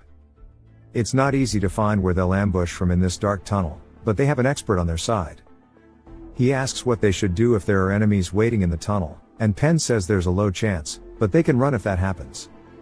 He then asks what will happen if the exit is blocked, and asks about the width and height of the tunnel, wondering if there are any side paths if their main one is blocked. Torres asks if he's scared or if he has a bad feeling about this, as he's asking a lot of questions unlike his usual self. Enkrid asks her if they are armed and waiting for them, if they are as good as dead. She says that he could sit this one out if he's scared, as it'll be better than listening to him talk ominously. He's saying that they should just be careful, and she can tell that he's serious, but she wonders where it's coming from. Enkrid says that the way to make his comrades act like he wants them to, given their ranks, he can't use force, and that means he needs to persuade them. The level of intimidation that Krang showed at the infirmary tent, and the forceful way of speaking, he got his point across. That method is more effective than 100 words. She says that he's right, and she admits that she was too relaxed. The air has now shifted, and if she stays alert, she'll notice things. As she's looking at the floor, she says it's odd, and that there are footsteps that have been muddled on purpose. She then grits her teeth, realizing that this is a trap, saying they need to go back immediately and secure the exit. Finally, men start walking up behind them, wielding crossbows, pointing them directly at them, and Torres and them hide. We then hear Enkrid running, saying that he has word from their boss Roger, and that Roger is the name of the enemy commander that Richa had mentioned. It's difficult to see faces and how people are dressed in the dark, as he starts screaming about the city and monsters. They ask if he means Commander Roger, wanting him to explain. Enkrid says that these guys think that he's one of them just because he knows the name Roger, and as he gets close, Enkrid starts to draw his blade. He says of course they'll realize now that he's up close that that's not the case, but by then it's too late as he instantly kills one of them. They start screaming, saying that he's an intruder, and the man yells for everybody to shoot as Enkrid grabs onto his uniform and begins holding him hostage, telling everybody to shoot. The man orders them not to, saying that they better not dare. Enkrid taunts them, saying that he thought these Aspen dogs were trained, and he can't believe they can't take down one man, and that they should do something. Both Torres and Pen wonder what the hell he's doing, provoking them. Pen says that if there are others here, this is going to be bad, and she needs to check it out. But Enkrid starts screaming, asking if their crossbows are for show, and if their heads are just empty. Continuing to taunt them, Pen then realizes exactly what is going on. He keeps yelling the name Roger, saying it over and over. We see her coming up behind one of the guards as she instantly hits him with the "does this rag smell funny" no jutsu. Torres also picks up what he's putting down, killing another one of them, and she realizes that this is the perfect opportunity for them to kill them, and that he is a real genius, as she stabs a man in the throat. The soldiers now realize that they're pinched and yell about the men behind them. One of them asks where, but Torres instantly cuts him down. Enkrid yells, saying that the moon shirks away from the oncoming darkness. The sun rises to reveal a new dawn, and he continues screaming meaningless things. One of the soldiers looks absolutely terrified as he's readying his crossbow. He points it forward towards Enkrid, and the guy releases the bolt, only to friendly fire his boy. They scream, telling him to die, as they start charging at him. Enkrid says that's the end of wasting time, but that wasn't enough. He throws out 2 whistle daggers, hitting 2 men each in their eyes, as Penn yells that they need to get to the exit. They then hear more soldiers marching in, so he turns, spotting the main forces of Roger's greyhounds. "I guess Roger is not this guy, my bad," he yells, saying that he has word from Richa. The captain freezes up, asking how he knows their name, as he yells, saying that they need to run. The guy realizes now that he was being toyed with and yells, telling his men to chase them. As they're about to reach the exit, they finally make it out with the soldiers directly on their asses. Penn asks if they're going to continue chasing them, wondering how to avoid them, saying they need to go to the creek or the cliff. But Enkrid says they have to go to camp. She asks why, but he tells her there's no time to explain. She decides to go with it, telling them to follow her. He says the sun will set soon, and it's about time for him to call them. He's definitely about to use the werewolves to kill the soldiers. He recalls Henry's words about a flat earth-colored stone near the Penhandle River, and that vipers live under those stones, are extremely dangerous. As he puts his sword behind one, he flings it backwards, and we see the tail of a snake as one of the soldiers blocks it, saying that his tricks aren't going to work. We then see a viper that pops out from the broken debris, but it's not just one, as he continues throwing rocks to cause the soldiers to panic and scream in absolute fear. Penn asks what the hell they are doing, saying that if they're this loud, the monsters will hear. But Enkrid says that was the point, and their big ears won't fail to hear all of this. As they continue running up the hill, he says that the moon will now rise, and when the moon is at its peak, it's time for the monsters to roam, as the night belongs to them. The werewolves begin howling as we see them below them. Enkrid says that monsters care not about what's in front of them, they just want flesh and blood. He then tells Torres and Penn to go on ahead. They ask if he's really trying to get them to abandon him, as they wouldn't go without him. He yells, saying they have to, and he has a plan. They just need to go, as they'll get in his way. He then stops, killing his momentum, and begins to turn towards the guards. The captain yells, telling his men to split up after them. And he says that with all of the greyhounds and lycanthropes in one place, he can get them to fight each other to the end, and that this is the diverging point, and he needs to get them all to focus on him so they don't go after Torres and Penn. He needs to let out an immense killing intent strong enough that nobody can focus on a single other thing. As a red aura emanates off him. Bro is straight aura farming at this point. The captain immediately turns towards him as a chill runs down his spine, but so does the alpha of the werewolves. The captain grits his teeth, realizing what must be done, and yells, telling his men to kill him first. The werewolves also begin scaling the cliffs directly below him and leap up directly behind, as the soldiers are in front. Enkrid turns, using his senses, and he dodges the attack, saying that friend or foe, it no longer matters. It will be in complete chaos here, and it's just as he wanted. Everything has turned into a Black Friday sale at Walmart. While Torres and Penn are running away, Torres says that he doesn't know if this is going to be okay, and they should head back. They then hear the werewolves howling and turn, worried, only to see the absolute bloodbath, saying that he's now alone in a sea of enemies. Torres says they need to head back immediately, and then he's in complete disbelief by something, as he has to rub his eyes to double check. He asks why the hell he's so good at dodging, as we see a spear go straight past Enkrid's throat. He says in the midst of this chaotic battle, there are those who sense his murderous intent and attack, as he's focusing on not just a single point but everything around him in unison, predicting the trajectories of their attacks with the most minimal movement required. He easily dodges. He says he had to adapt his senses, and spread his concentrating on a single point to be wide, to places he can't see. Split-second decisions are important, and the tiniest mistake can lead to his death.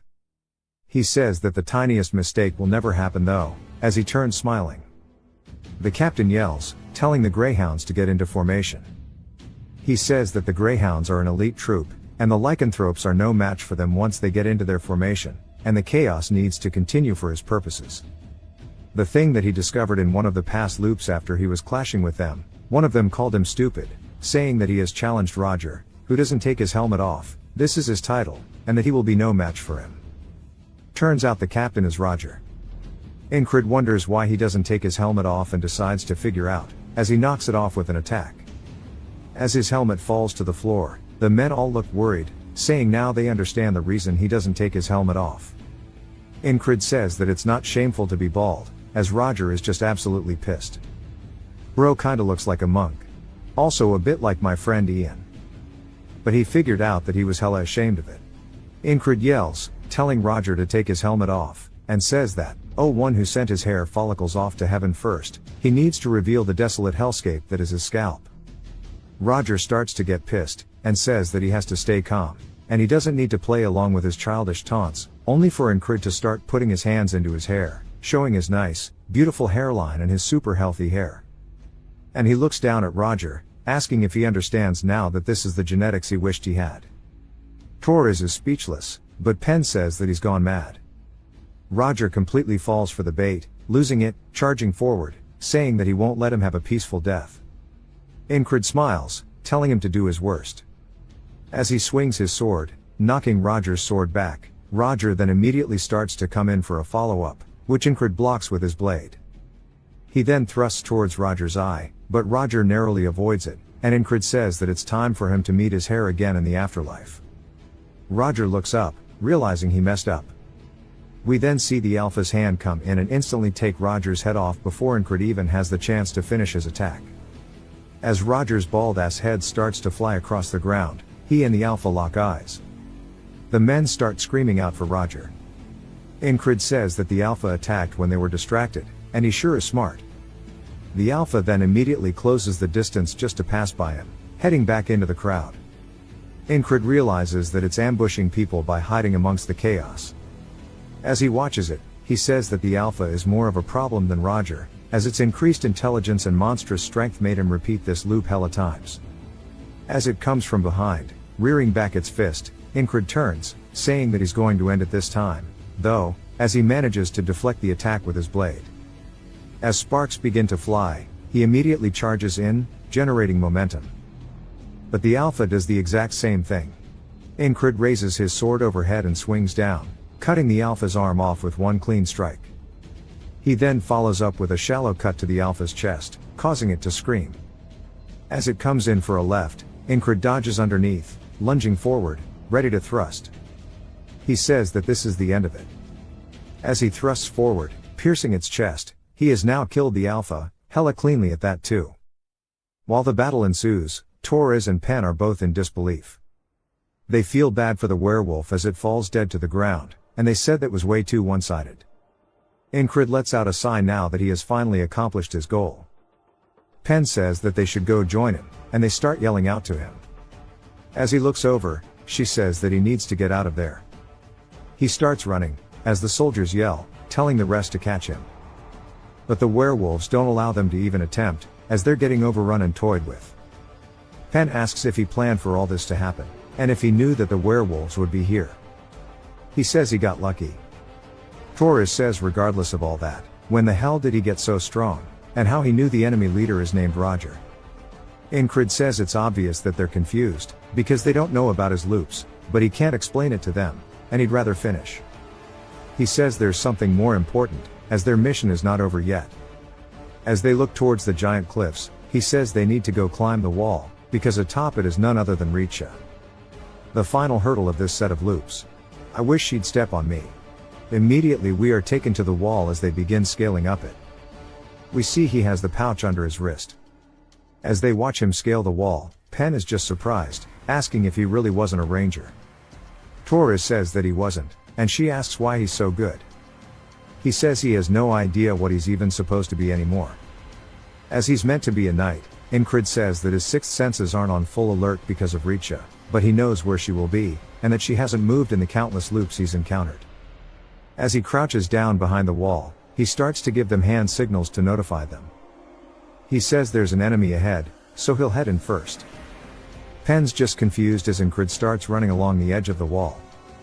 Richa turns, surprised, only to see his sword coming straight for her throat. She summons her vines as they wrap around his arm, and she sends him flying backwards.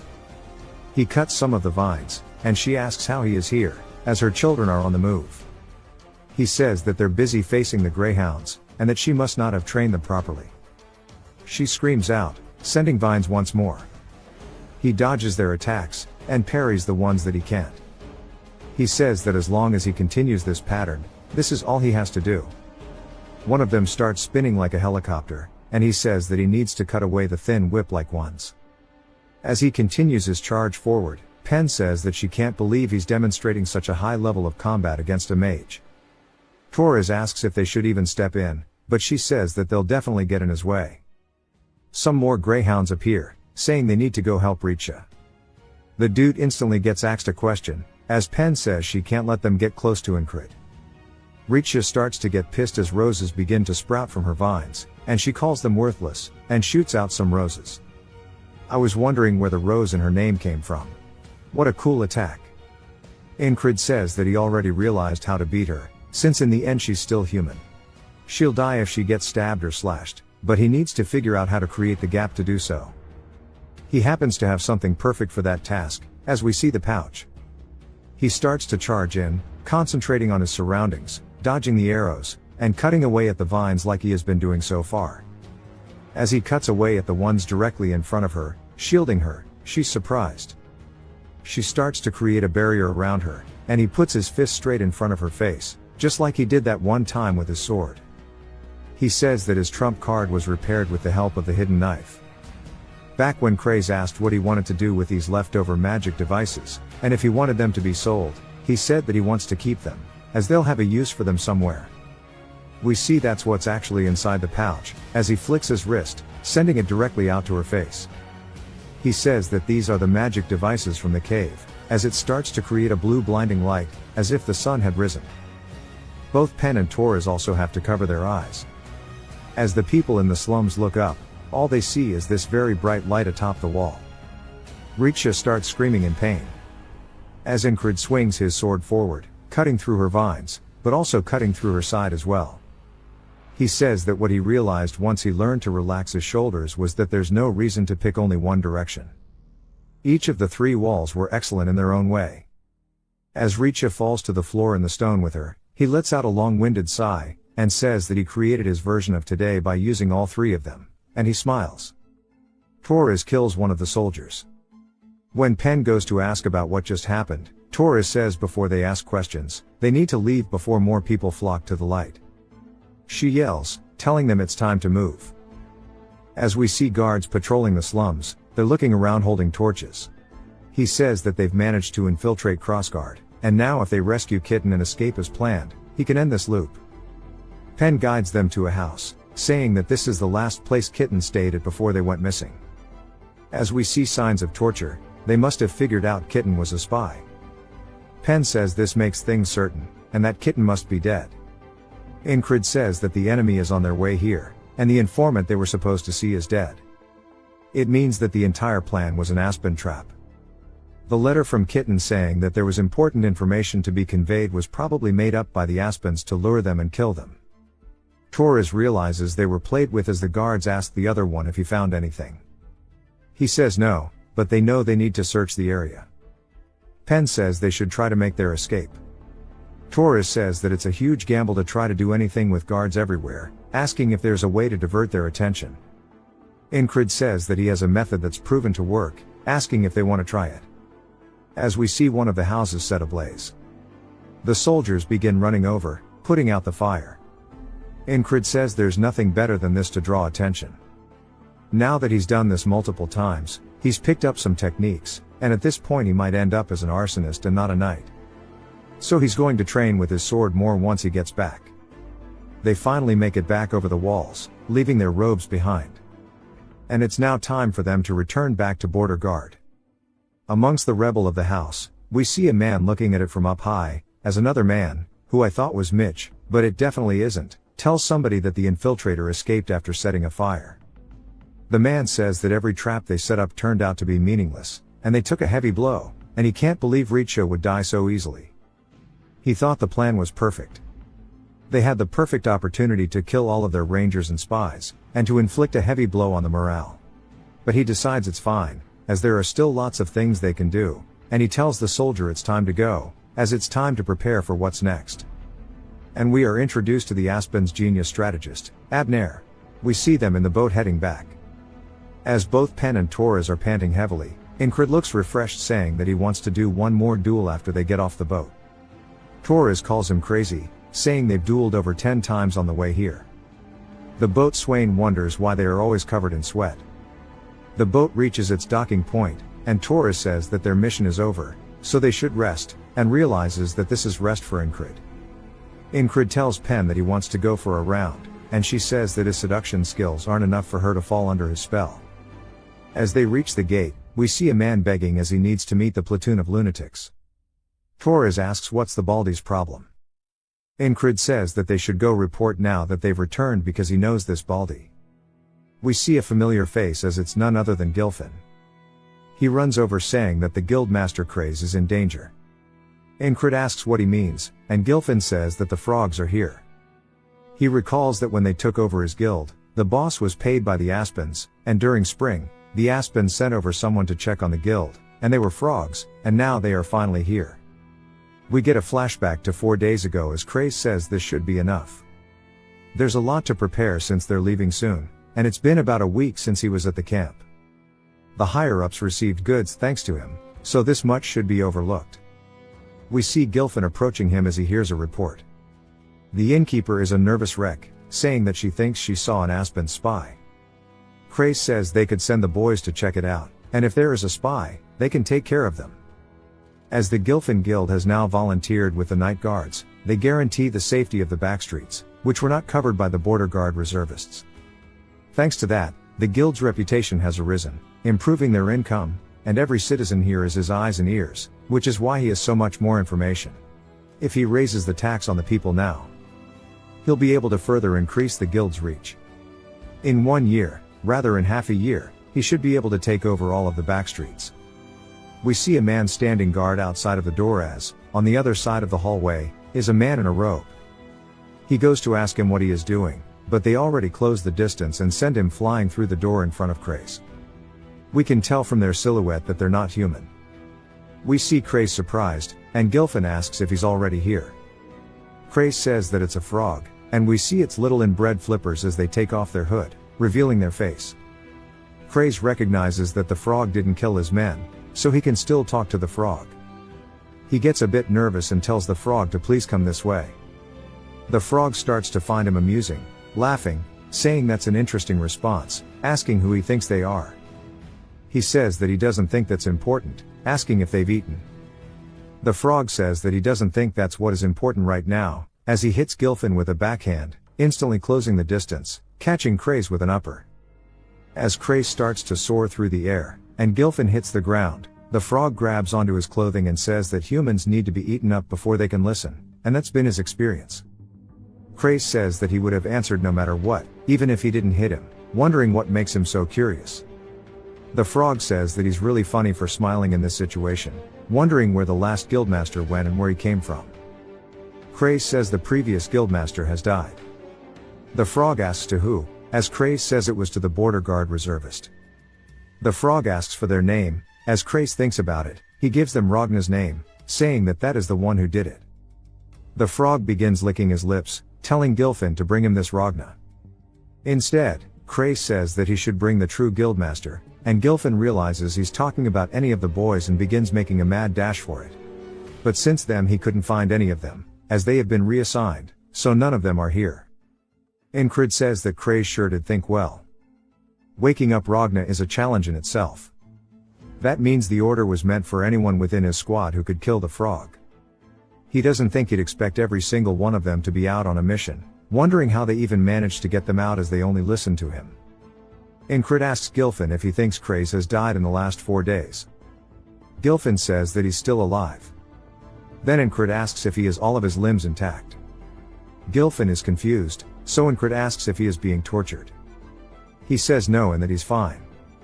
Enkrid says that he has drawn blood from the werewolves and the commander of the greyhounds, also he has killed a mage.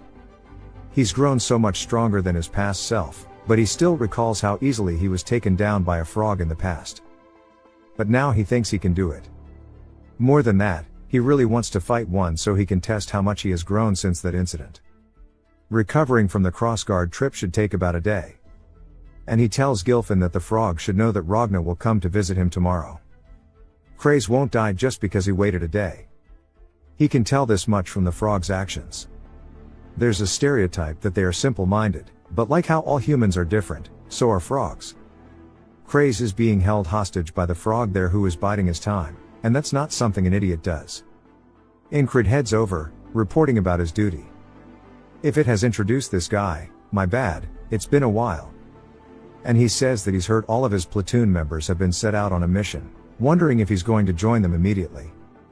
Enkrid says that he's quite tired, so he'll join them after 2 days of rest. At that night in the barracks, he says that just in case he dies from fighting the frog, he's going to be in the best condition possible, as we see Esther cuddled up beside him. He eats well and immediately gets to training. He looks down at his whistle dagger, saying that he didn't get to recover all of them, so he only has these 2 left, and there must be a way for him to get more. Esther starts approaching him, meowing, and he says that she sure is friendly today, as she starts purring from him, rubbing her head. He asks if she's been bored by herself and wonders if she wants to come with him, but she should watch from afar as he's looking forward to this. It's the opportunity for him to fight a frog. Back to the hideout, the frog says that he's waited long enough and he better keep his word about him being here today. Craze says of course, and he will be for sure. Before that, he should try this bowl of food as they are much more fresh, so they should suit his taste. The frog says that he isn't half bad and they might end up regretting killing him. Craze laughs, saying that they are too kind, and he can't wait for legitimately anyone to come already, as he's going to die at this rate. Later, at the Thieves' Guild, the frog is eating something else, waiting with his legs on top of the table. Craze says that they're late, wondering what the hell these crazy bastards are doing to be so late, and that he would go and get them himself, but he can't. The frog tells him to bring more of this as he holds up the apple core. Craze says yes, and says that this crazy frog bastard is keeping an eye on him, barely sleeping, and that he'll just have to hold on a little longer, as they will easily be able to beat this frog, but that's only if just one of the lunatics came to fight him, that is. As Enkrid starts walking down the hallway, he readies his whistle daggers, and the frog goes to take a bite of his apple before sensing that Enkrid is here, as he bursts through the door, sending the debris everywhere. He raises his whistle daggers, and Craze is just surprised and yells, asking what the hell he's doing here, since he's the weakest of them all. Enkrid throws the 2 whistle daggers forward, the frog avoids them as they hit the chair, and then lands atop the desk. Enkrid rears his sword back, swinging forward, which the frog dodges as well, by leaping overhead, drawing his own blade, coming in for an attack. Enkrid dodges by ducking underneath it, and now they are on equal footing, and it's time for one of them to gain tempo in this fight.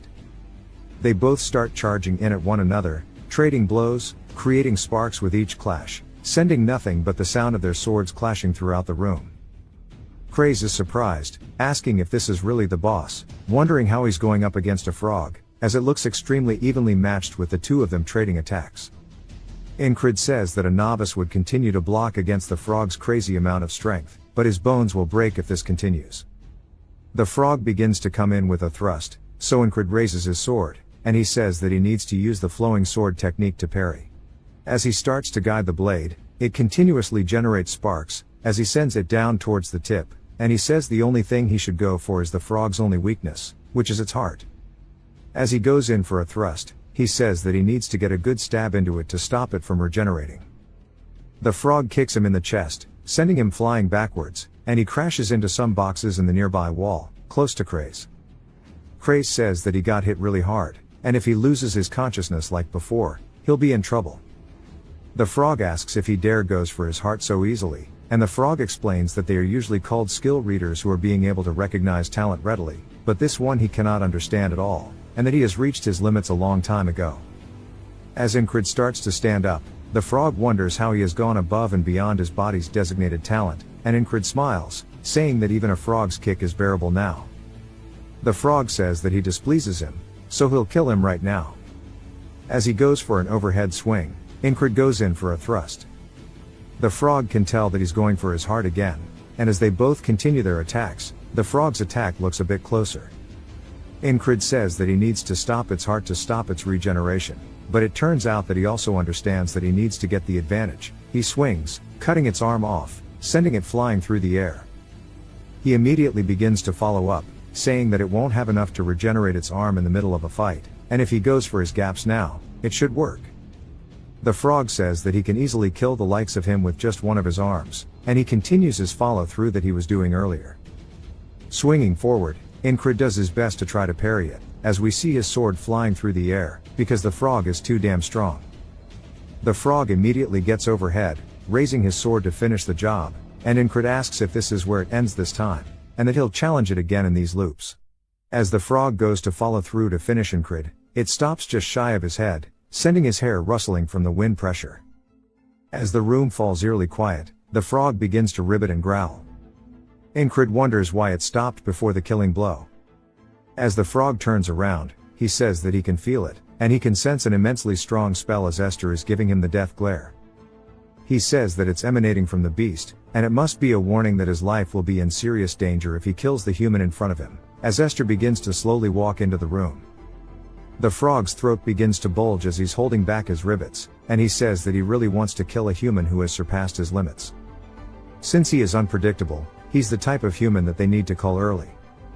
But he raises his weapon, and Esther understands what's going on. As he isn't trying to kill him anymore, he's sheathing it, and he says that it's not as important as staying alive. He tells Enkrid to remember this, and we learn that his name is Merlun, and that he will be sure to kill him next time. Enkrid honestly wished they could continue going, but Merlun takes his leave. Hello everyone, did you enjoy the explanation? If you did, then please like, share and subscribe the channel. Don't just watch anime and manhwa, learn from them, take motivation from their story, become the main character of your own life, and treat everyone with kindness. For the time being, sayonara, bye bye.